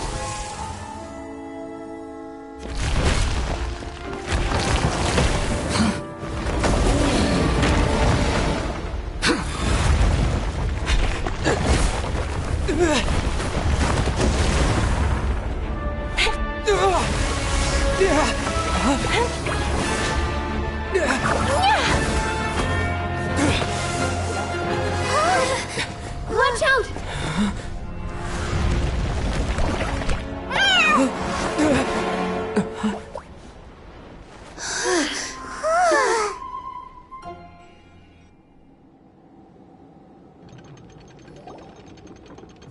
That was a close call. Are you guys all right? Back in Constellation Metropole, I heard people saying you'd gone to fight the dragon, so I followed you here. Right when I managed to catch up, I saw you fall through that hole. Wait, didn't someone else fall through just now? Shouldn't we do something? Oh yeah, that guy. Well, he can fly, so he'll probably be fine. He called the dragon something earlier. It sounded like he said... Durin. That's his name. Oh, Hat Guy, you're okay. Wait, what about the dragon... Durin? He's fine. Durin. Wait, that's the name of the dragon from Dragonspine, right? The one that became a part of the mountain after being slain by Dvalin? If Paimon remembers correctly, it was created by...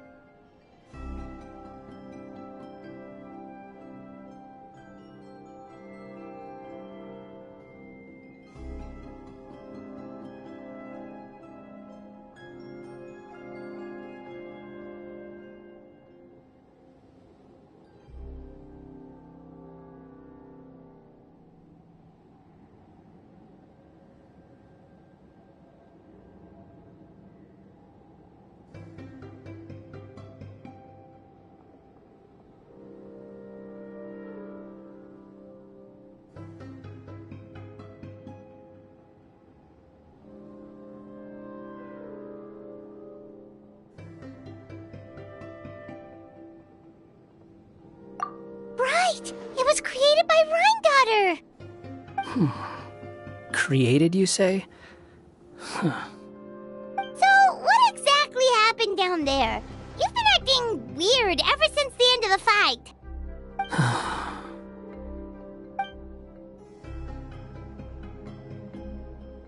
So that's the truth about Simulanka's evil dragon. What we saw in the mist weren't hallucinations, but the dragon's memories.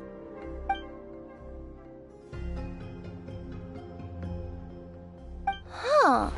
I thought it was strange.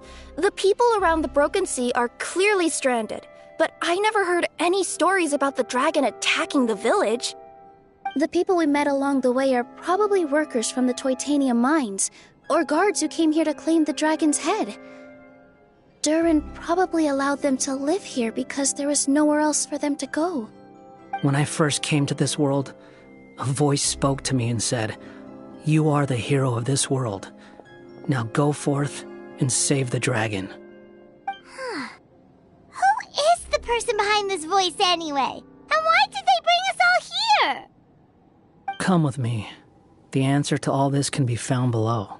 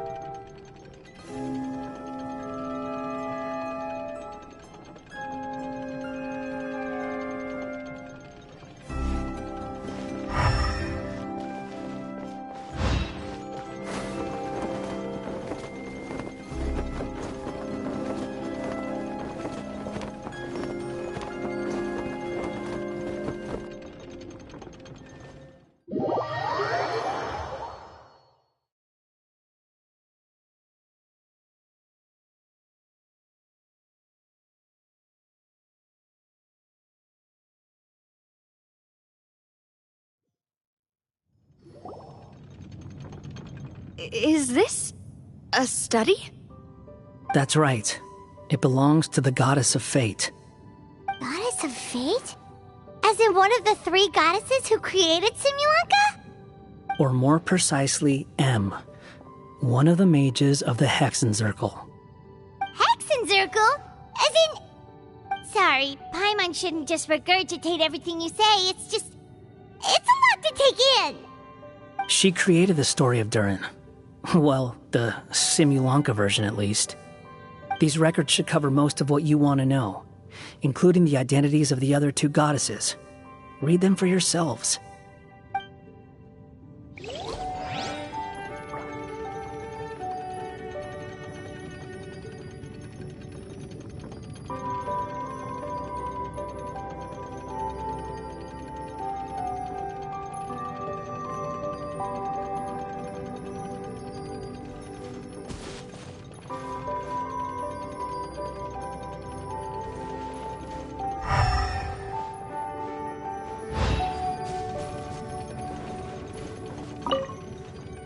By all rights, I should have been A, since A is the first and last letter of my name.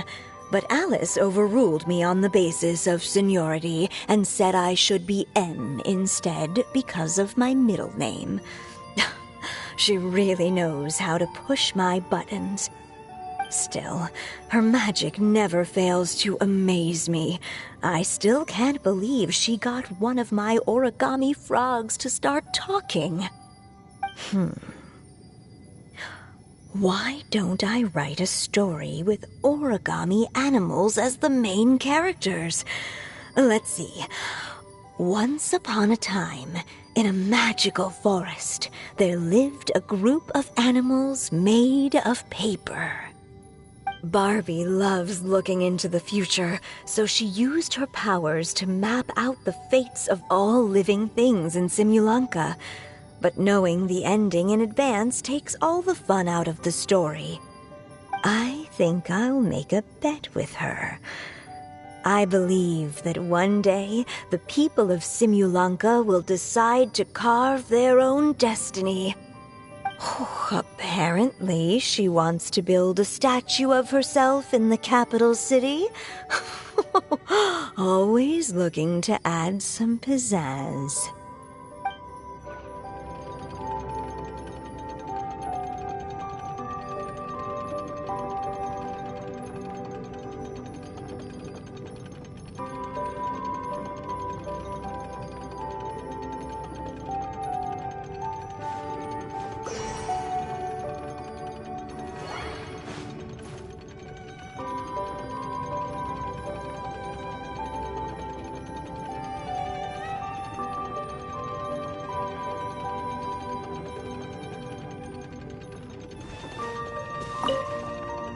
My dear sisters, I fear my pen shall soon run dry.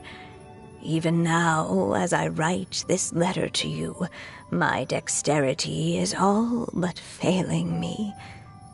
Thank you for enjoying my stories and for creating this world for me. The time we spent together was the most wonderful youth I could have asked for. I always feel so young when we're together. A says that even after I'm gone, the goddess of fate in Simulanka will continue to exist and carry on granting people's wishes. It makes me glad. If you ever want to chat, feel free to pay a visit to the goddess statue. Just don't wish for anything weird.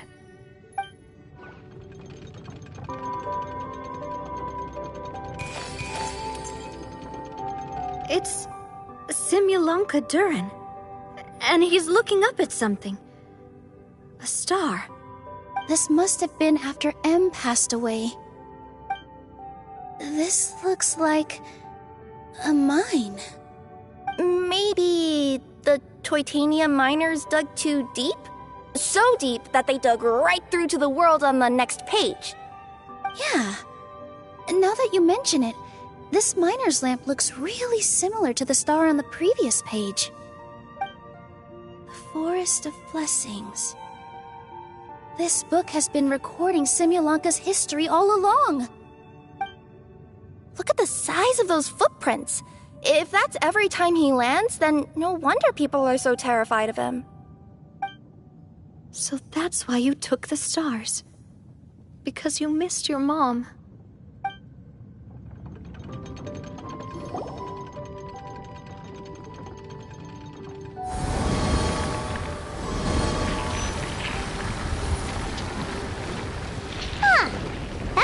she looks different from the one in the Metropole.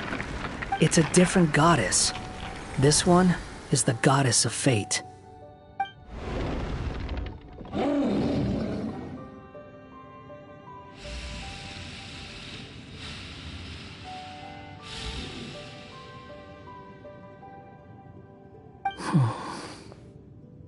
It's all right now, Durin. Nobody here wants to hurt you.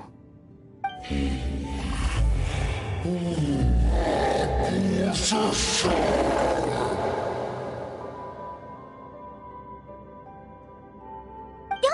that, Durin! Paimon made a mistake. She was wrong about you. But it's nice to talk, isn't it? Now that we've all calmed down?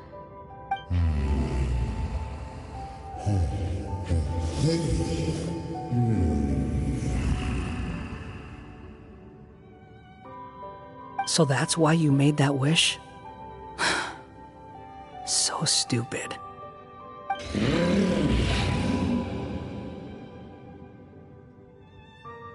Hey! Anyone with eyes can see that all you want to do is get along with everyone.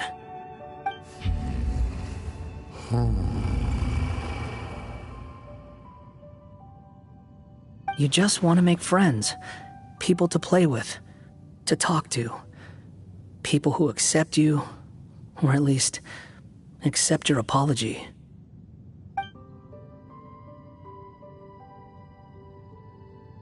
Oh, you never hurt anyone. Heck, the idea never even crossed your mind. Sure, you scared a bunch of people half to death, but that's only because they had no idea what kind of dragon you really are. Yeah. If you had a heart-to-heart with them, I'm sure they'd come to understand you and see your point of view.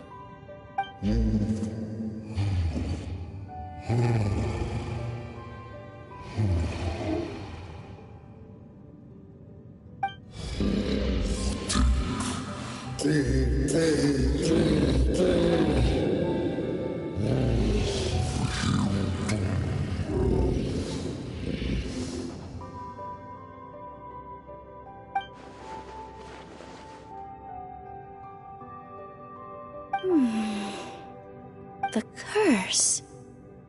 Huh? Nilu? Is it your true wish to live side by side with the people of Simulanka?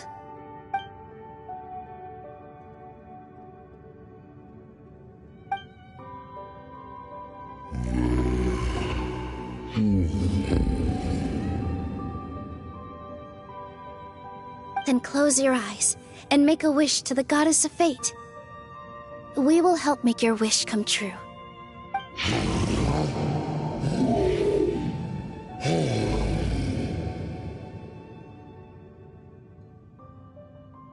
Just trust me.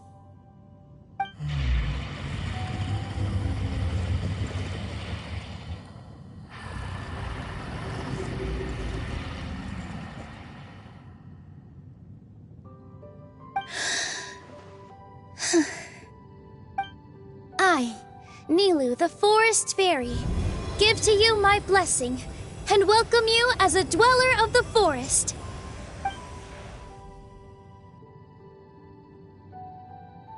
May everyone accept you as one of our own, and may the Forest of Blessings be a place you can call home. I, Navia, King of Constellation Metropole, give you my blessing. I grant you citizenship to my kingdom. Oh, me too! As the, Nekomata in Boots of this world, I give you my blessing too.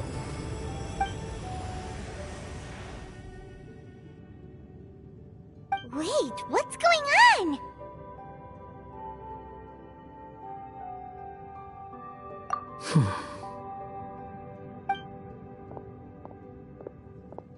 I, the hero of this world, give you my blessing. I recognize you as a resident of Simulanka. May you find acceptance in this world. Also, speaking as someone who'd like to be your friend, I wish you all the best for the future.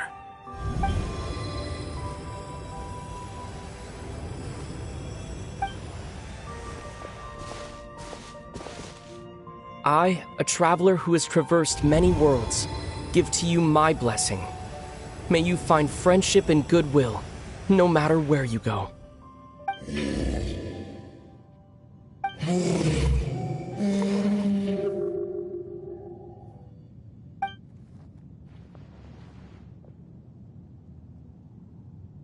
As for this world, I leave it to you.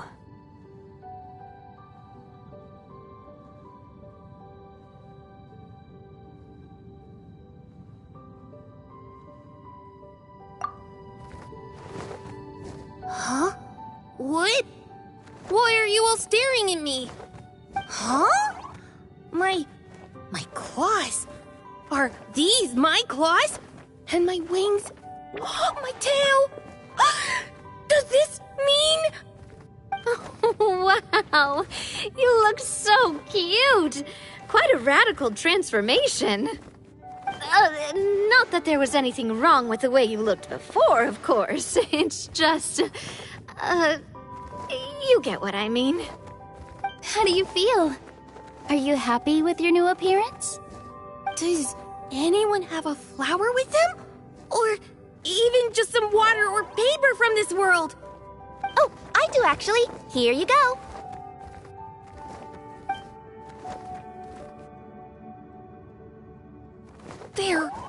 They're not changing. I can touch things without changing them. Hey, that's great! One more flying friend for Paimon! Now the residents of Simulanka won't be scared of you anymore. But what about all the things that I did before? That's simple. Just go out there and atone. You could fill in the footprints you left on the ground, or help the people around the broken sea get home. Okay. And you'll come along and help me, right, Hat Guy? Huh? Why would I do that? Because you said you wanted to be my friend. You little... Gah. Well, maybe I spoke too soon. Huh? But I thought...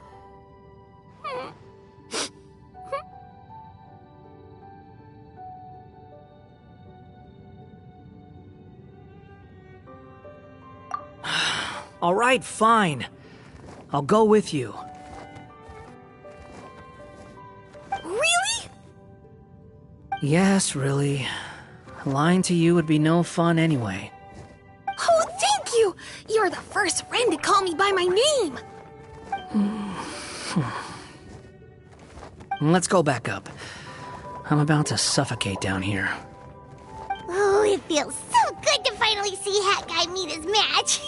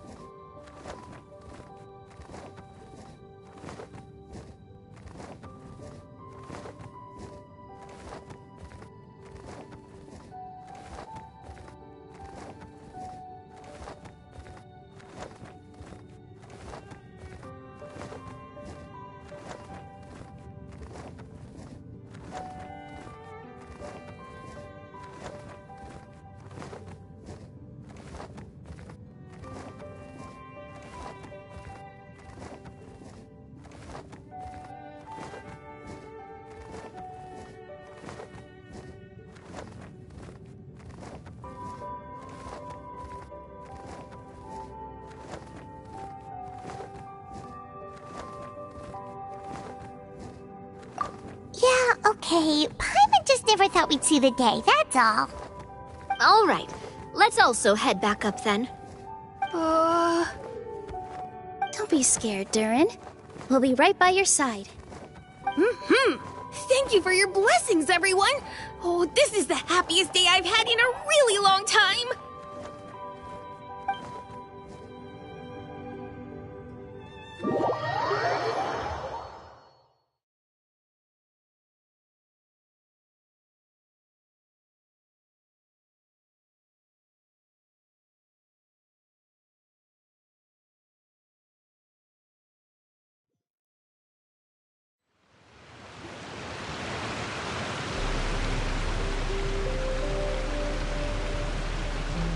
Ta-da! Surprise, everyone! Ah! A talking street lamp! Street lamp? Oh my! You mean you still don't remember me after all the times we've spoken? I know that voice! It's Mom's friend!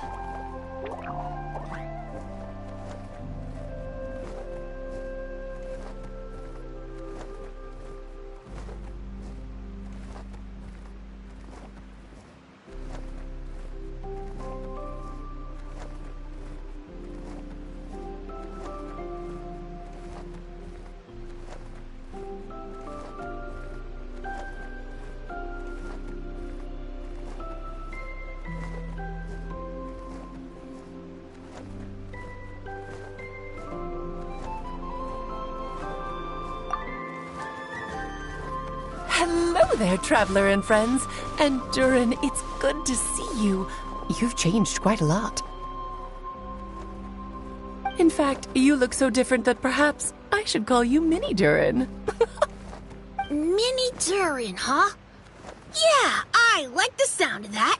It's nice being smaller. You must be one of the 3 goddesses of this world. Are you the goddess of creation? Yep, that's right. But although it's the most impressive sounding of the 3, to be honest, we all made an equal contribution toward the founding of this world. If you've ever read any of M's stories, you'll know just how enchanting the worlds are that she writes about. So enchanting that I just had to step inside and explore it for real. So I got B involved, and with M's consent, created the world of Simulanka. Whoa, whoa, whoa! You're getting a little ahead of yourself. First things first, would you mind explaining what you're doing here? In fact, no! What are we even doing here? Don't worry, all will be revealed. After everything you accomplished on your journey, you're free to ask me anything you want. Let's start with your first question then. I'm here because I sensed a great magic power emanating from the book just now, and I couldn't resist the urge to peek inside and check it out. That must have been when we all gave Mini Durin our blessings, right? Yes, exactly. In the world of fairy tales, words and emotions often carry far more power than any spell. It's all thanks to your magic that Mini Durin was able to take this form. Come say hi to me, little one. Oh, look at you. You're as cute as a button. So, what about us? Was it always part of the plan that we'd come here? Plan isn't the word I'd use. If you ask me, I'd say fate works in mysterious ways. When Durin of Simulanka made his wish to the goddess of fate, it just so happened that in a world far away, all of you wonderful people were holding a copy of M's fairy tale at that exact moment. And because of your noble and kind souls, you were selected by the goddess of fate to come and save this world. Now that you mention it, that's what I was doing when I was transported here. I was reading a fairy tale to some children in the Fleuve Cendra. I think I just, happened upon an old book and decided to use it as my pillow during a nap in a box. Wow, what a crazy coincidence. Wait, that's not right. How come everyone else got assigned the role except us? 'Cause we were also... Yeah, that was it. We just received a strange book and we had no idea who sent it. Then, the moment we opened it up to start reading it, We found ourselves here! You're the one who sent it to us, aren't you? Oh, is that what happened? Yes, that does sound like me, doesn't it?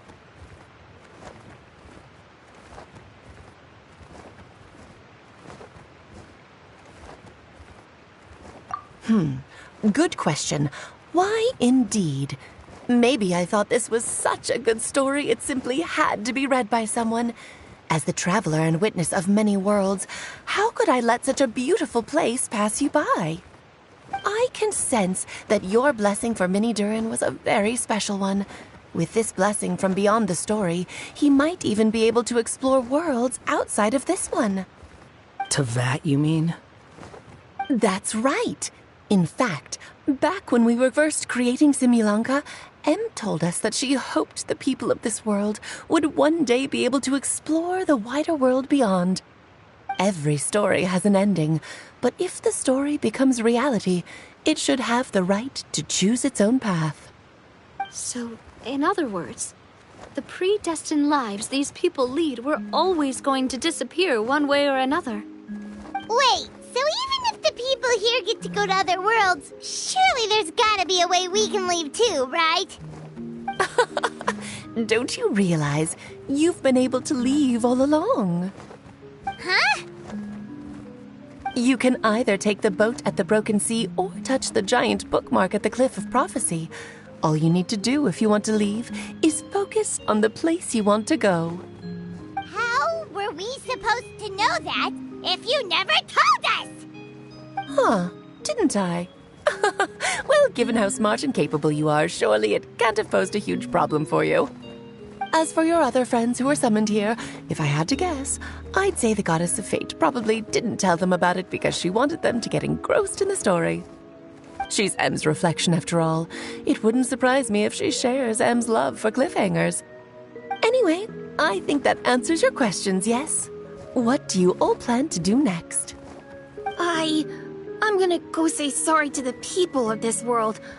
After that, I want to start protecting Simulanka, just like Mom told me to. Now we know how easy it is to get back home. Paimon's suddenly not in such a hurry to leave. Same here. It's not every day that you get to come to such a magical world. I, for one, plan to explore it a little longer. I'm glad to hear it. Maybe I should invite some other friends to join you too. By the way, Mini Durin, I'm delighted to see you've made some new friends. I'm sure Em would be very proud of you. Now, before I depart, please let me give you a blessing as well. May your future be as rich and colorful as the stories Em used to tell. She's gone. Guess this is where the hero's journey comes to an end, huh? Ah, but it's also where a new journey begins. The adventures of Mini Durin and friends. Huh? An adventure for me? You bet. For starters, I'd love to introduce you to my other friends in the forest. Even though there have been some misunderstandings in the past, I'm sure they'll welcome the new you with open arms. Huh? Stop looking at me. I already said I'll come with you. Whoa! Look over there! Wow. The stars are beautiful. Huh. I'll bet that's a gift to Mini Durin from the 3 goddesses of this world. Oh. Thank you, Mom.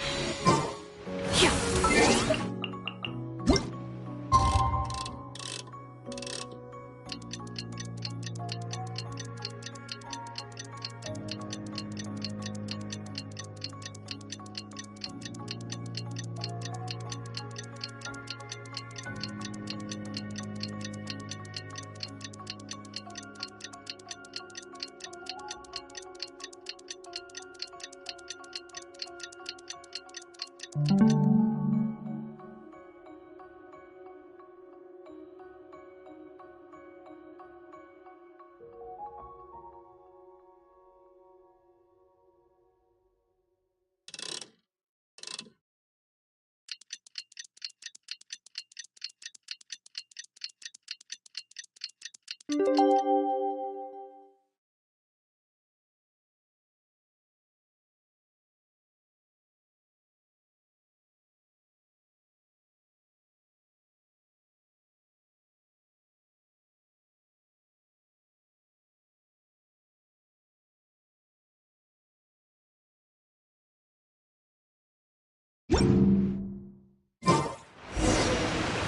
been a while since our last adventure. Oh, Paimon wonders how Mini Durin is getting along in Simulanka. Let's go to the Forest of Blessings and take a look.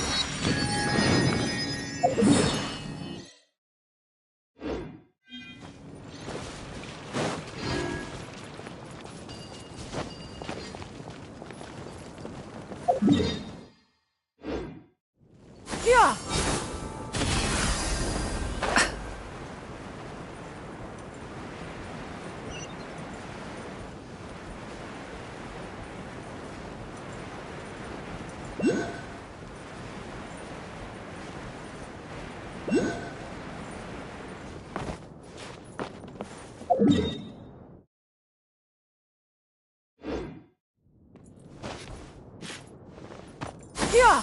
Skyward! Scatter!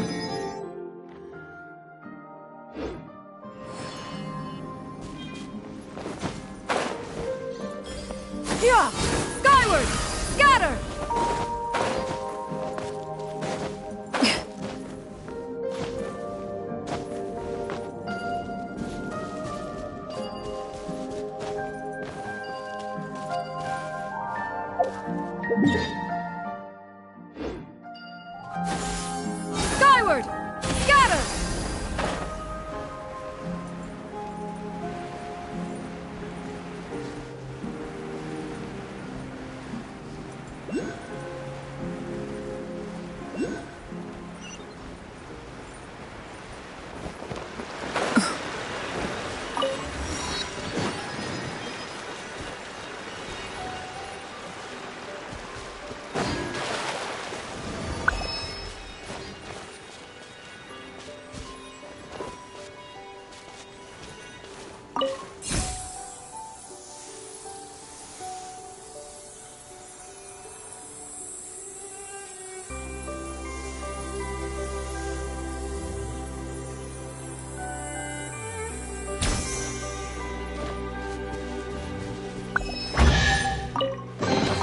Perhaps one should invent some form of curial discernment mechanism.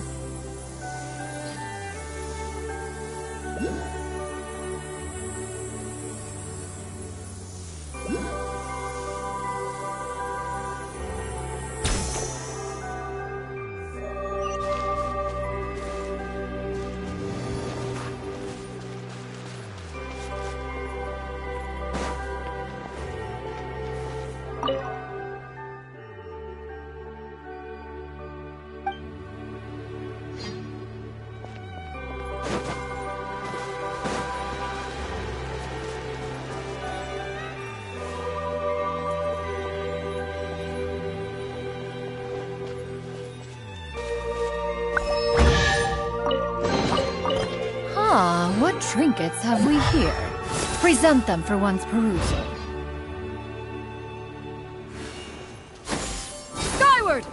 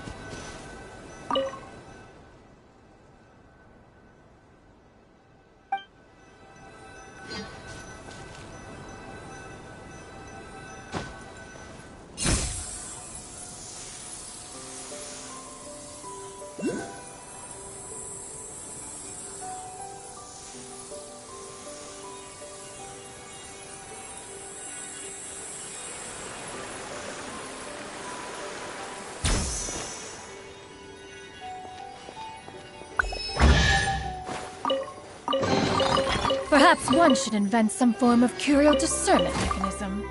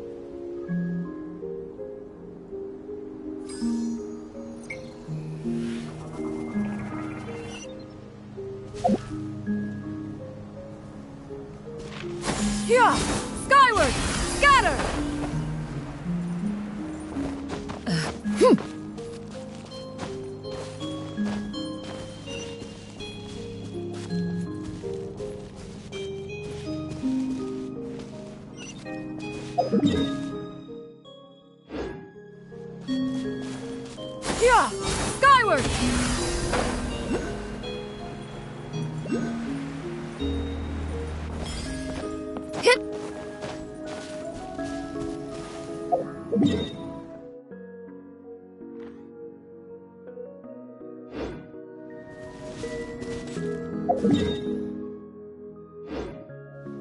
Yeah! Scatter!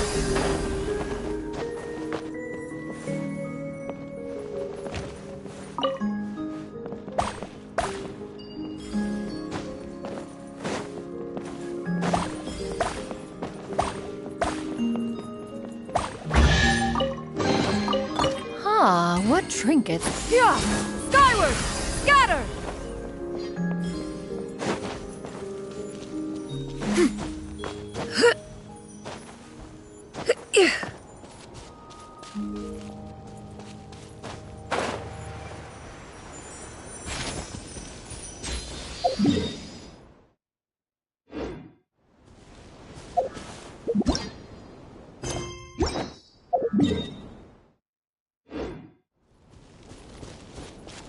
Yeah!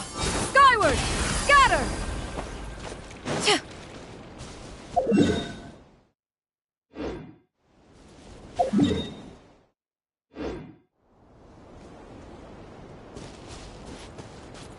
Yeah!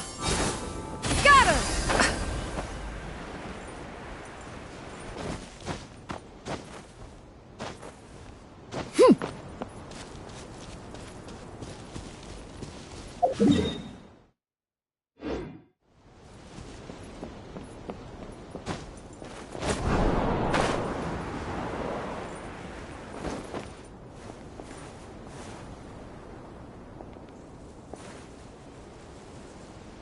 Yeah! Skyward! Scatter!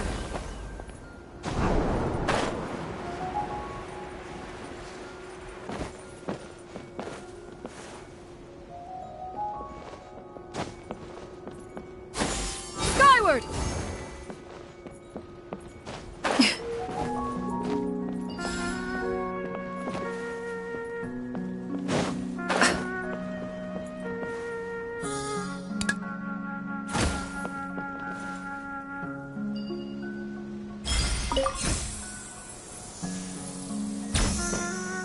Yeah! Skyward! Scatter! Ah, what trinkets have we here? Present them for one's perusal.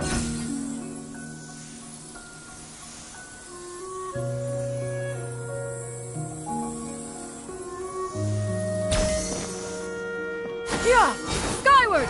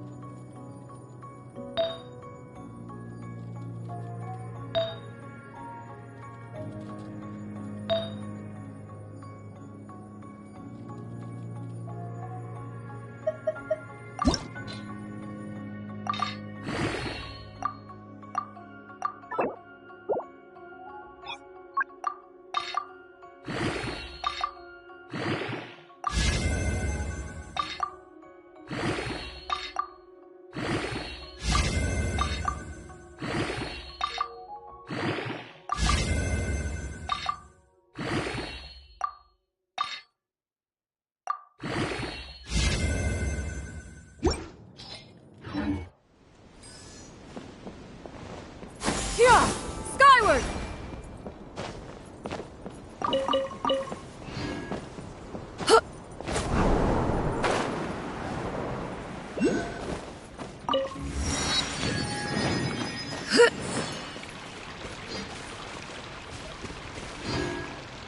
Yeah!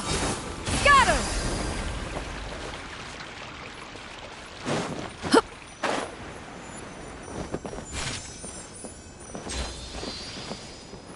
Yeah! Skyward! Scatter!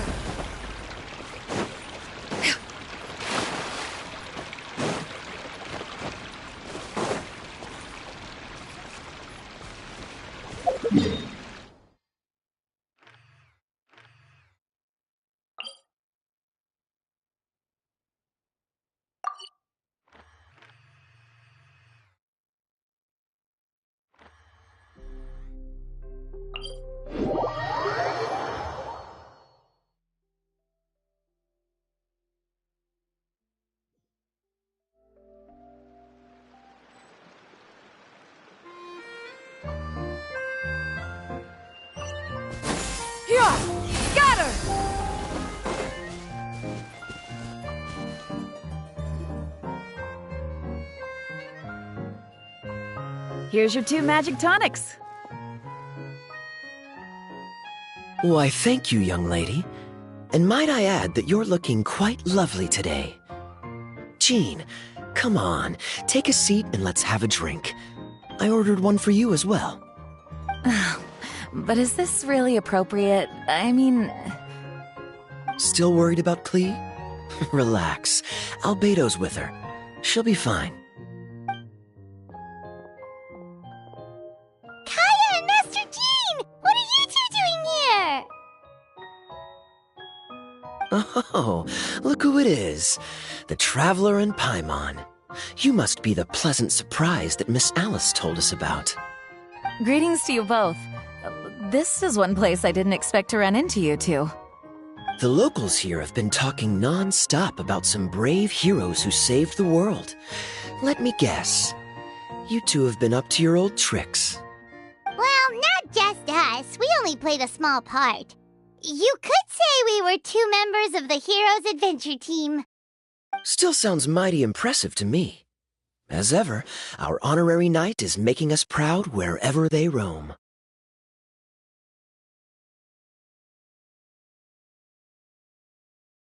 That's right.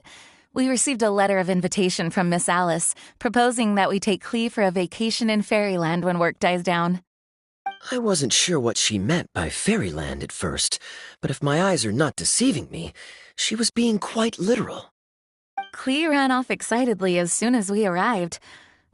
I'm a little worried about her, but Albedo insisted he would look after her while we do our own thing. We could hardly say no to such a considerate offer, so I took it upon myself to bring Jean to the nearest tavern we could find. Any excuse for a drink, huh? Well, we are on vacation. It's only fair that we get to indulge ourselves a little. You're right. I should make an effort to relax and unwind. It's what Miss Alice would want, after all. Oh, wait, Kaya? What exactly did you order from the bar? The house special, of course. Best way to get a taste of the local culture.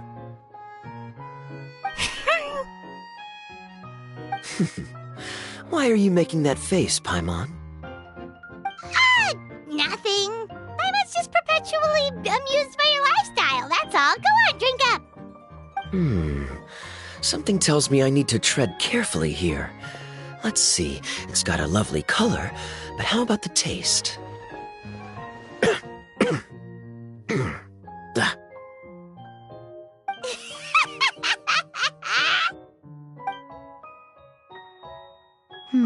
I think maybe I'll pass, but it's such a shame to waste it. All right, Paimon.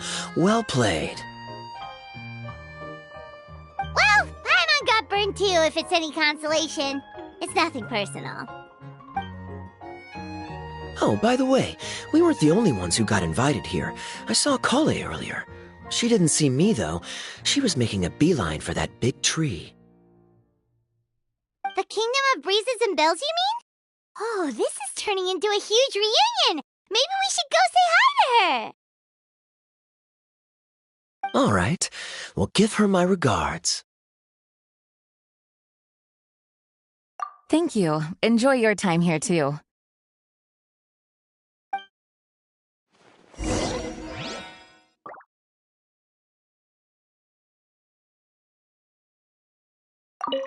So the magic tonic here is just writing ink?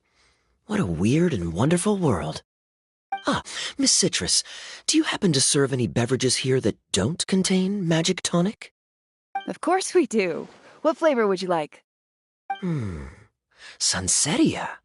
Jean, you want in? Sure, I'll have the same, please. Sounds good. 2 Sunsettia drinks coming right up.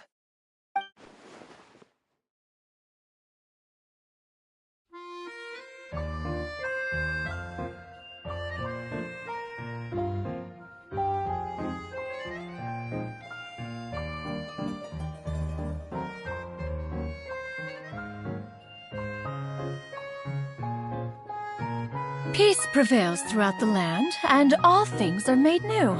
as buds in the spring. This is an auspicious era for humanity.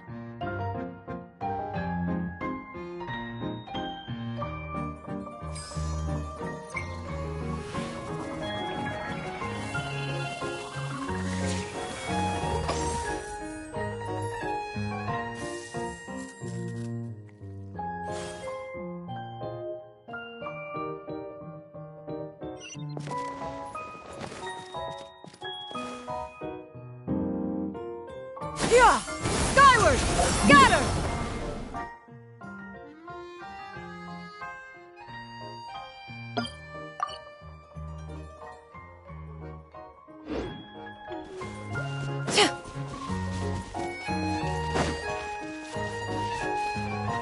Yeah! Skyward!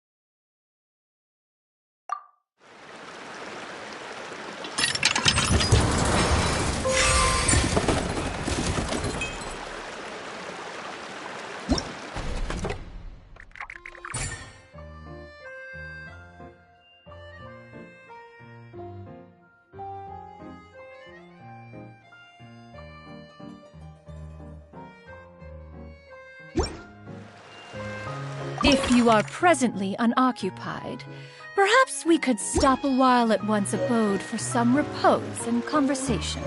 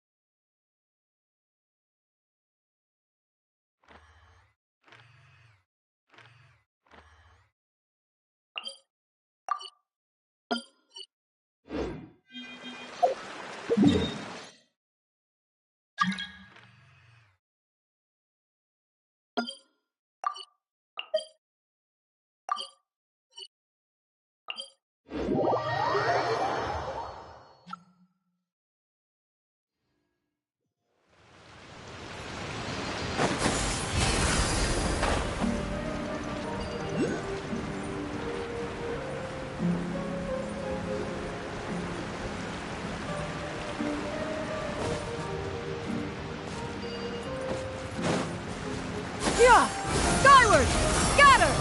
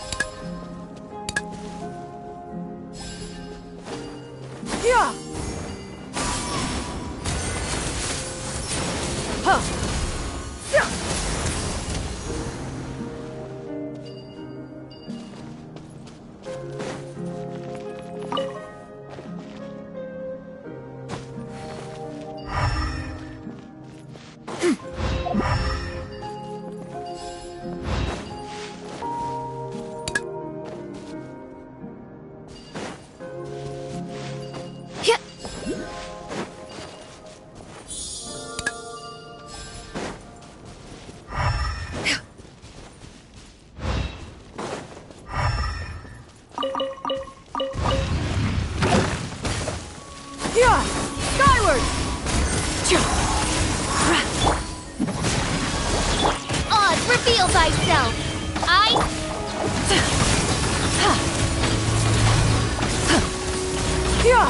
Skyward! Skyward!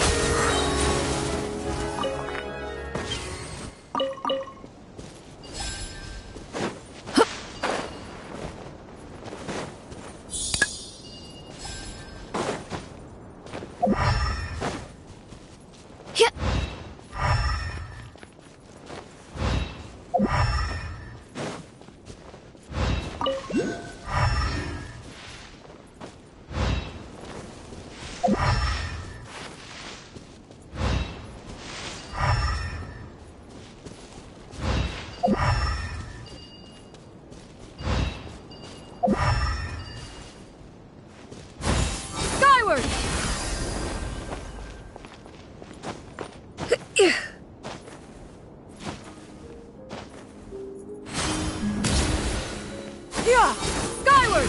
Scatter!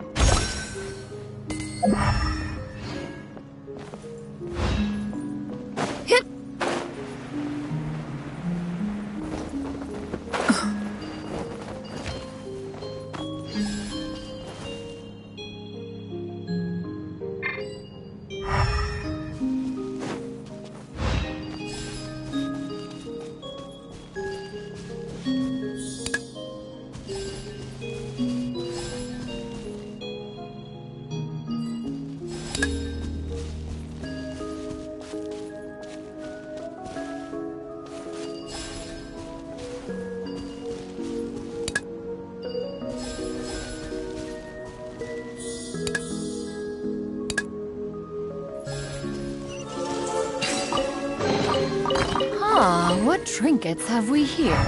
Present them for one's perusal.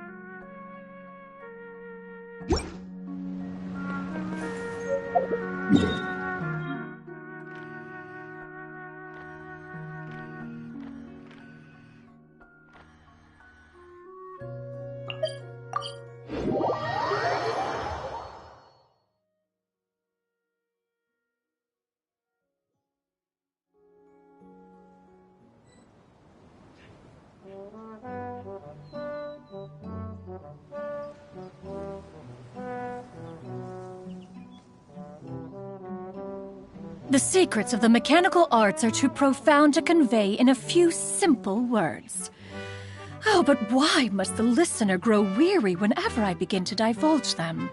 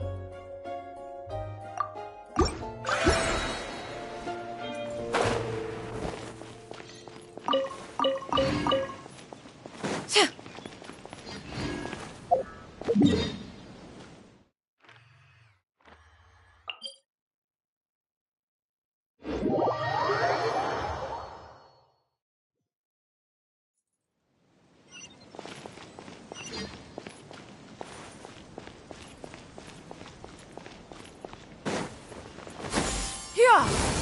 Scatter!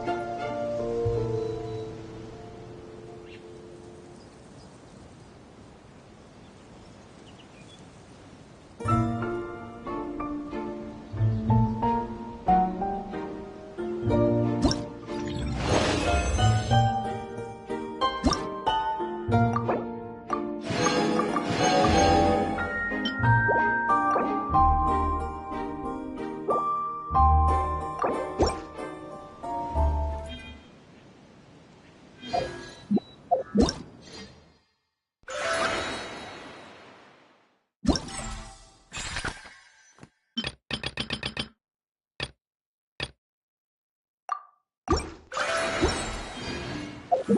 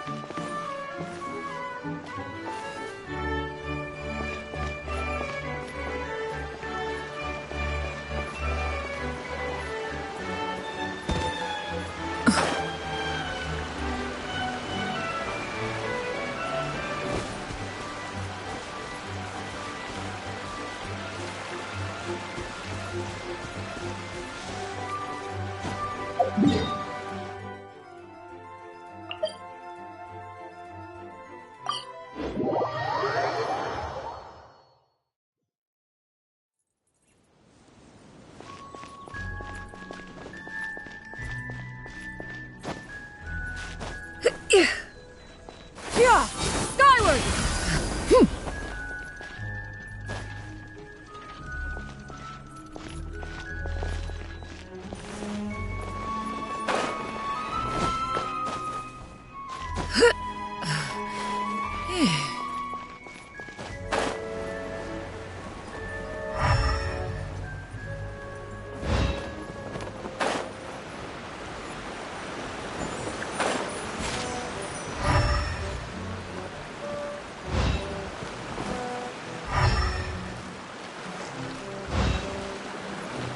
Yeah!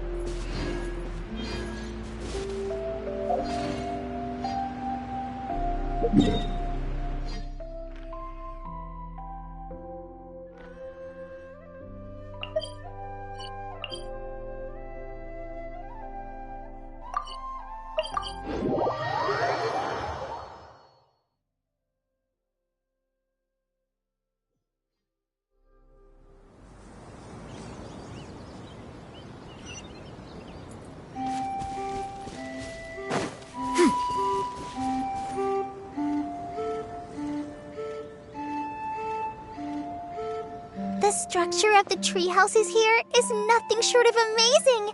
I have to write it down so I can tell Master Tighnari all about it later. Hey, Kale! You scared me. Traveler and Paimon? You got invited here too? Yep. Well, they sort of skipped the invitation part, but anyway, what you doing out here? Something caught your eye? Oh, yeah. I'm trying to observe and summarize the structures of the trees here, and also the animals that live here. Well, the residents, I guess? I still can't get over the fact that they're all someone's origami handiwork. Once a forest ranger, always a forest ranger, huh? Not sure you'll be able to apply much of what you learn here back home, though, with this being a magical world and everything. What? Over there, by the giant footprint, have those houses always been there? Oh, those? The local flying squirrels told me that they were built by a small dragon and some guy wearing a hat. Oh, that must have been Mini Durin and Hat Guy. Any idea where they went? Supposedly, after building the houses, they went to somewhere called, Constellation Metropole? Did I say that right? Yep, you got it. Oh, also, when the locals mentioned the dragon, did they seem at all, did they say how they felt about him at all? Now that you mention it, the atmosphere changed a little when they talked about him. Oh no. They mentioned some stuff along the lines of past misunderstandings and welcoming new members. I only just got here, so I know very little about what has happened in the past. They seemed genuinely grateful for the houses, though, and said they were going to plan a welcome party. Oh, thank goodness. Whew. Sounds like the forest has begun to accept him. It's a step in the right direction. Are you looking for that small dragon? Yeah, he's a new friend we made after we arrived here. No way! Really? I'm getting more and more interested in your story. No. I've got to save it for next time. For now, I've got to make the most out of my time in this wonderful world. Oh, there's no rush. Just take it slow and enjoy yourself. Like Kaya. Oh, he sends his regards, by the way. Oh, Mr. Kaya is here too? Then I've got to go say hi to him. Well, right now he's at the tavern and he probably won't be leaving until he's drunk. Not that he'll ever reach that point because his alcohol tolerance is so high. Basically, it's Kaya. You know where to find him. You make a good point, Paimon. Then I'll focus on exploring for now and go catch up with him later. Shall we go pay a visit to the Metropole Traveler? Maybe Mini Durin and Hat Guy are still there. Oh, right. By the way, something pretty interesting has been happening in Sumeru recently. Master Tighnari has been working really hard on it, so if you have time, definitely go and check it out. Sounds good. We'll find some time in our schedule.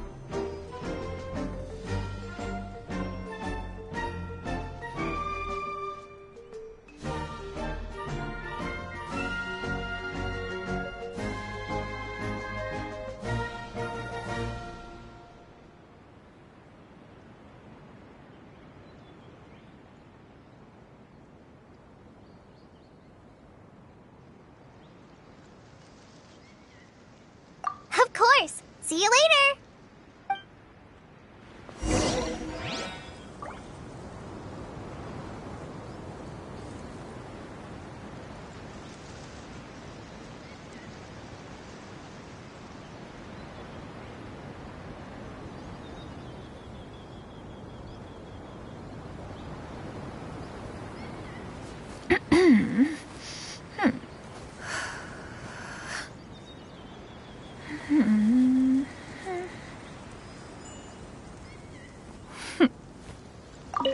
The origami squirrels rely on wind currents to lift their agile bodies and easily move between the trees.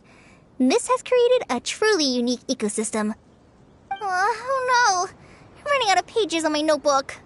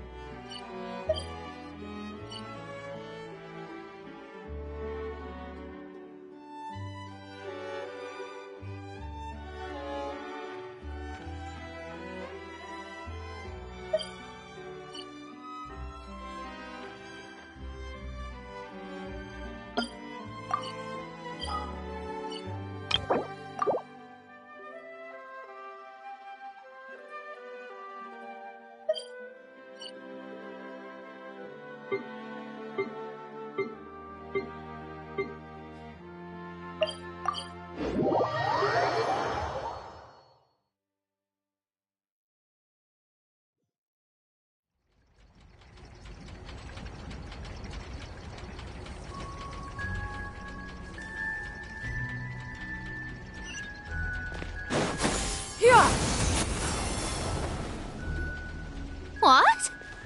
Are my eyes deceiving me? There is no way. I can't believe it. Hey, Mona! We heard you muttering from a long way away. What's up? Oh, is your scry glass acting up again? Oh, it's you, the saviors of this world. My scry glass is fine, but I'm not sure I can say the same about my eyes. Look! Look at this statue! What? Is it broken or something? Looks fine to Paimon. That's your master, right? AKA the goddess of prophecy? I refuse to believe it. There's no way that old hag looks anything like this. When she was younger.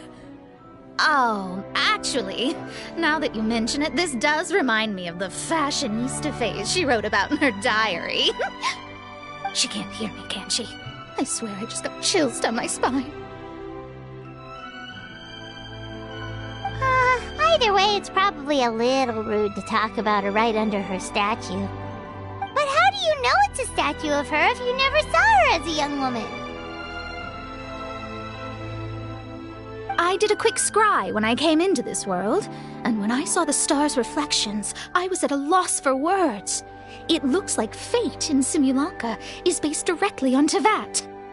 A projection of real-world fate to form an image of reality.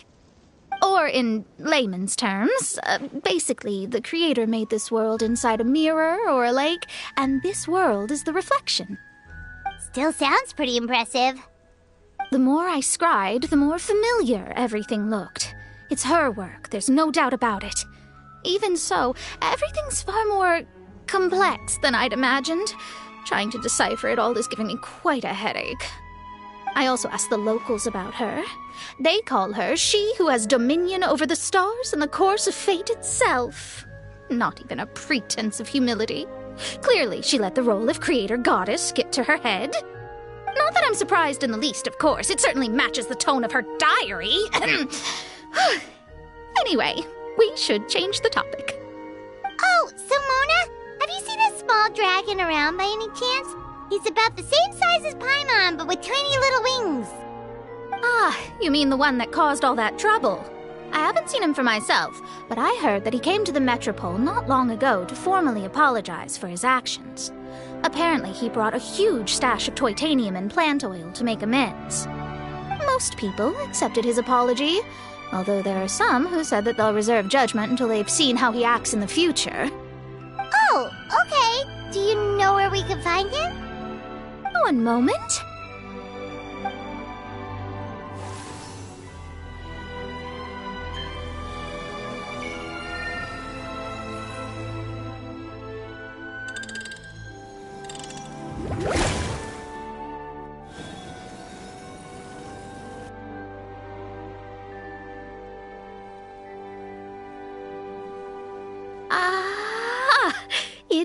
Looks like he's at the Broken Sea.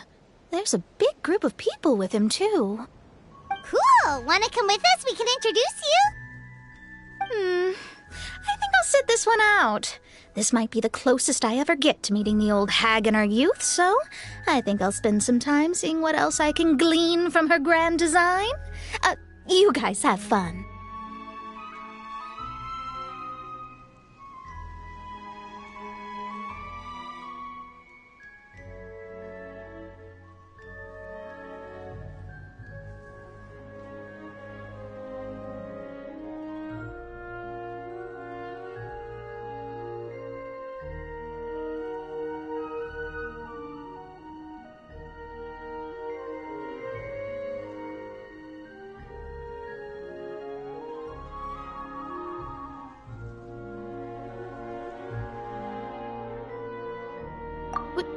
What do you mean, be careful? Now you're making me nervous. We'll be off now. See you later, Mona.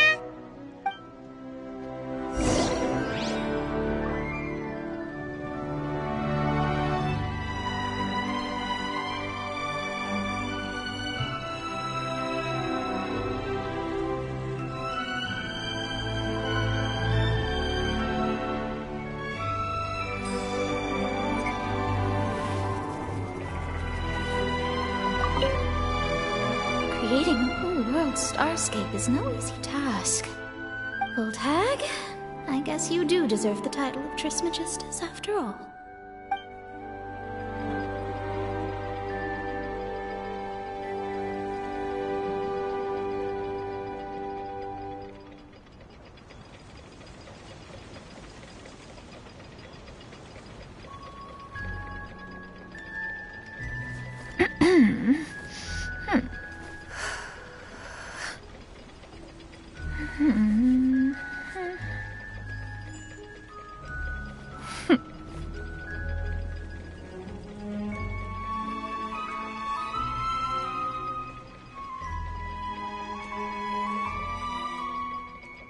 If you are presently unoccupied, perhaps we could stop a while at one's abode for some repose and conversation.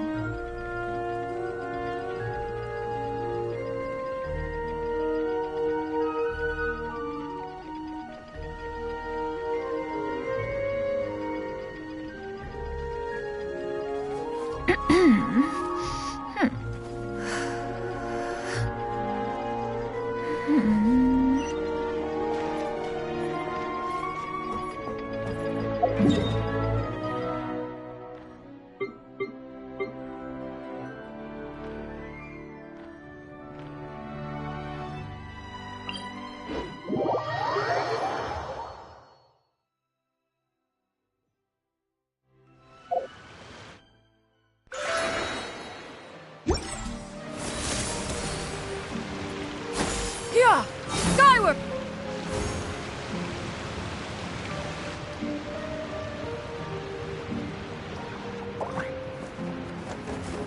Osvaldo Hafnabines!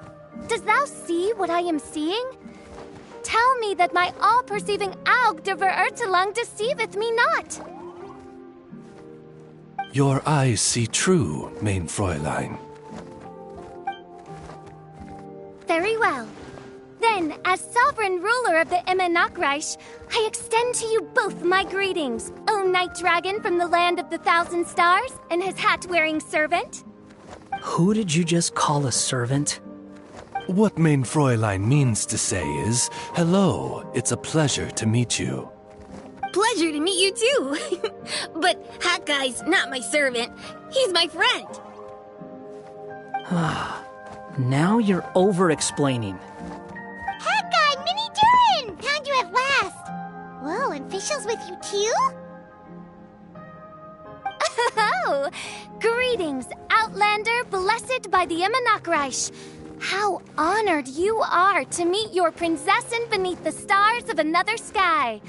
Clearly a decision made by fate itself.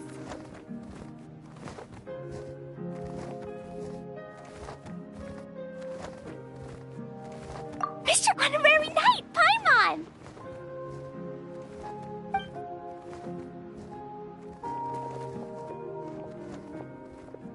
Greetings. You both look well. Hey there, Klee! Have you been having fun here? Yup! Loads and loads of fun! There are so many cute animals! And a magic train that was really long! And a huge, huge castle! And a king lives there and everything! I've been taking Klee to see all the sights. It's been a very enriching experience. Alice's magic is truly outstanding. Yeah, Mom's amazing! Klee wants to build a great big house now, too!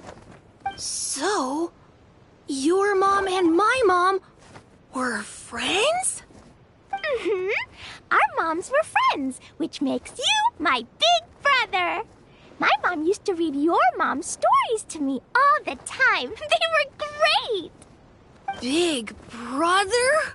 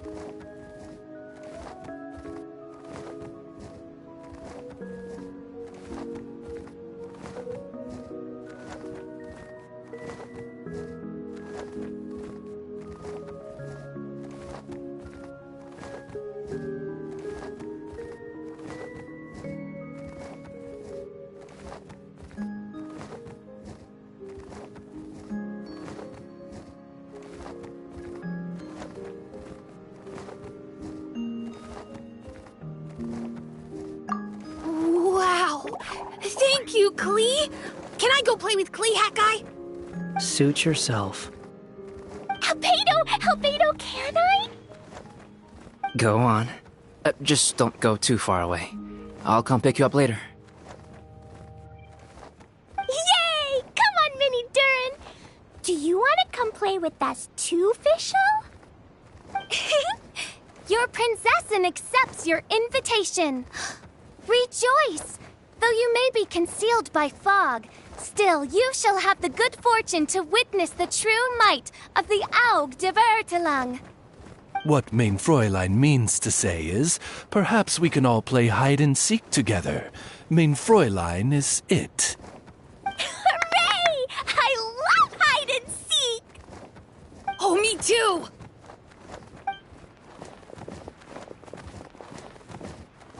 To return to our previous discussion, Mr. Hat Guy, you were telling me about a prophecy? I heard B talking to M. What she said was... Since you're so persistent, let me tell you a secret. Our child will one day rise from the dead. Is she saying that Dragonspine Durin will come back to life?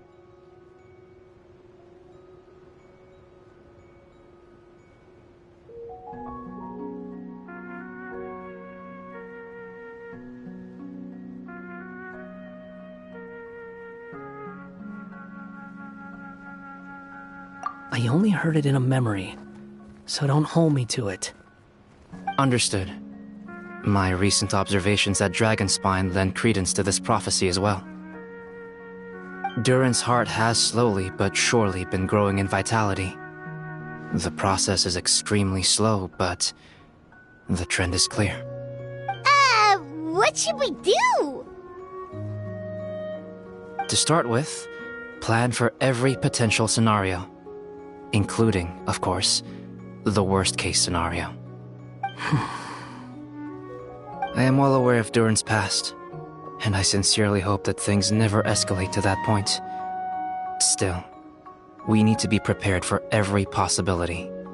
If the prophecy is true, and Durin's heart will one day beat again, I'd like to hope that whatever rises from the dead is no evil dragon, if you understand what I mean.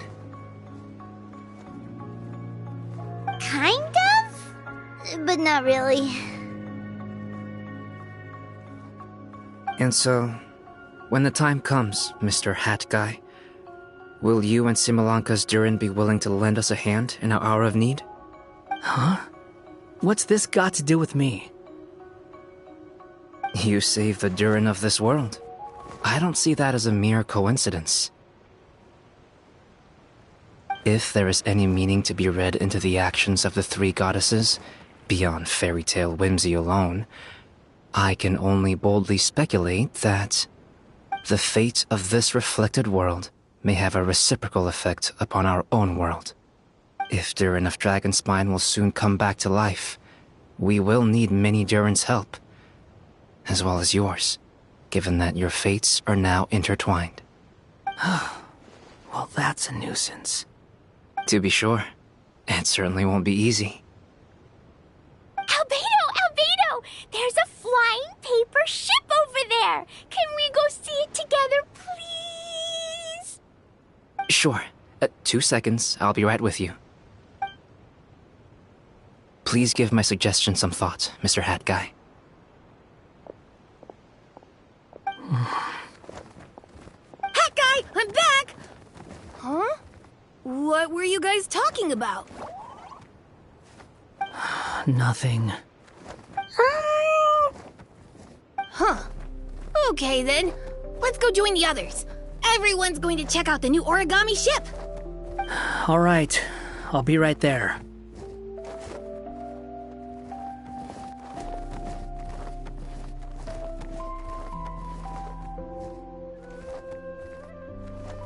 Why would I be? Do I strike you as someone who cares about other people's issues?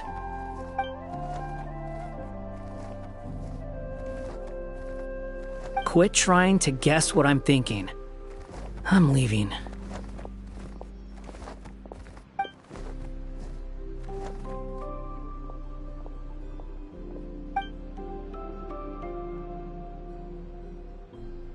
Aww, what a lovely little boat! The forest fairy helped us make it. Paimon just realized there's a lot fewer people around the Broken Sea now. Guess most of them have made their way back to the Metropole. Does this boat have a name? I can't see one anywhere. Huh? A name? Every boat has a name. At least, all the ones I've seen before. They're usually symbolic names that represent something aspirational.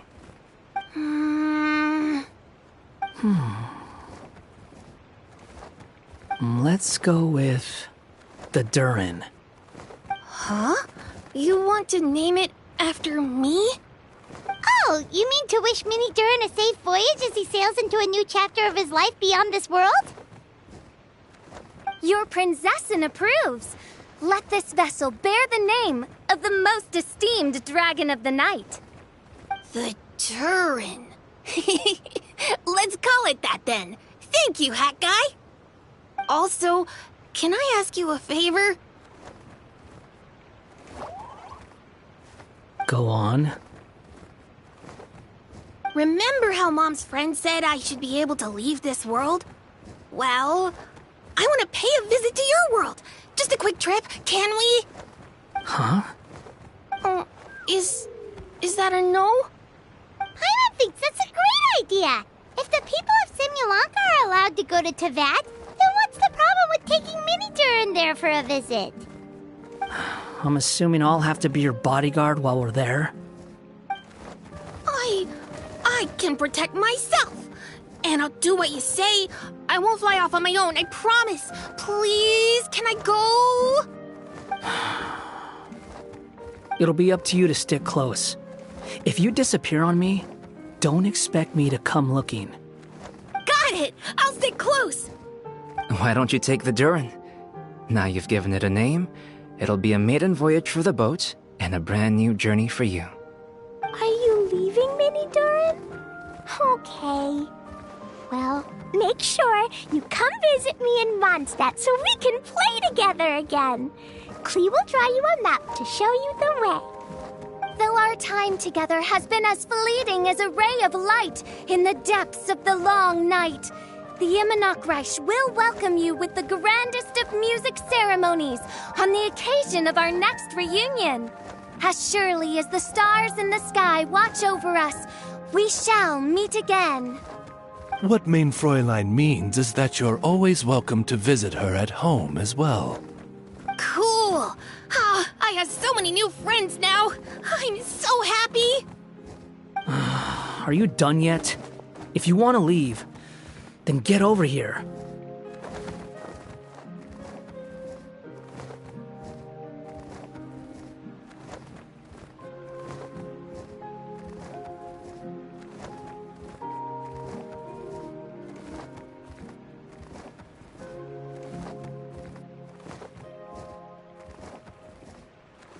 Thank you, everyone! Thank you so much! The blessings you gave me are more precious than any treasure, and more beautiful than any fairy tale! Next time, it will be my turn to make your wishes come true!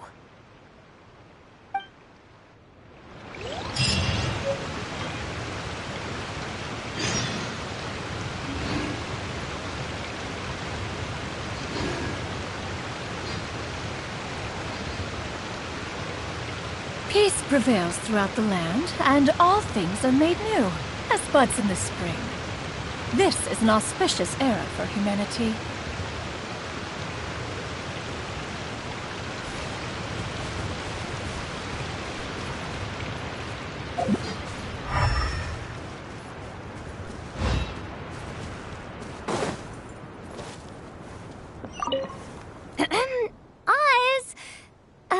Though I customarily refer to you as my familiar, in truth, I've always seen you as... Say no more, Mein Fräulein. I, Osvaldo Hrafnavines, hereby pledge to always stay by your side. Quite rightly so. The Prinzessin should expect no less from her most favored Nachtraben. I couldn't agree more, Mein Fräulein.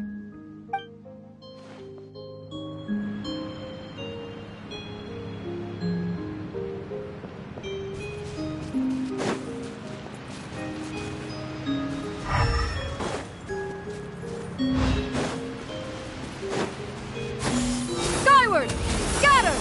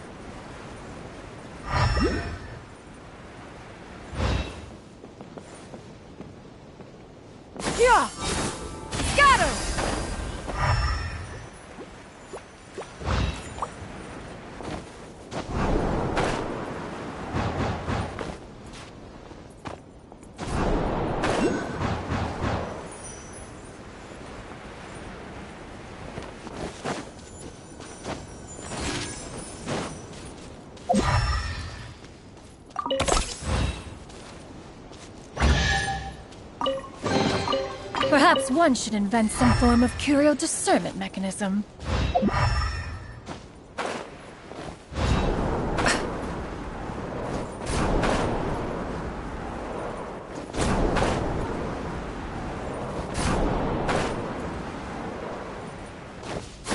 Skyward! Scatter!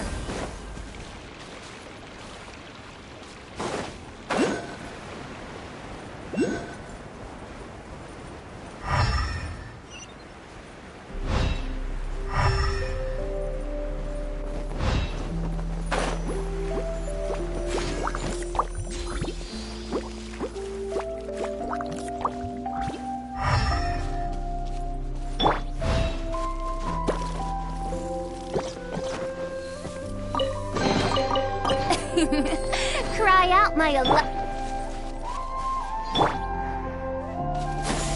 Skyward! Scatter!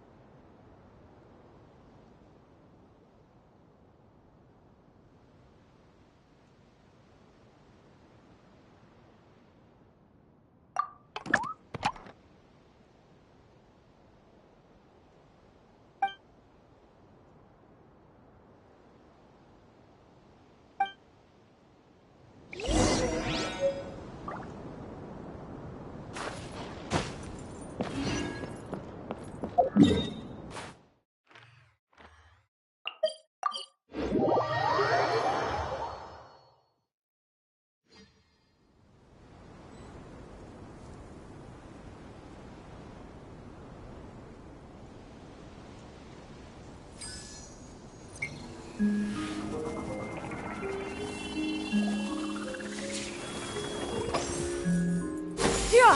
Skyward! Scatter!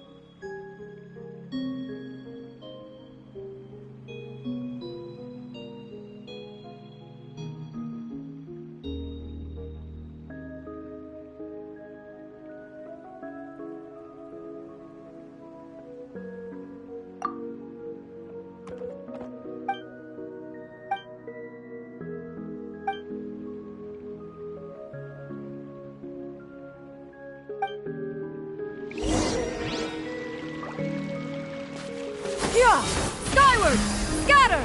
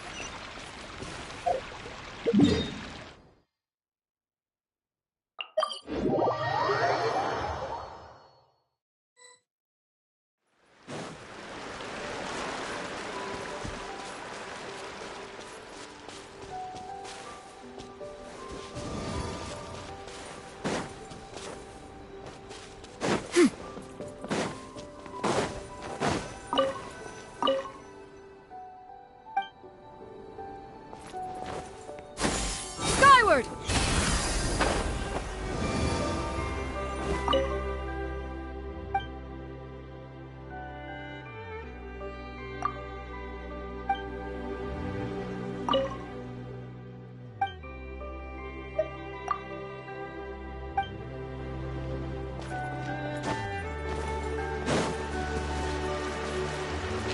Yeah! Skyward! Scatter!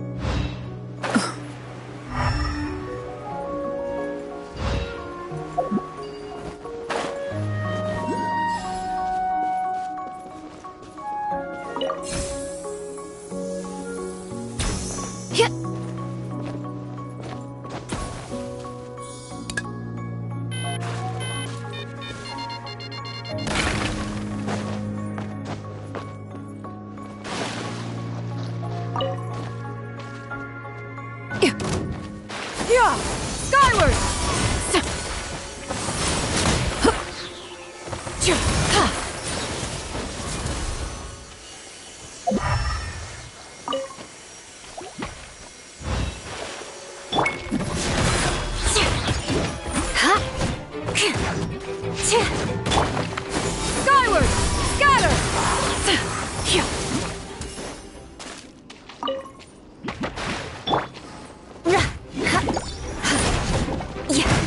Shudder! Seize the skies! Skyward!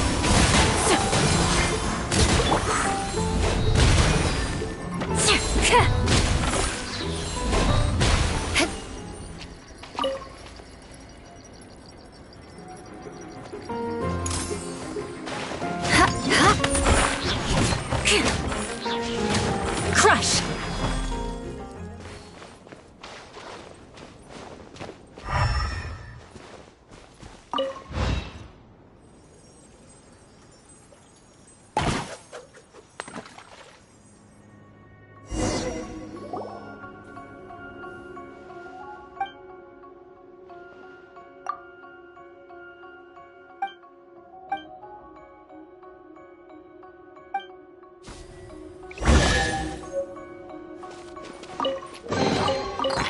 What do we have here?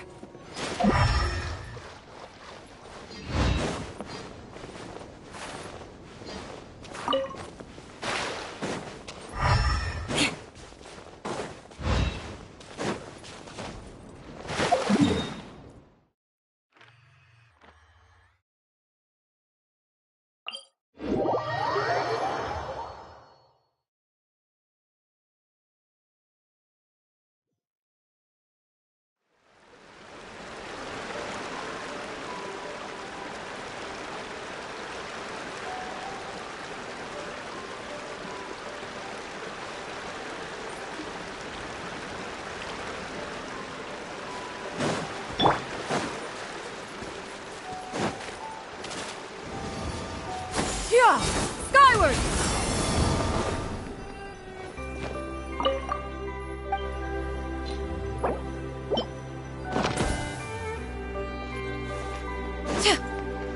Yeah! Skyward! Scatter!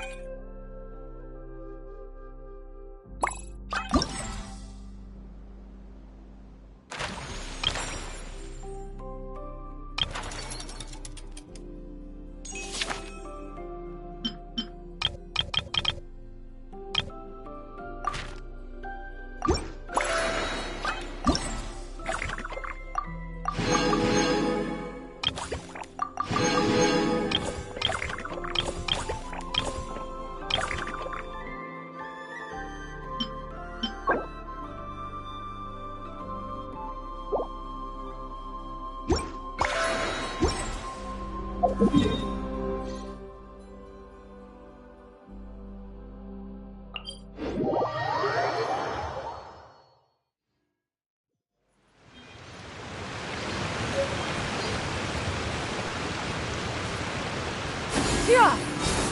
Scatter!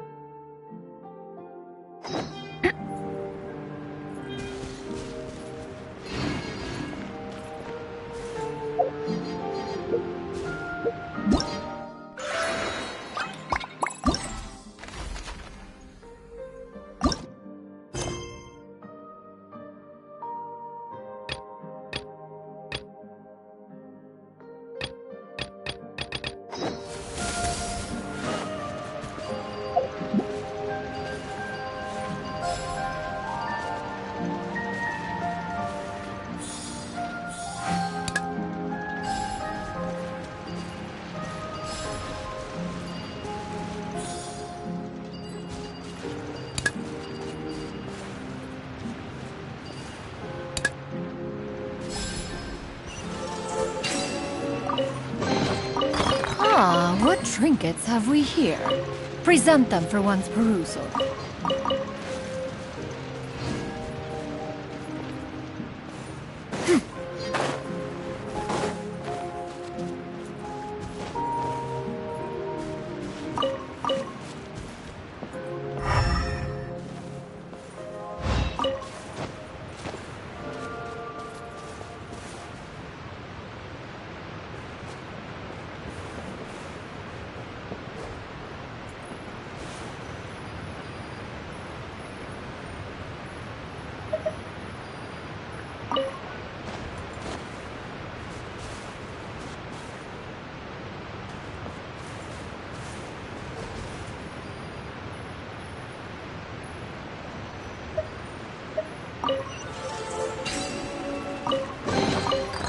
Ah, what trinkets have we here? Present them for one's perusal.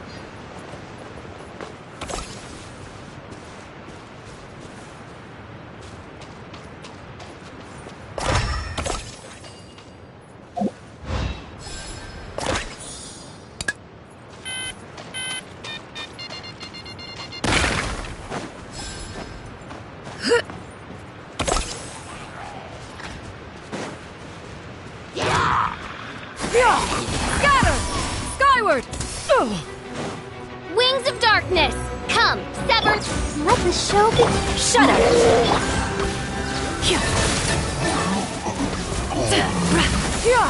Skyward!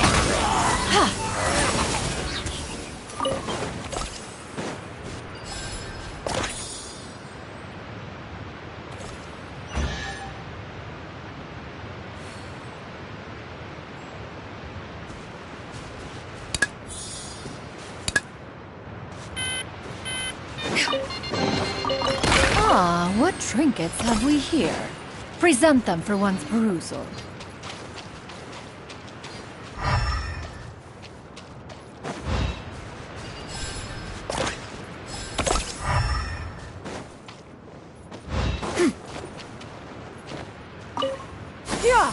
Skyward! Scatter!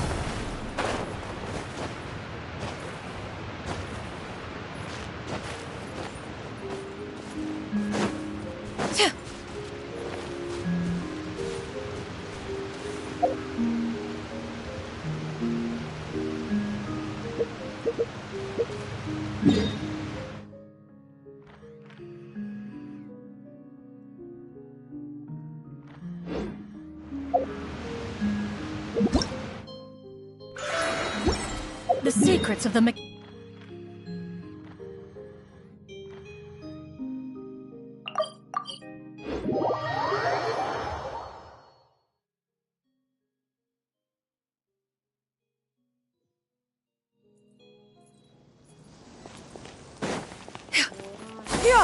Skyward!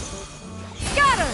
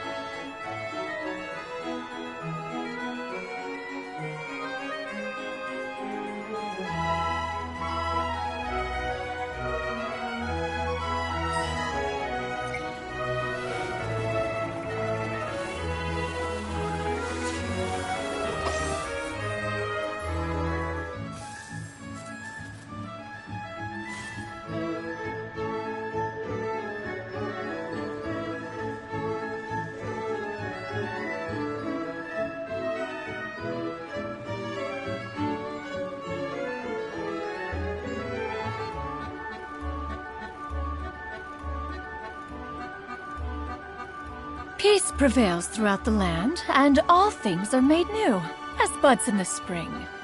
This is an auspicious era for humanity.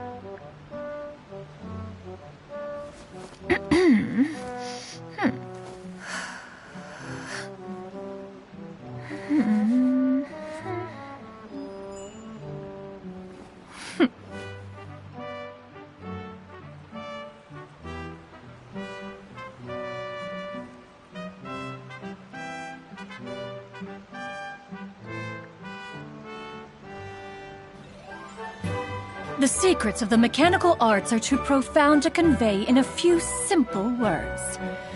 Oh, but why must the listener grow weary whenever I begin to divulge them?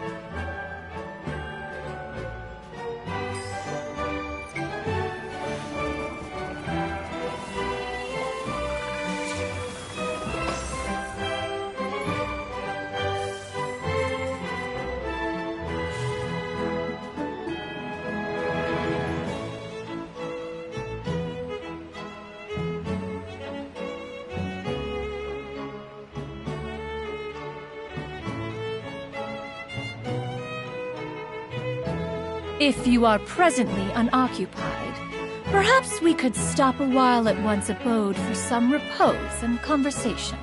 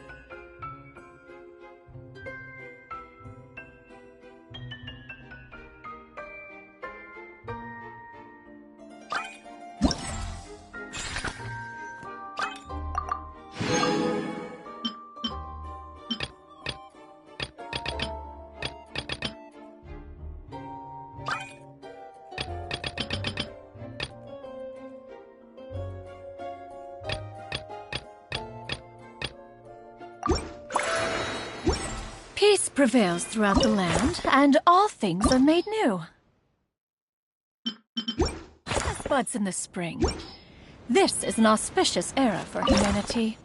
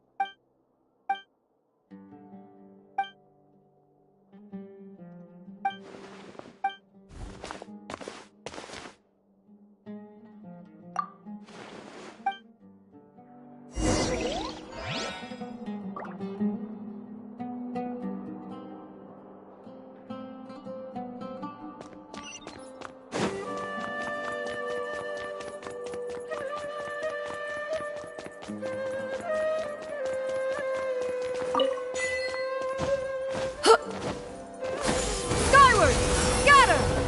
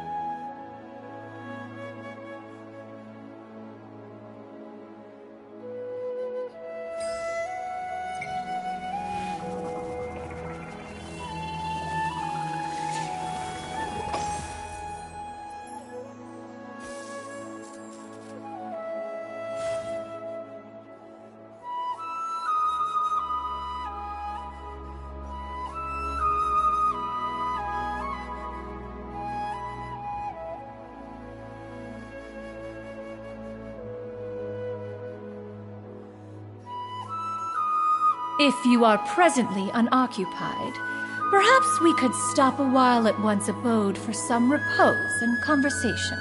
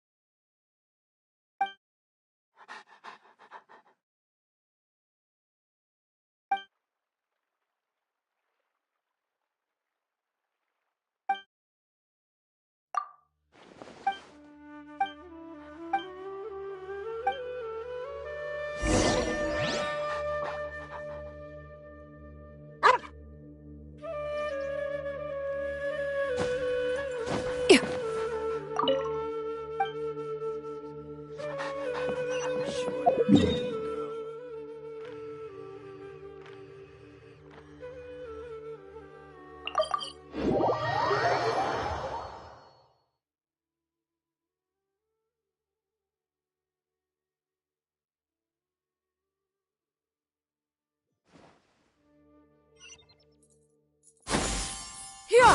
Scatter!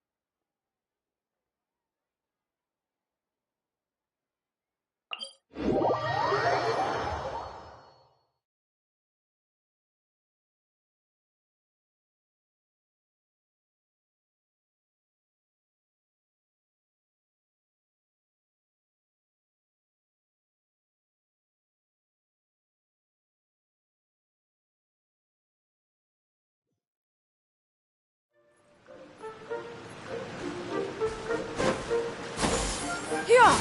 Scatter! Skyward!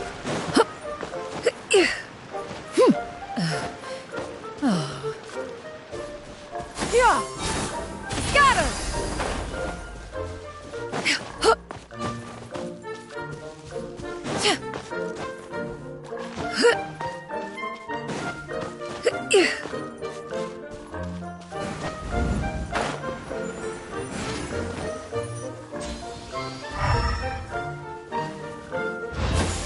Skyward! Scatter!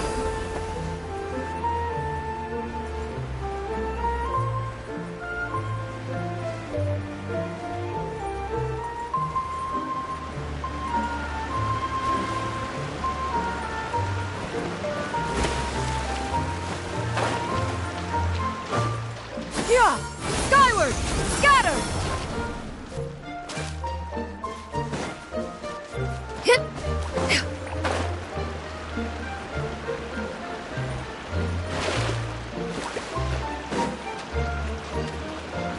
Here! Scatter!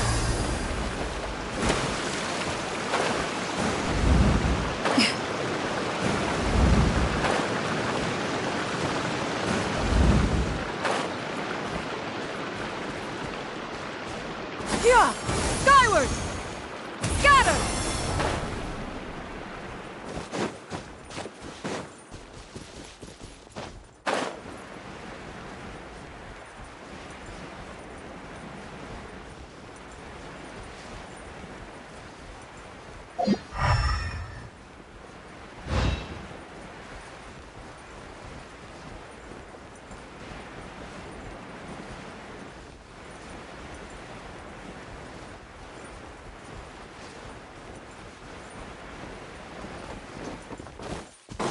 Here! Skyward! Scatter!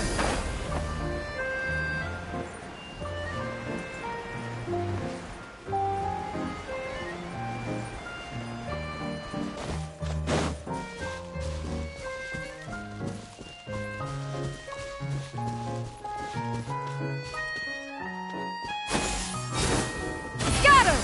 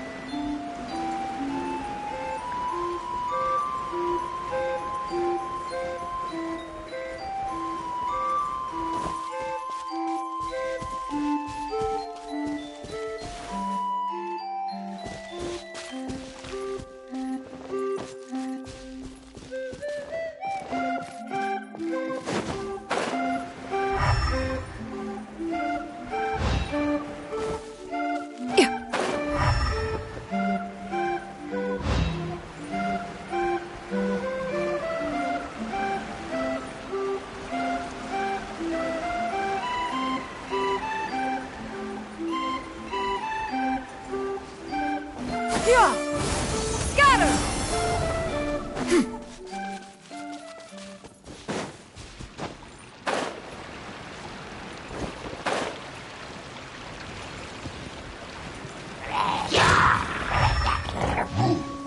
Here!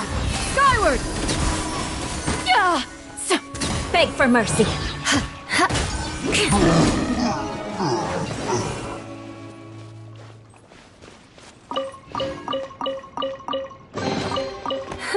At least good luck doesn't discriminate by clan.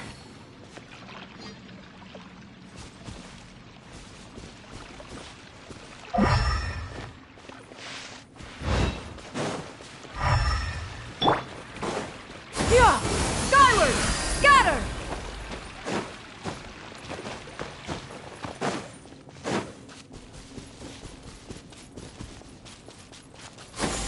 Skyward! Scatter! Yeah.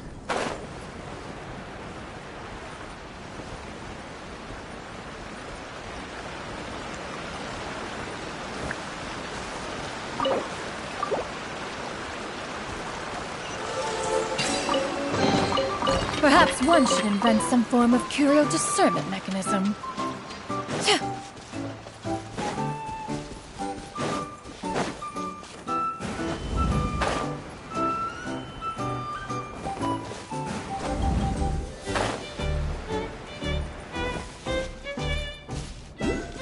Yeah! Skyward! Scatter!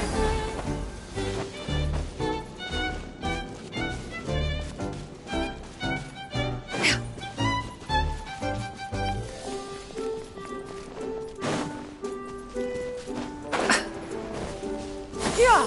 Skyward!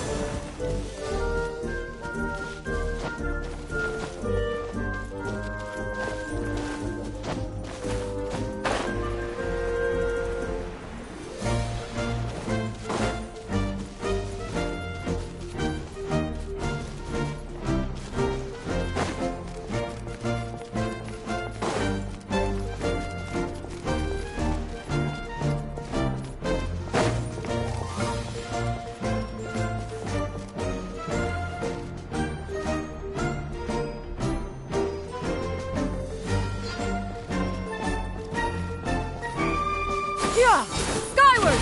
Scatter!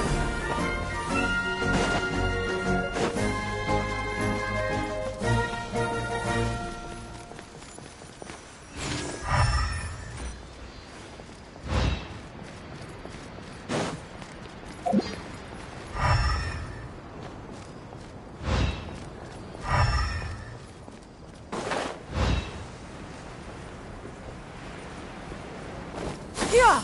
Skyward!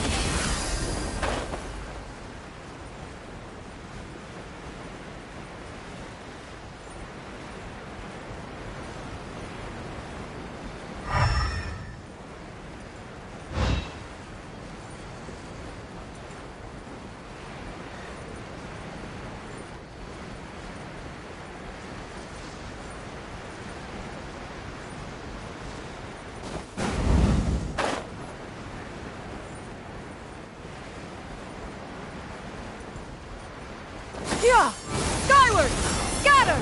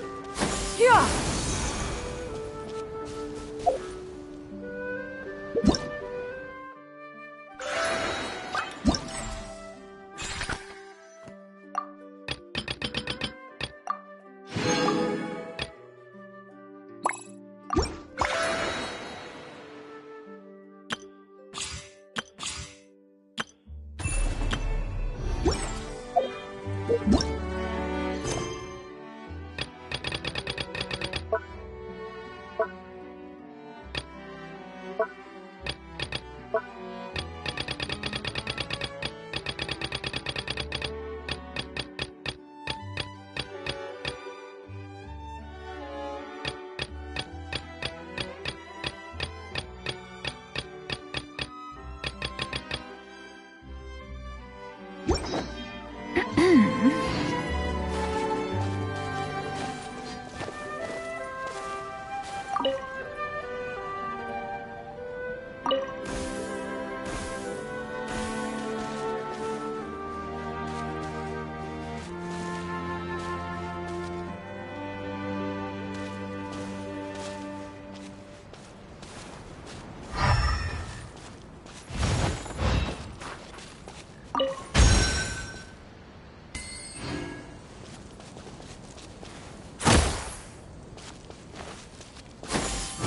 Scatter!